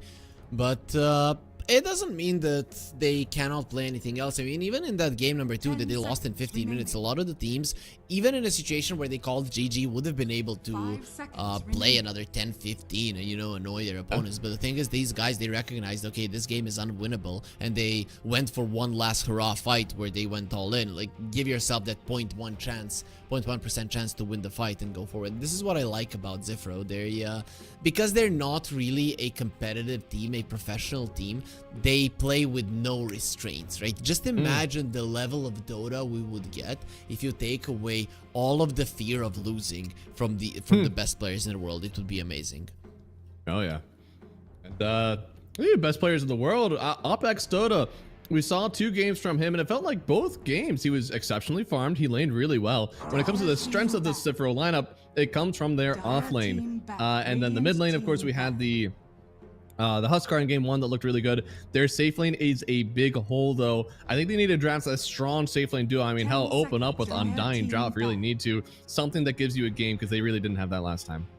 Yeah, where they really struggled is, as you mentioned, the safe lane. And lucky for them, the only like non-Eastern European player and the only non-laning dominator, those South Americans are pretty good at lane domination as well, is Theolicor, right? And that is the guy that you're gonna be going up against. If it was a double Eastern European, like 2 Russians, 3 Ukrainians, or mix, whatever, in that lane, I'd be very scared if I was them. 5 seconds remaining. And we talked about it yesterday that, like, you probably, as Zifro, do want to go against Secret because they might not roll over you in the lane stage, and that's something that you at least have a chance to kind of combat with. But unfortunately, it does mean for Zifro, you're kind of expecting a lane victory.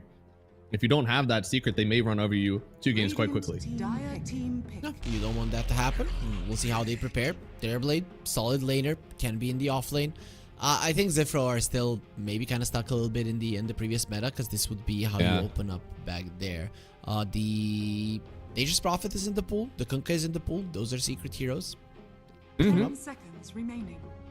Yeah, Nature's Prophet has been seeing a lot of light so far. 5 Undying seconds also has been pretty good. Terrorblade is a weird one. Of course, the illusions are pretty good. But at the same time, you pair Undying with a Drow, and all of a sudden you don't want to play that TB in the off lane. You don't want to play that TB in the safe lane. You pretty much don't want to play him anywhere. So it does take, of course, a combo, but maybe that's where Secret want to go with it. You don't want to play TB, period, right? Poor guy. So, Radiant team back. VTune, he gave me newfound confidence about hero. That is a good one versus the Terrorblade. Always has been, always will be. Offlane Terrorblade with the pipe is somewhat okay versus it, but even then, you are. This is not your ideal matchup. Radiant team back. No, and now with the evasion that you also add in with the Phoenix, it makes it a little bit easier to survive the Terrorblade trying to get up close and personal with the egg during these team fights. Dire team back. Oh, the This shouldn't ban out the Kunkka. Yeah. Do you like seeing the Phoenix as a 4 or a 5? Because we had, like, you know, way back, we used to have Mars Phoenix. It was like always a pause 4. Then the shard got really good and people were like, oh, you know, I can actually play this as a 5, just get a single shard, and all of a sudden my fear feels really strong. We're a few patches past that, so where do you like to see the Phoenix played? I think currently in the meta, it's so that it's easier to pair it up with offlaners. But generally, the hero thrives on both the safe lane and the off lane as a support. When you do have an escape spell as this hero, you're pretty much fine. You know, there's some heroes that on 5 they just cannot get close, or they're gonna be in a lot of trouble, and then you'd rather play them on 4, like something like a hoodwink. You know, generally if you get caught, and it's easier to get caught on a 5, you die. Phoenix doesn't have those issues, so I think he's fine. And you see, when the Tusk is there, it's gonna come down to which cores are being picked. If it's a range core in the safe lane paired with the Tusk, and vice versa. Yeah, if we still want to see Drow, it likely means it'll be Phoenix 4. If you want to see something more melee into the Terrorblade, honestly, there are not a lot of heroes that want to be melee into the Terrorblade. I'll be honest, you usually want to outrange them. But I guess Kunkka is something that we've seen people try before, then would probably be a Phoenix in the 5. Oh, he's banned. Never mind. We're not going to see it. GG. GG. So what do you pick to pair up with the Skeeper now? You want something that's going to be benefiting from the shot, right? Yeah, I mean, Okay. you could have gone for the early Pango if you wanted. They just go ahead and show the full support though. And Jakiro, of course, has the double hit versus the egg, so still pretty nice for them. Yeah, pretty good, pretty good. I mean, something that comes to mind is an Ember or a Storm at the moment. The supports of Team Secret aren't really good against 10 either of those heroes. remaining. So I'm thinking that's gonna be the approach, and you need to 5 prepare for it seconds remaining. in some way. Well, if you're preparing for it, you go ahead and drop a puck right now and make sure that there's no mobile who you really want to play in this game. Ooh, axe. Ember is still good versus the puck. That's the thing. That Oh, is a good wow. preparation for an Ember. Amazing, right? Now Storm and the puck and an Ember, neither of them are actually good in laning versus the Monkey King. You don't necessarily have good lockdown for them, but you've definitely dissuaded the opponents from 10 going for it. This is so smart from them. Is this on lock to be a Monkey 5 King seconds remaining. carry if it needs to be? Just because Terrorblade, you know, in the off lane, he won't love that matchup, but I don't think Terrorblade really struggles. You know, you do have the reflection. You're able to make sure that this Monkey King stays decently far away. I feel like Monkey King almost has to be in the mid lane right now. Well, yeah, probably, right? Because this Medusa was picked up, and now neither of those lanes are amazing for you. The thing is, if you're in the if you're laning versus a Terrorblade, let's say the Phoenix is more of a nuisance towards the Terrorblade, so you yourself are still gonna have a decent time. But yeah, most likely I would be leaning towards it being in the mid lane. Okay. So yeah, now you theoretically can counterpick it knowing exactly what's going to come towards you. Just ban out for some carry picks. Of course, they already banned out the anti-mage, which is very good versus the Medusa. None of these heroes really deal great with Medusa. I know some people are going to fiend, you know, Axe can dunk, but I tell you what, people at this level, you better be strength treads or you better have a fluffy hat. Either one, you are just expecting to lose the game if you don't do it. Yeah, you're gonna have some stats. You're not gonna be an idiot. Hopefully, of staying that low. But you never know. Sometimes people make a mistake. They ban out the Storm. What else would be good versus the Monkey? Maybe a co-op? Yeah, it could be co-op. I think Ango's a little bit weird, right? Like you're able to clear the waves, but early on those waves are still a little bit unfortunate. 5 seconds remaining. Is there maybe a forgotten hero? Earth Spurt? Radiant team ban. Okay. That's an interesting one. I wouldn't necessarily have called it, but that's fine. I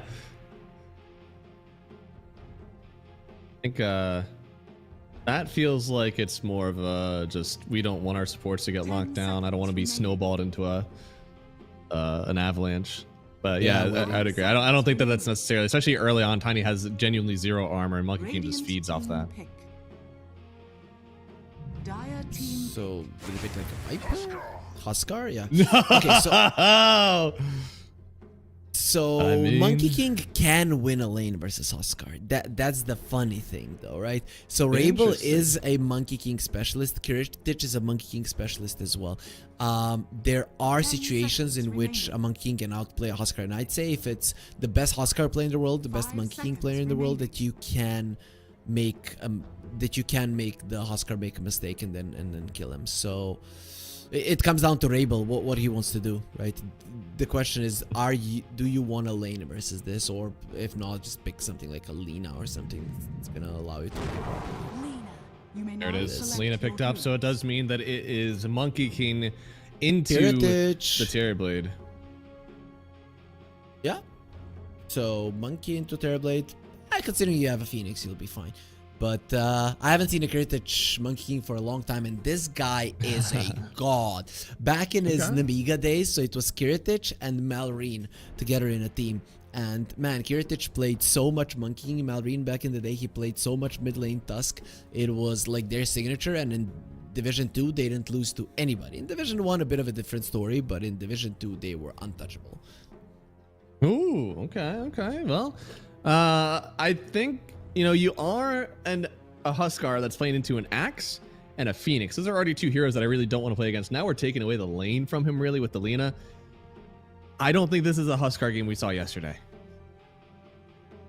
I tend to agree with you. I think you're right, but he does have Cauterize, so he might actually be good at killing the egg if everybody else can control the axe. So who knows? It can happen, but in terms of area control, you know, usually the Medusa is the one that controls the fight really well, but this time around you've got Egg, you've got Wukong's command. There's way too much stuff. So usually with the Stone Gaze, you're gonna have to run away. Can I imagine? It's going to be a defusal there for the Monkey King as well. No real reason to go for the Mage Slayer. I know it feels really nice, but when you're playing versus the Terrorblade and Medusas, your side lane cores, I think you allow your Axe Phoenix to deal with the Huskar. You go ahead and just focus on those side lanes.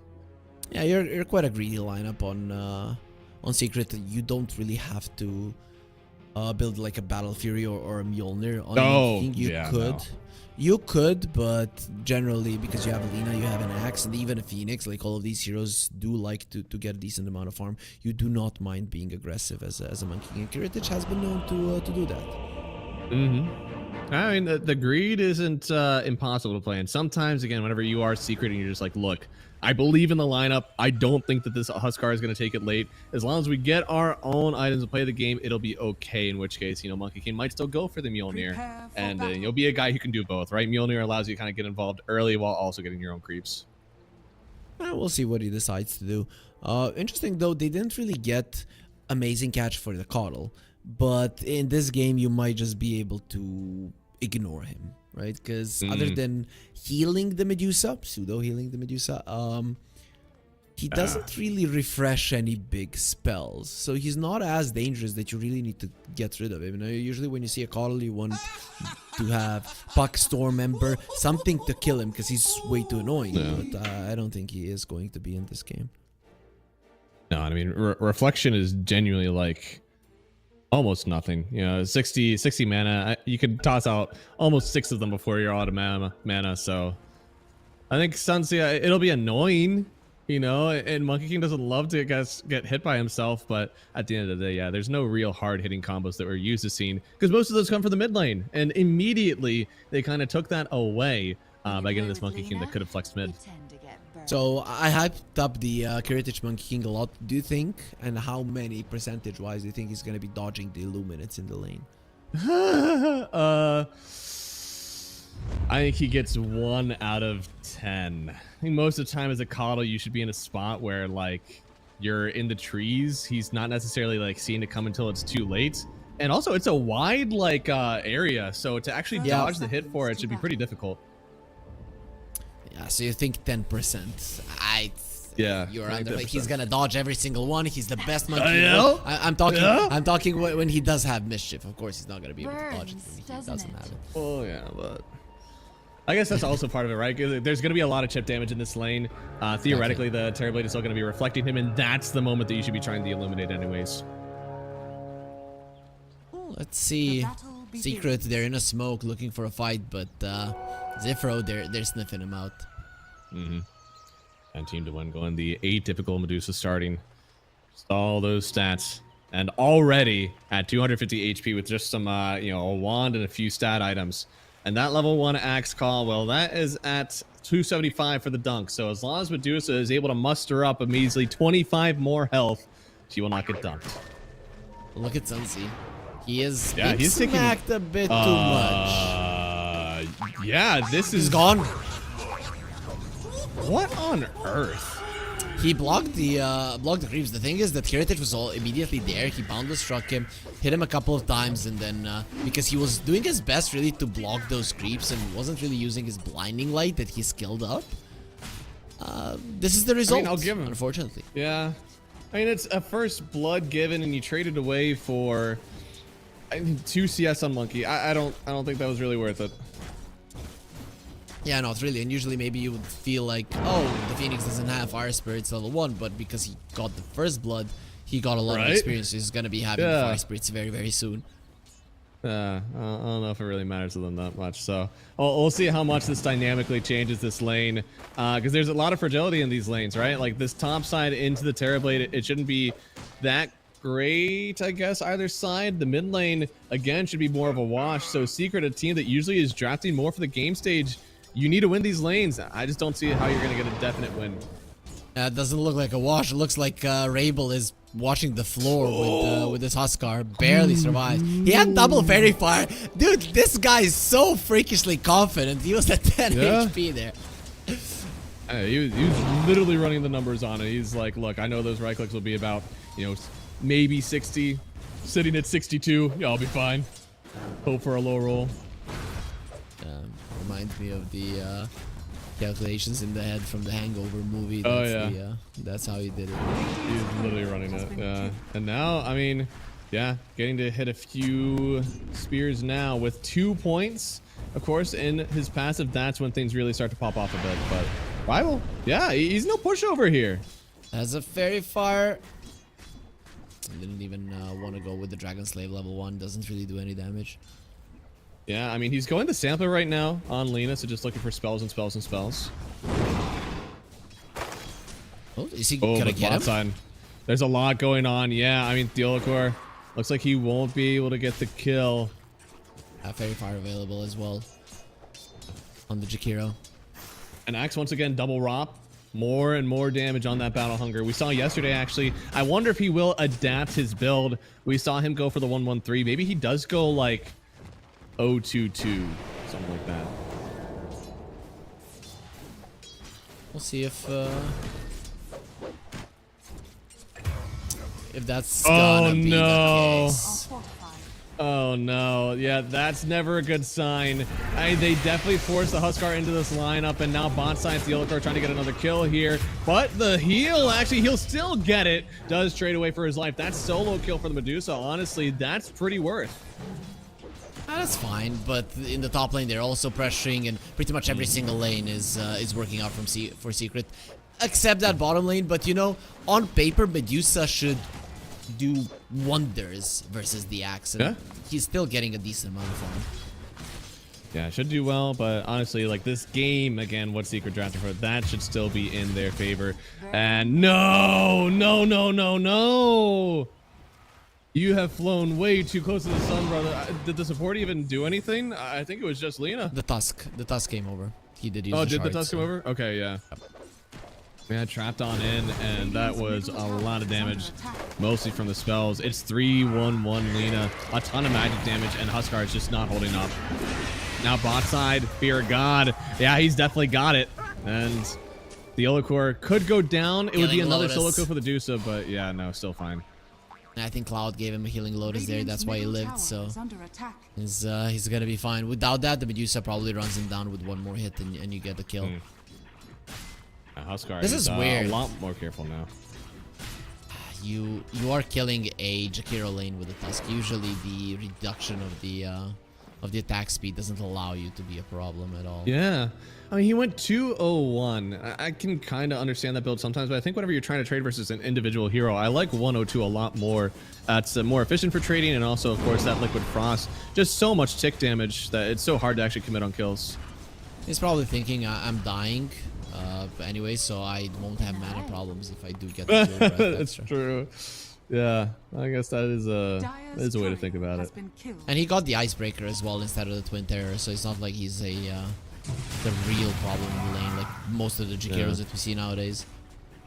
Yeah, we've seen a lot more people do that. I guess it's more like if you're looking for a lot more control, then you'll go for the double Ice Wall. But if not, I mean, laning facets they have a lot of value to them. Blinding Light is or not Blinding Light, Dying Light is a laning facet, and we see Phoenixes go for that almost all the time. It is so insane. They wait, did they buff the other one right now? Sunray one? Probably, since genuinely I don't think anyone is really picking hotspot. I think they did. From 150 to 160. If I remember correctly.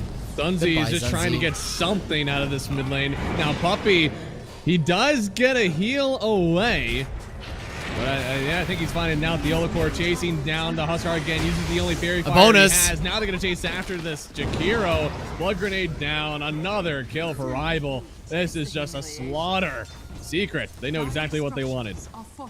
Yeah, now you, if you're Zifro, you understand Nigma were being, they were being nice to you yesterday. This is what happens when these teams that have a lot of good laners come up against you. They just want to demolish you. And as I told you, man, Eastern European players, they don't mess around.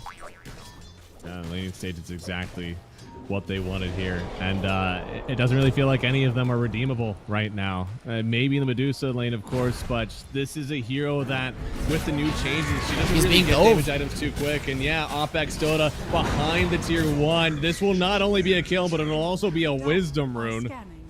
And then Cloud kills the Medusa bottom. Yeah, that's what I meant when I said he's being dove, right? But the thing is that they were diving everywhere, so it wasn't. Yeah, it was it wasn't specific enough. They're all being dove, and now there's another one, Sunzi. Poor guy. So last time we saw the GG called at 15 minutes. Will there be a quicker GG in game 1 versus Secret? This find out on the next episode of it.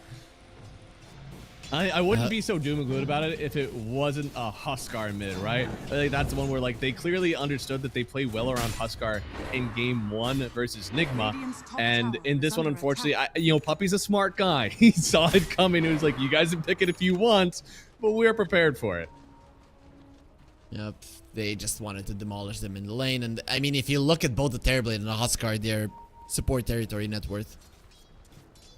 Or the two supports of Secret are core territory network. Or core. It could be both. And it's surprising here that Team to Win is actually getting dove by Cloud just because like it feels like your wave clear is pretty good, but he's actually such a high level on Axe that he's clearing waves even faster than you are. And once again, the fear of God placed into the fear of God, and he'll be sitting out for 15 seconds. They're just bullying them at this point. Who's the one who died? It was the Tusk, right? You think he's gonna be made fun of a little bit? He should be made fun of. Yeah, no, I mean that's how. Okay. I mean that's Vanguard double ROP. The guy does not take tower damage. This is not League of Legends, all right? The towers are just dissuasion. They won't stop you outright. I'm baffled that you know something about something. I do, and I play a little bit of HOTS myself. I'm a big countless guy, but yeah, no, this is just deaths all around the map. Glem can't even keep up because they're literally dying all over. There is nowhere on this map that is safe. Yeah, we've got the best observer in the world, and he cannot keep up. It just goes to show how much Secret are destroying them in this game. It is the true testament of the amount of stomp that is happening. No, OpX, brother. Oh, you're not allowed to show there. Where are you allowed to show then? Like, true. What is he to do? I don't know. I feel like you gotta hopefully get to a place where maybe you're Dusa and you switch spots. You try to push out some lanes, but unfortunately, yeah, the Medusa here. I feel like you look at her game and she's like, I'm going to be above 4K net worth. I have a Yasha. This isn't the worst thing in the world. I wonder how my other cores are doing. And it's, Childish Gambino walking in with the pizza box. Everything's on fire. He's like, well, it's over. Yeah, it does look that way. It's almost 1,000 gold per minute and we're only 10 minutes into the game. It's one of those... statistically, we're getting to impossible territory fairly soon. To be expected. I mean, coming into the series, we knew that it could be this way. Sunzi. Yeah, that do be some damage. Now he's still alive for now. He already did get the bounce away crit. It's actually, maybe, yeah. The fuse still in 5. Some dancing. Let's see some dancing, Sunzi. He did not dance. At least he didn't dance well, right? That's true. He tried. Oh no, Lina. Goodbye. Okay, one full combo. Yeah, one full combo. That's what he needs. And now Cloud chasing down Team. He's diving. Yeah, gets Kala and Lina's right here. Look at the mana disappear. Honestly, I don't think you throw out your E there. That is what? 300 effective HP that you lost doing that? A lot less time for your team to show up. Maybe they weren't showing up anyways. Well, you knew that you were dead. He had 15 wand charges as well to work with, but just no chance at all. At this point, you are in territory where Secret are obviously a better team, and in this circumstance, even if they were 10 times worse, it would be very, very hard to lose the game. Yeah. This is, I don't know if I've given you the math stamp approval It's usually about the time in game divided by 2 of the net worth lead. This is the time in game net worth lead. And Kiritich, they do get the Monkey King. That's a pretty big find. 440 gold going to the Fear of God. Jesus Shakiro, he's going to catch up with his Huskar if they aren't careful. No, we're approaching a territory where it could be a 322 score. So there's something to look forward to. Yeah. In a way that you don't expect. Will we hit 2 to 23? No, it's gonna be 3 to they find 22. him. You're gonna get one more kill. You think Come on, so? Z. Yes. Who yes. dies? Who's the third death? Is it Puppy? It's gonna be Cloud. He's diving quick. Okay. Come on, Cloud, dive. There they go! The yellow cord is the one diving onto the Medusa. She's able to get the stone gaze off. He's up with Kiritich. Yeah, There's he going to- sees no, everything. too many. Radiant's top Too tower many. is under No, it's 3-2-2. It's 2-2-3. Yeah, I think it counts. Yeah, it counts, but it's not as cool. It's true. It's the reverse. Maybe this is the unthrowable. The other one is encouraging to throw. This one is an unthrowable game. Yeah, makes sense. He hasn't skilled up the Sunder. The Medusa did skill up the Stone Gaze though, but didn't do him too good. Oh. And you can see the itemization from Secret is exactly what they need to just kill early, right? There's no thought of how we're going to scale this one. It's just how do we kill them now? And Huskar, he is trying to get the armlet. That's something that they were able to rock with last time. And yeah, what's that? What's the net or the percent? It's 88%, huh? Radiant's top tower is under That's generous. I'd say that's very generous. For a Huskar, that feels like most of the time it's not a come from behind victory, right? You have to be ahead or else. So 10% is a lot. Yeah, but usually it doesn't give single digits in the first 10-15 minutes. That is Windmill a hurts. holy moly rival, I believe. That is an amp damage on the Lena here. So just Are you gonna GG out? outpouring. 1540. That's how long the last one lasted when they played versus Nigma. 1542 to be exact. Okay. Radiant's top Can tower Secret be is under faster? attack. Come on, give me the answer. to your True. math. There's a lot of pride on the line here. You're about to face Nigma in the lower bracket. You gotta beat these guys quicker than them, or else you're a loser. Exactly. You're gonna be feeling bad about it. You're gonna think that you're the worst team, and you're not gonna have the confidence to play versus them. Yep. And you've only got a minute now. The time is ticking. Kiritich is actually running away from the Huskar. Unfortunately, the great thing about having a Medusa and a Huskar on your team is that both of them have very different weaknesses. You know, Huskar does not get touched by a Diffusal, and Medusa doesn't really get touched by a Spirit Vessel.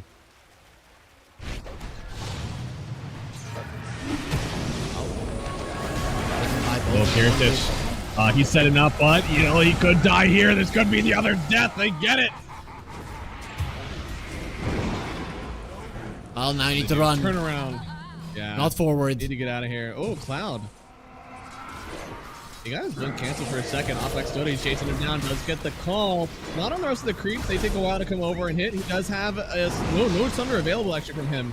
The burn damage, it could be enough. He needs the wand. He needs the strength treads, and looks like he's fine for now. But on the other side, they're going to continue a point here. And Laguna just eliminates this Huskar, selecting him for death. The Fear of God, he should have just a few little right clicks. Yep, that's Cloud getting another kill. And they have forced everybody. They're from chasing the Medusa. Medusa, and they found him. No. Yeah. Now, here's an interesting one. Medusa, although your level 1 dunk is not enough to kill her, your level 3 dunk is. So at 475, you just got to get a few levels. You know, 4 more levels for Cloud, and we can see instant dunks on Medusa. You don't see that too often. Yeah, but he's gonna get some stats, right? He's gonna get an extra level. not often that levels you're don't count. Medusa. Yeah, you need to get an item. Yeah, you're right. It's zero strength. It's not often He that can Medusa is in this play situation. strength traits. Well, That's it. can, but should, no, that that's definitely should be enough. Yeah, because he has the diadem and the iron branch. Yeah. Yeah, and the brawny. He has the brawny. Oh, on the Sister yeah, the Shroud. Brawny. You know, if he gets a neutral item, that doesn't isn't have Ronnie. it. Yeah. Actually could be great. He doesn't have the option. Looks like they do kill Opex Dota once again. It is terrible. I mean, they've already did the job, right? All right, they know the Secret are going to fight Enigma after this one. Like, you couldn't beat us in under 15 minutes. You're trash, all right? And all they have to do is do that 2 times in a row, and they demoralize Secret. And essentially, Enigma winning is them winning. And I love that you guys in NA have all of these in-house things. I can hear from the way that you're speaking that you definitely played a lot of in-house. This is how we talk. We used to talk in the PC game clubs when we used to play Dota back in the day. And I'm really enjoying the nostalgic. I feel like I actually play more in-houses now than I do like regular pubs. Awesome. There's just like, especially in the North American scene, like since pubbing is just atrocious, there are in-houses that run like basically every day. There's also like the amateur league, so like you have the option to play Dota every night and never touch a pub. Awesome. That's actually awesome. It's still weird how none of the in-houses have worked for the professional players. Because we're able to hold people hostage, you know? Yeah. Like you get into a pub and somebody just griefs the hell out of it. Goes the worst build you've ever seen, and then you know, for NA players, they're like, you want to say I would just want a pub, but you don't. You know, at least in Europe, it's like you can say I would rather just pub than do this, but in NA you do not have that option. So we need to ruin pubs in Europe even more. For Exactly. And then get the in-house leagues going. Yeah, let's go. Win traders, game ruiners, item destroyers. We call upon you. Oh, speaking of the call, Cloud getting the double kill. Now team to win, getting a little bit of mana back for this one, but sitting in the Wukons. You ain't winning this one. Cloud with the triple kill. And, well, I want to say it's looking hard, but I feel like this is about the same as it's looked for the last 10 minutes. It's looking sad. That's what it is. Yes, that's true. Look at. Oh no, he doesn't have mana. Cloud. Actually, he's pretty good. Like who needs the dunks when you have the spins? Was that a greater healing Lotus on Kiritich? I think it was. Medusa! 75 attack range on the Brigand's Blade. She's only at 318 Oh, health. he put another branch. He has 340. It's 340. It's not enough. Still enough. Oh no, he's got a strength shreds. He's got a strength shreds it out. Cloud does have the blink. He's not doing If it. he's fast enough. The strength shreds will put him over the limit, so you gotta catch him. Oh, there it is! No! Okay, fine. Get the call of a lifetime, but please go over and dunk that Medusa. Doesn't have the mana. Already, there it is! Another kill. They're on the high ground. Optex is down. It's a full team wipe in game 1. Well in hand for Team Secret with the 30,000 net worth lead just 20 minutes into the game. You know what? Enigma won the second game in 15-42. The first one went on for 35-29. So, you know, Secret are definitely on track to beat them faster. That's true. Just gotta, you know, keep them above the 15-minute mark. I guess you could also do total time, but I think, again, you Secret, you're looking for anything you can get, all right? You were already in the lower bracket. You had a rough first series versus VP anyway, so you're just looking for getting that win on under 15 and showing that you are better than Nigma, who are waiting for you in this lower bracket. That is true, though. You know, we can I guess stop memeing for a second, only for a second, and I mean just get serious here. There's Zifro. Oof. Their chances of winning this are 0. You know, Coach Greg, how he says 0 is like a fitness influencer, and that's the amount of chances that they have in this one. The hard one. I mean, I feel like part of this is because they forced the Huskar, right? I feel like there's maybe a world where you and I were looking at this draft and it was like, this is totally playable. You force them actually into a position where you don't want to go for these like normal Connell combinations. So maybe you want to do something else, and all of a sudden it was their grand idea was like, let's just force the Huskar in. I don't think that's really what needed to happen. I think you needed to stay true to what your lineup was doing early and then get a normal mid laner and to fit into this one. Yep, that is what you would have wanted about it, but I still think whatever they do, the lanes are going to be an insurmountable thing for them. As we mentioned, these guys are not even on the leaderboard. A lot of the immortal, or especially high immortal players, know what happens when they're laning versus somebody who's not on their level. This happens. Yeah, incredible aggression. That's what we're going to be seeing likely in game 2, guys. So stick around. We'll be down for about 5 or 10 minutes, and then we'll be back with our possibly final game of the day. So we'll be back right after the break.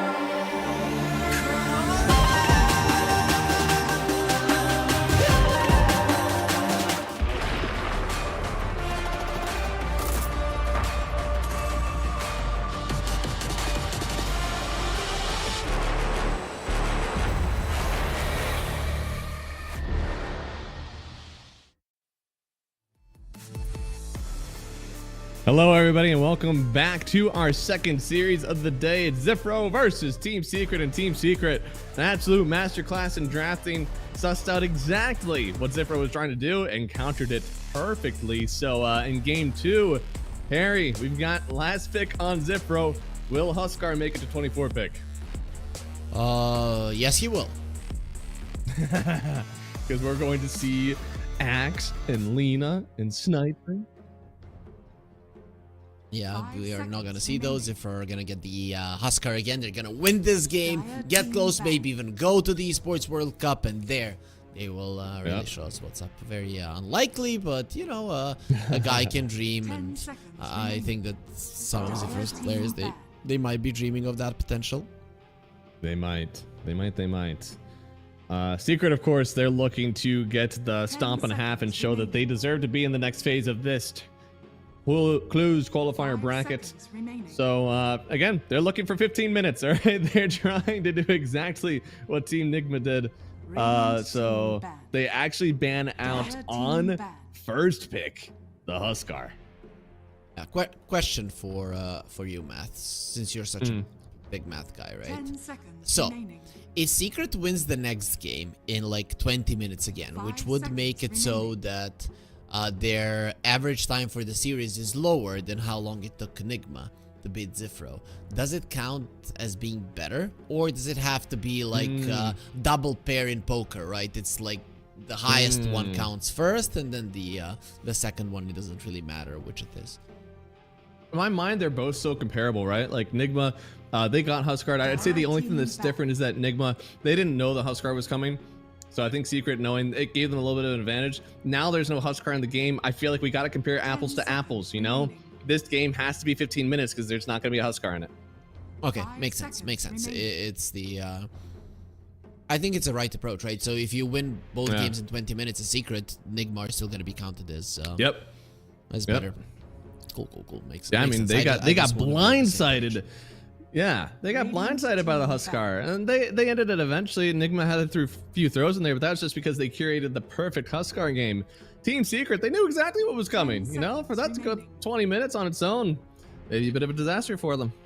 I know what as well. Like Samael, he has always been cocky, but over the years, you know, he's not as. He used to be cocky, but much better than everybody else. And now he's cocky and good, right? And not much better than everybody else. And then that cockiness tends to get him killed from time to time. Rabel, you know, he's still relatively new to the scene, wanting to prove himself and stuff like that. I feel like no matter what he lanes against versus a worse player than himself, that he is gonna annihilate him.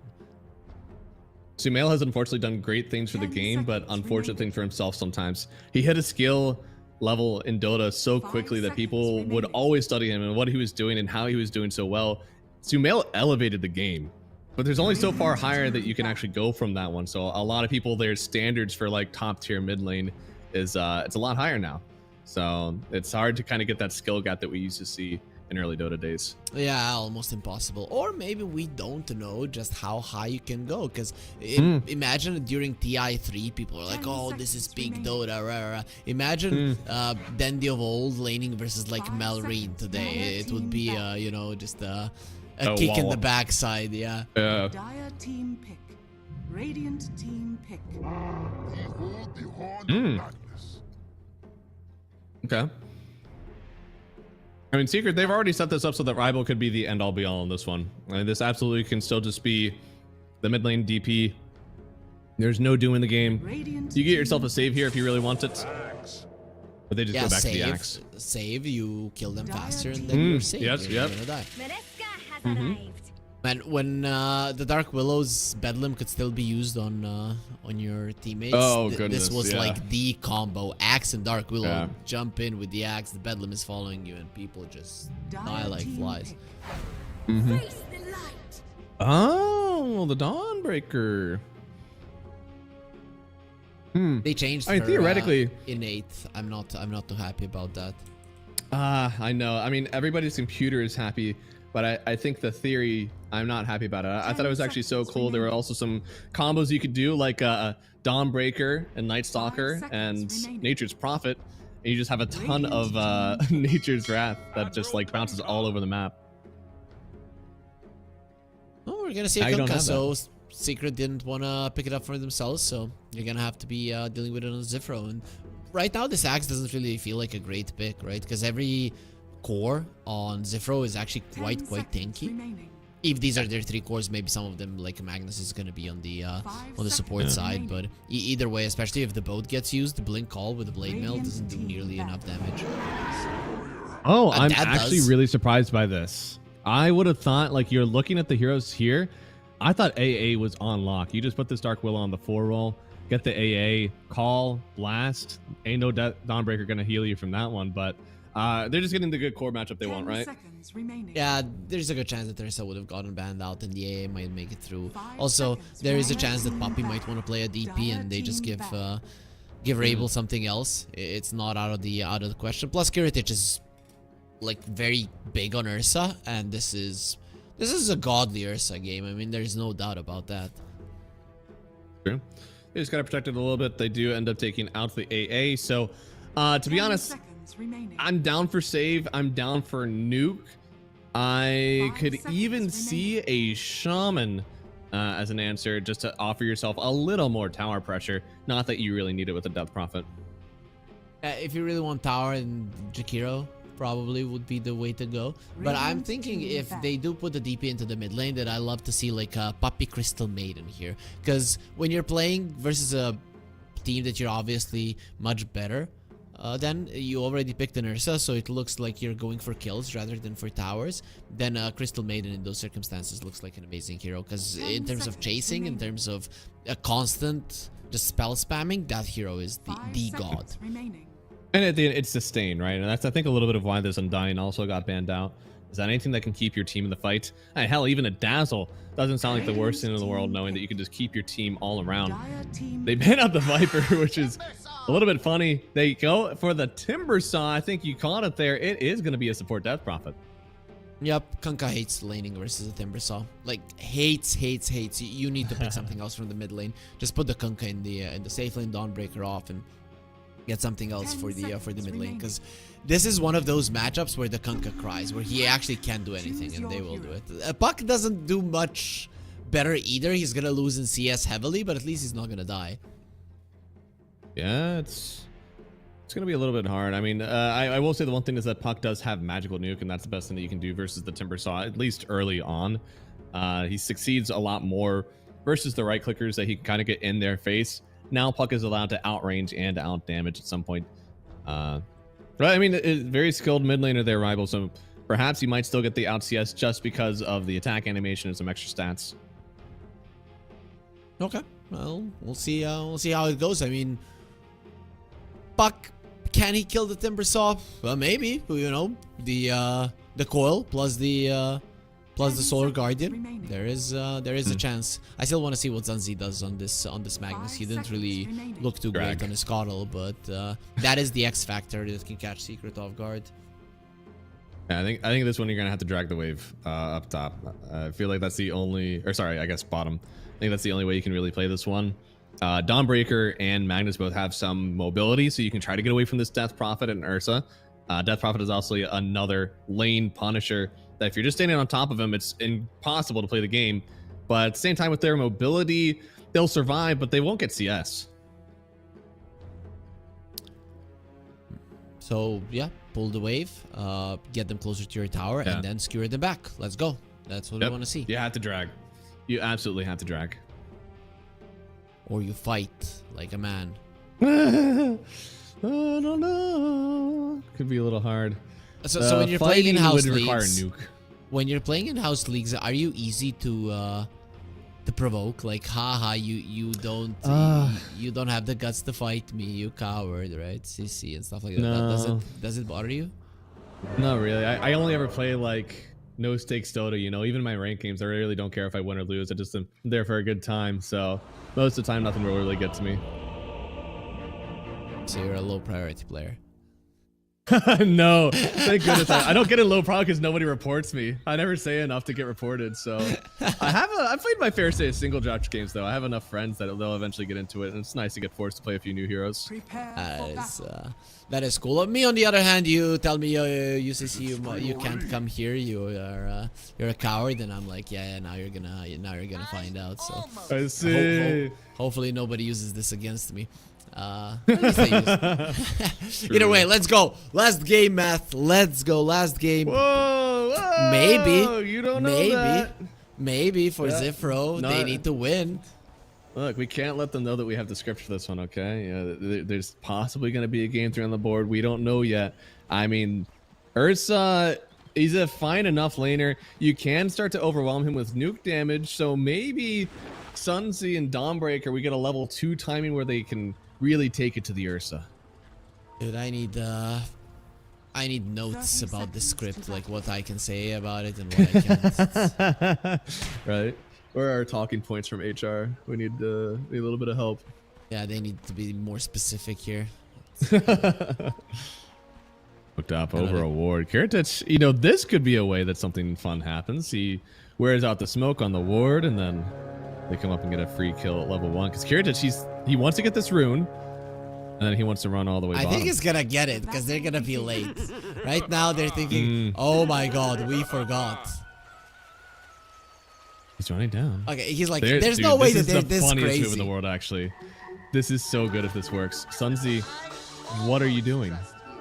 Didn't he see this guy? Or is he baiting them? He's like, oh no, He's like, you're "Oh, one threat." I'm dumb again." Right? Oh no, I think he saw them on the vision. Yeah, he's Yeah. waving to them. Oh no, well, what a disaster. Runes. 4 runes, very, very disastrous. Oh, was it? Yep. Oh yeah, that really was all They, of they them. had 5 heroes. I really thought there was one of them that didn't stay.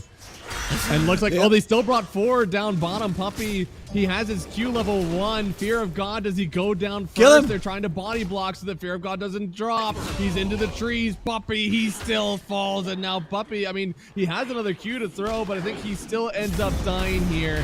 It's going to be OpEx picking up something, but that was one hefty investment to trade not even first blood. They put 2 wards in the bottom lane. They lost all of their runes, and they didn't even get the first blood in a 4 versus 2 scenario. So, you know, it doesn't Having a get good much worse time. than that. Yeah, for Yeah, sure. they tried something fun. It didn't work out. Oh no, Now he has team no to win. TP. Oh no. At least Theo will die. Catch up with me. Yep, fear of God. Get yourself a quelling blade, brother. I think you're the core.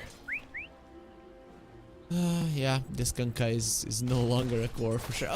Or it's fine, right? We've got the downstream, so he's gonna be able to That's true. run to the lane at least a bit faster. It's a lot easier to be a carrier that dies twice in your lane right now. You get that extra movement speed. Yeah, you can at least wash. He is not yourself using during it, the though. no. Why? Did he just click and go and take a rest or Yeah. something? I don't Is know. your- My game is once again going to kick me out. Is it the same in Dota or only on VBX? Oh yeah, no, no, in Dota as well. Yeah, no, I've gotten kicked 2 times in a row, man. Dota does not want me to see the outcome. This is where we manipulate the game, guys. We have this little like break, and then we're saying, Zifro, all right, you guys are allowed to win now. So that's how it works. Okay. Yeah. Yeah, there are connection issues. Or Oh. actually, those are server issues, basically. But I do. My Dota is working, so I can cast for you if you want. Yeah, no, I'm looking at it now. That is exactly how it worked. We disconnected, and then Puppy died to OpEx. That's what happens when we DC. So 3 more of these, and I think we might have an even game again. Yeah, sure. That's the approach. I mean, Ursa only has 6 CS. They are doing really well Yeah. in the bottom lane, at least. Oh, no. I mean, four quad laning. I guess that's gonna be the right True. term. It actually works out. Yeah. And you can see Or here, it doesn't. Sunzy does eventually go down. Kiritich even turning back to OpEx Dota. That Q from Puppy does a lot of damage, and now it's a double kill for Kiritich. Very cool movement from Kiritich there to dodge the Starbreaker. The Starbreaker would have killed him, but makes a sidestep, Yeah. takes him down. Really well done there. And now Rival. He's taking a few hits in the mid lane here, trading together. But but yeah, Puck, be careful, brother. A lot of damage coming out. He knew that the Timber didn't have any mana, no bottle charges either, so he knew that he could fight.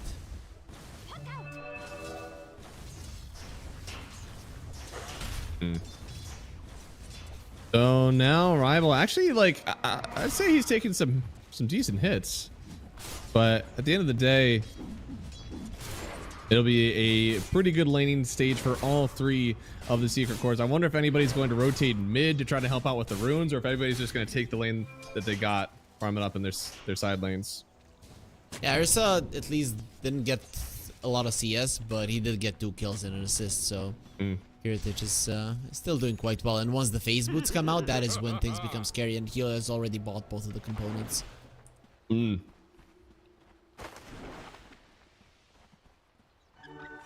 also want to get Axe to a point where he is just solo laning, right? Because then we can move supports around to other lanes. Currently, Cloud, he is the top net worth. He's got the double ROP. He's got the Vanguard already. Plenty of farm. Yeah, it doesn't... I mean, Kunkka is still level 2. Look at what he's doing to them. Can we watch the top lane, please? Because there's a one-man army there. Literal one-man army. Is that the facet he chose too? Yeah, of course. Yeah. He's having a good time. Like, come on, Theo, get away from my lane. I can do this on my own. Right? I mean, at this point, he's probably able to just cut, right? No, don't call to cancel. Okay, he doesn't do it. It is a TP away on the Natures because they're going bottom, and Kiritich, he's going to go down. That's a lot of damage. They brought 3. Puppy, I mean, he's going to try to get some revenge here. One more hit. He gets it. Sunzi not really able to trade for this one just yet. He does have the urn. And with the skewer, they get another kill. Now, the Yellowcore is trying to get some revenge, but he doesn't have the vision for it. So 5-5, only a 1,000 net worth lead. I think we're making it past 15 minutes.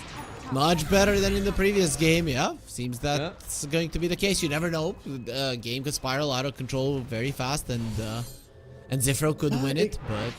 It can, but there's always so much more hope with this lineup, right? I mean, the last one was the Huskar lineup. That one was doomed to fail if you make it past a certain amount of time. Now the coil down, but Rabel, he is the one getting the shield rune, so Buck has to back away. And that is going to be a little unfortunate. He's going to have to TP back to base. Lucky for him, I mean, he's a Puck, he's going to be quite mobile, but... it's still... Despite 5 kills from Zifro, their laning stage is not looking good. All 3 of the cores of Secret are topping the network chart, and I mean, look at the difference between the Axe and the Kunkka. No, it's a lot. Yeah, that one is the one that feels worse. I mean, even Puck to Timber isn't that bad. Ursa to Dawnbreaker isn't that bad, but top side is borderline unplayable, and OpX Dota, it might get a little bit worse here. Jumped in. One more hit from Kiritich. He gets the kill. And that's going to be even further separating the cores from Secret from the cores on Cipro. And while this is happening, the Axe is just bullying them on the top lane. We've already seen Kunkkas get demolished in this tournament thus far when they don't have a good start. This is one of the worst ones, if not the worst one that we've seen thus far. Oh, but Fear of God actually gets the Wisdom Rune on the other side. Axe trying to chase him down, but... yeah, he's too late. So good job actually from Zifro, making sure that they don't lose the XP battle outright. This is insane that they're allowing the Ursa to take down their tower. Usually that's not a hero that can do it.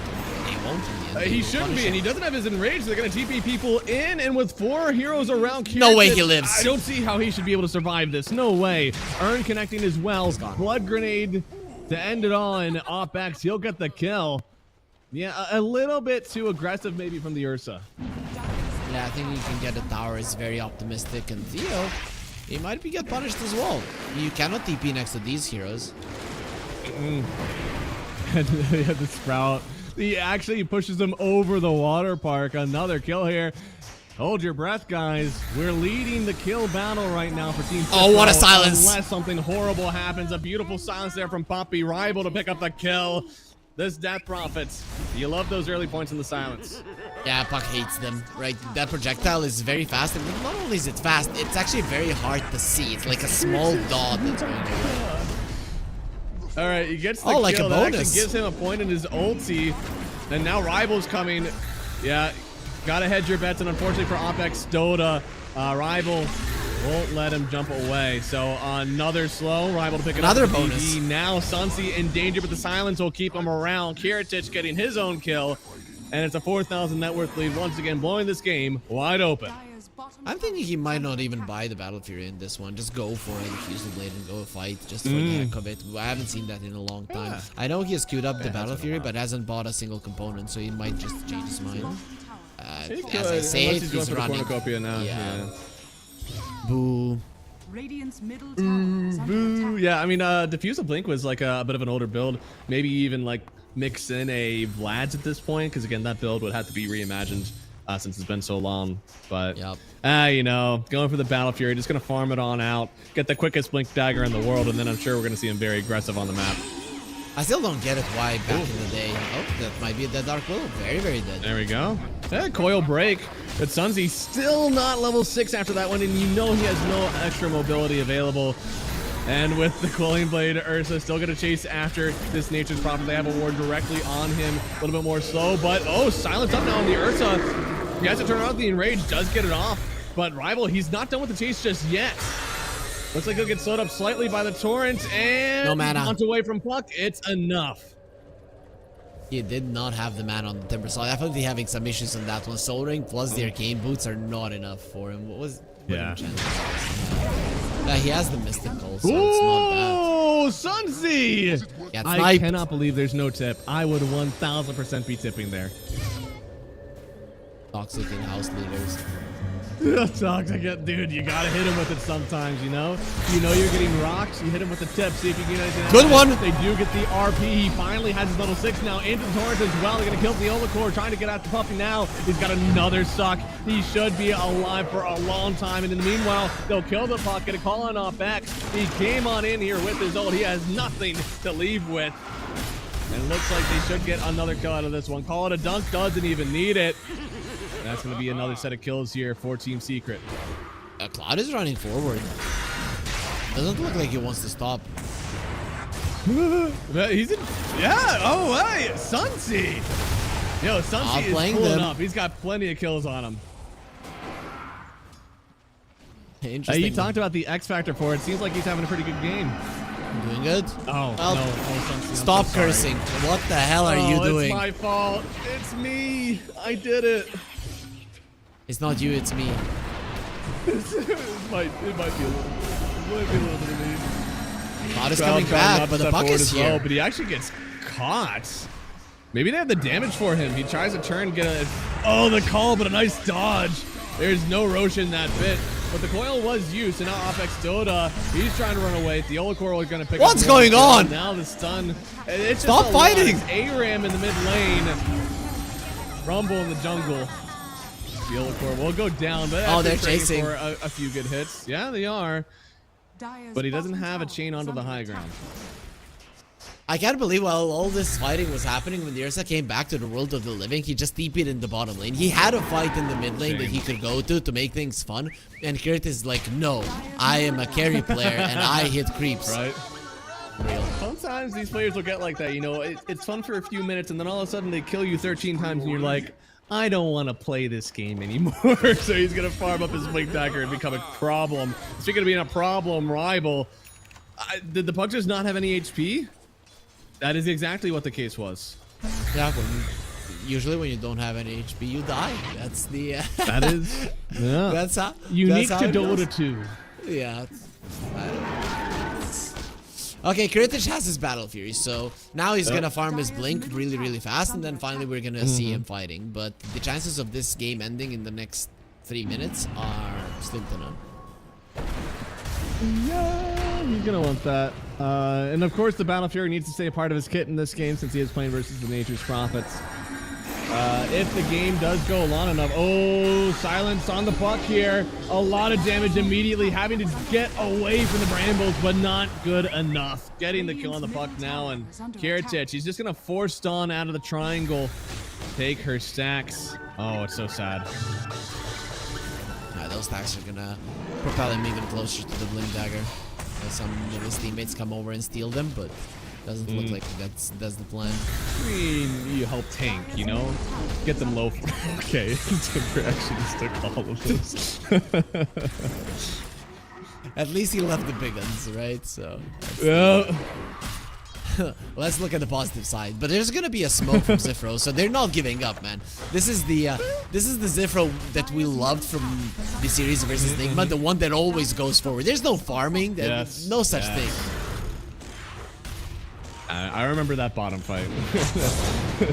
Oh, There it RP connecting on them now. They got everything. Dawnbreaker ulti. The silence will land, and there it is. You thought Rival was unkillable, but a beautiful RP secures themselves another 2 kills in this one. Dude, if this was a LAN in an arena, everybody would be cheering Sun Z, Sun It's Z, like man. absolutely, yep. He's balling. He's got a lot of kills for his team. Definitely the most farm support in this one. Beautiful, really.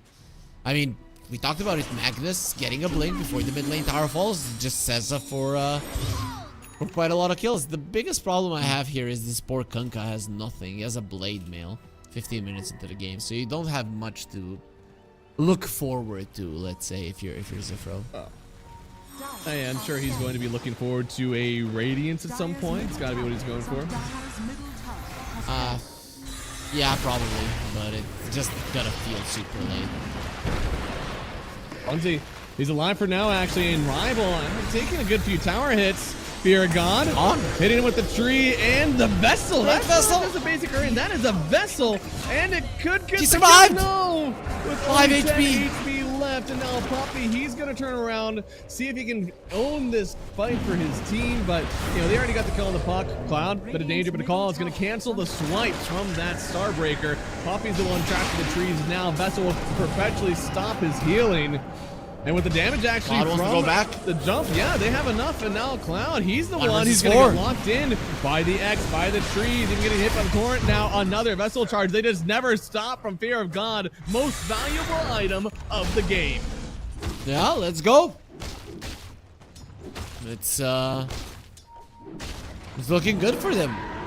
I mean, Zifro are actually winning these fights. Finally, Dirsa wants to be involved, but at this point he's thinking, yeah, let's not go one by one. And he'll go in. Oh no. Oh, Fear of God. Okay, he just instantly dies. The loss so small. Radiant are scanning. Well, that would have been the case if we didn't hype up his Spirit Vessel in the previous fight, though. But I guess because of that, we are definitely going to be noticing that this That's true. Nature's Prophet is off the map. A beautiful vessel game. I mean, very good versus the Timber, very good versus the Death Prophet. And those are 2 of the heroes that are controlling the temple right now for Secret. Only a 4K goal lead, 16 minutes in. What is this? We got 40 kills.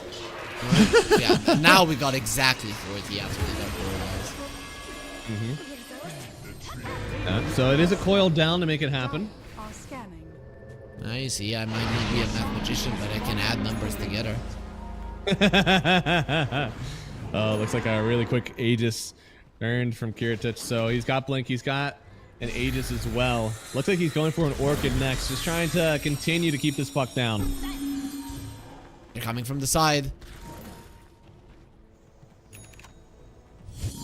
Being a little bit hesitant about that approach, but Puck might show himself here on Division. He does.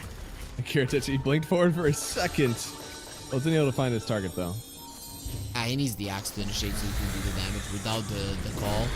Or at least some form of lockdown. He's just gonna be chasing into his own death. Oh, they're gonna smoke up actually. Just go behind the Ursa, see if there's anybody behind this tier 2 waiting around. But nobody's here. In fact, the rest of Team Zifro, they're farming bottom. Interesting. I want to see this this Magnus in action again. Sanzi is Yeah, we got our B. impressed. Yeah. Yeah. He's wrapping around. Looks like he's hiding in the Roach Pit actually, knowing. Oh, never mind, just completely cutting the He's wave. cutting the wave. Yep. Yeah. No hiding in the pit for him. This guy's not a coward. Oh, Buck goes down the old court, picking it up here. Lots of ground, just stuff that you're laying down. Hard for this Puck to walk around. Even the silence of the Death Prophet, really detrimental if you get caught by it. Oh, speaking of which, almost had another kill. They got all of their ultis on Zephyr. Yeah, I'm surprised they they're not haven't going gotten for it done, right? You know, Oh, it's wow. one of those things. They're still a relatively inexperienced team, not IMMR. A lot of players would think, oh, let's not fight. They have an Dire's Aegis, middle and tower that is is just kind under of set in attack. stone. But with some players, maybe that's the their reasoning for not wanting any smoke at the moment.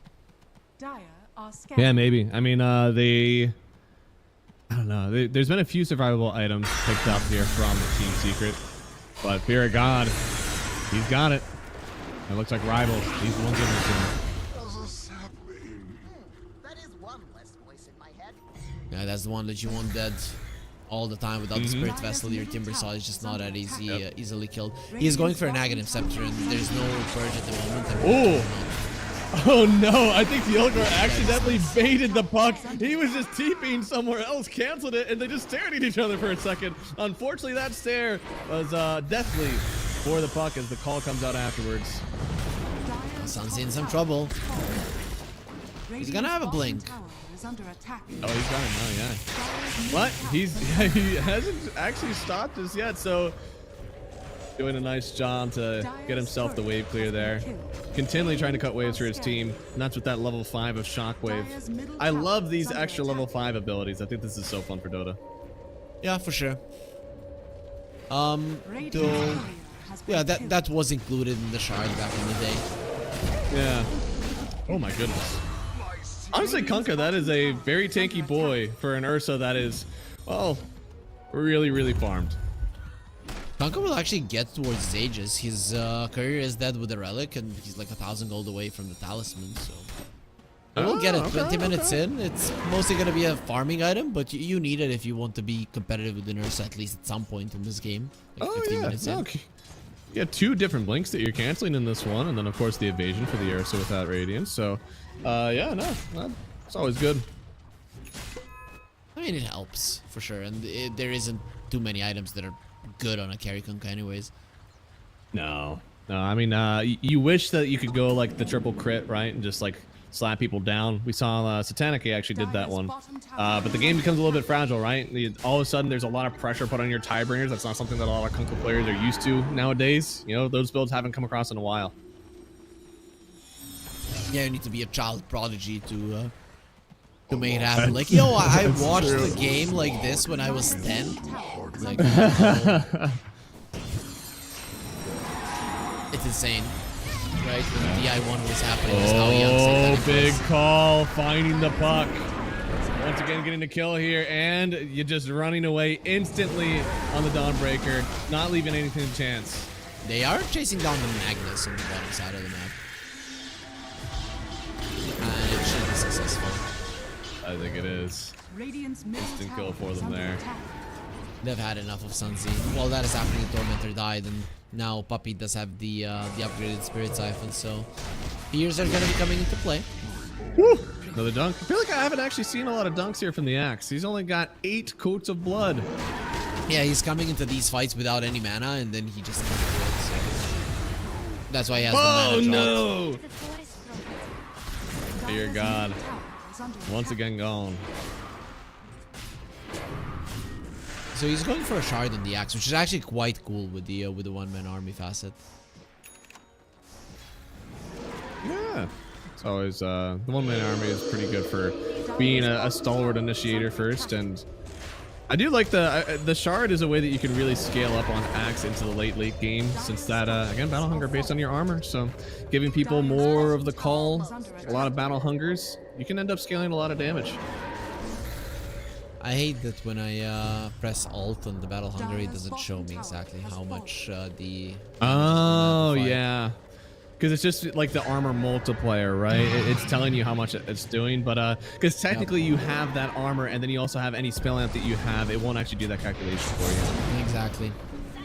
Oh, RP connecting, and Ursa, brother, they get a kill. Team to win gets it, but Lord, Rival, he's got so much damage. Another turning on to the nature prophet. There's Another your jump dunking. cloud.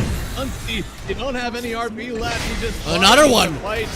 And it's a triple kill for the Axe. Give him another one. No, it's stolen from Rival. And that's GG. Game 2 goes 23 minutes, meaning that they are just too short. We don't know if they're going to be able to beat Nigma after only 23 minutes to kill this team. Yeah, we ended with a triple-double though for Secret, which is quite fun, quite cool. The Axe didn't have the mana for the last dunk to make it an ultra kill. Man. Yeah, Which they is almost had annoying. it. But that's fine. I mean, still a very expected outcome of a series. yes. At least we had some fun. Oh yeah, no, I'm glad that it seemed like they were enjoying themselves on Team Zifro. That's what the game is all about, so that's pretty fun to have. Unfortunately for them though, it does mean that they are eliminated from the closed qualifier contention. So next up, when we get back tomorrow for our game, it's going to be Secret versus Team Nigma. So that is a matchup we have yet to see in this closed quals.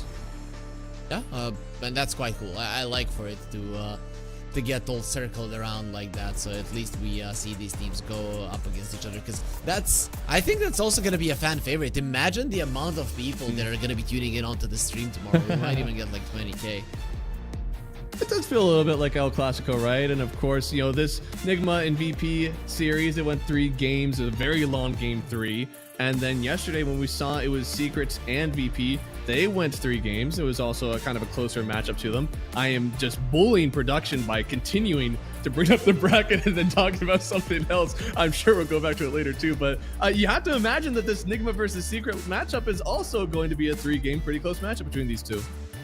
They are returning the bracket just because I needed to yawn, right? And that's the on the screen.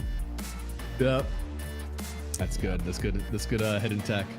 Yeah, I don't know. I feel like tomorrow we could probably end up seeing 8 games in total if it goes the way we expect. Yeah, for sure, right? And all of these three teams deservingly so in the last day of the tournament. I mean, Zifro, when we came into it, this is how we thought it was gonna be, that they're not gonna have much chances, and obviously we were right. It wasn't really hard to be like that. Yeah, we're seeing the matches for tomorrow, or basically we already talked about the matches for tomorrow. We're seeing the timings of the matches of tomorrow, and boy, if Nigma or Secret win in a 2-1 fashion, they're not gonna have much time to prepare for a best of 5 grand final. Yeah. Which is hard, because I think that's what makes this lower bracket jump in, why it was so important for both Nigma and VP as they were fighting this upper bracket. I don't think either of them were sitting back being like, it's okay, you know, we have an extra life, it's okay. Like, both of them really wanted to have this win, because you know that this is going to be a hard matchup. Nothing is guaranteed. You don't know if you're coming back into the grand finals, and even if you do, as you said, you might only have like 30 minutes to actually get back into this matchup.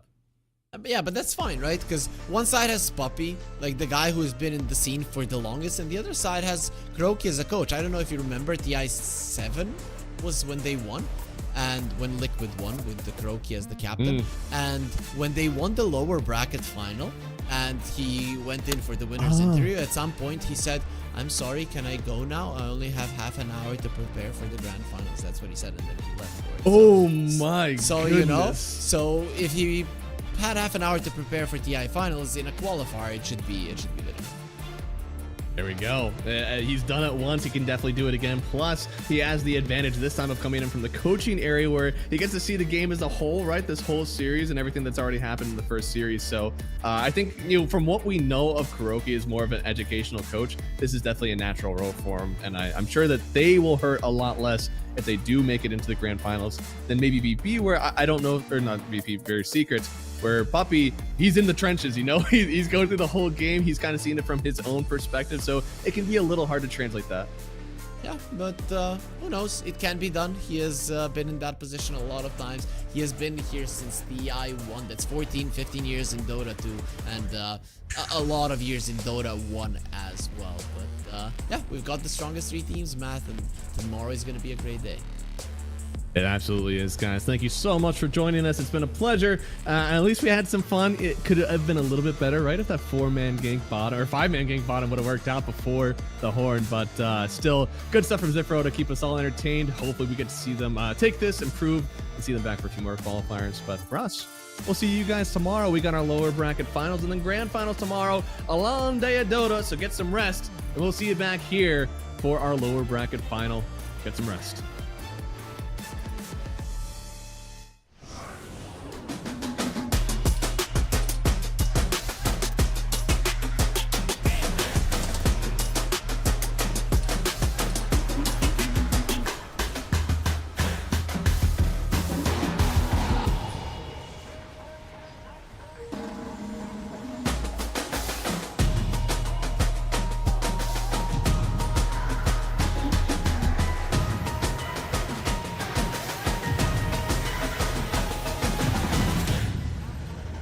2, 1, go.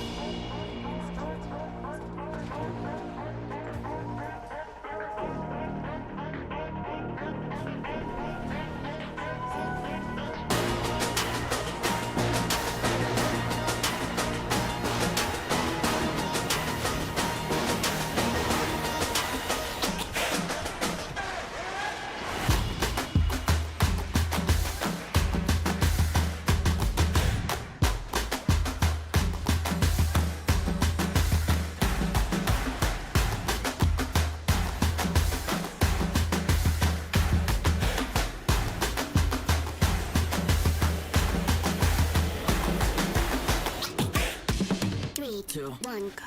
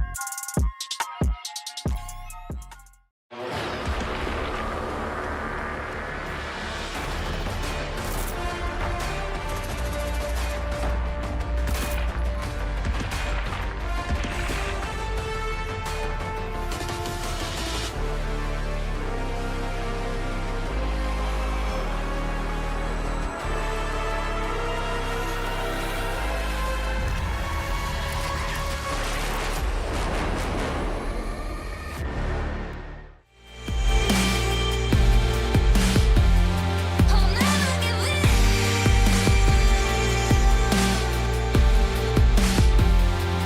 Make my one woman of me. Only one woman of me. Only one woman of me. Only one woman of me. One woman of me.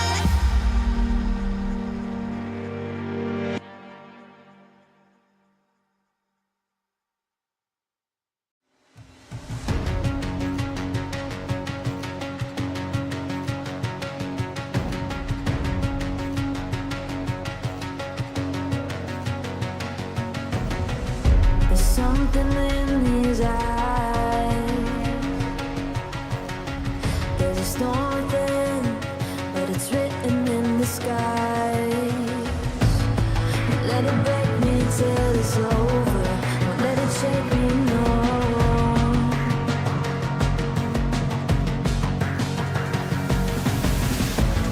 Won't let it make me go under. Won't let it make me go under. So now it's time to fly.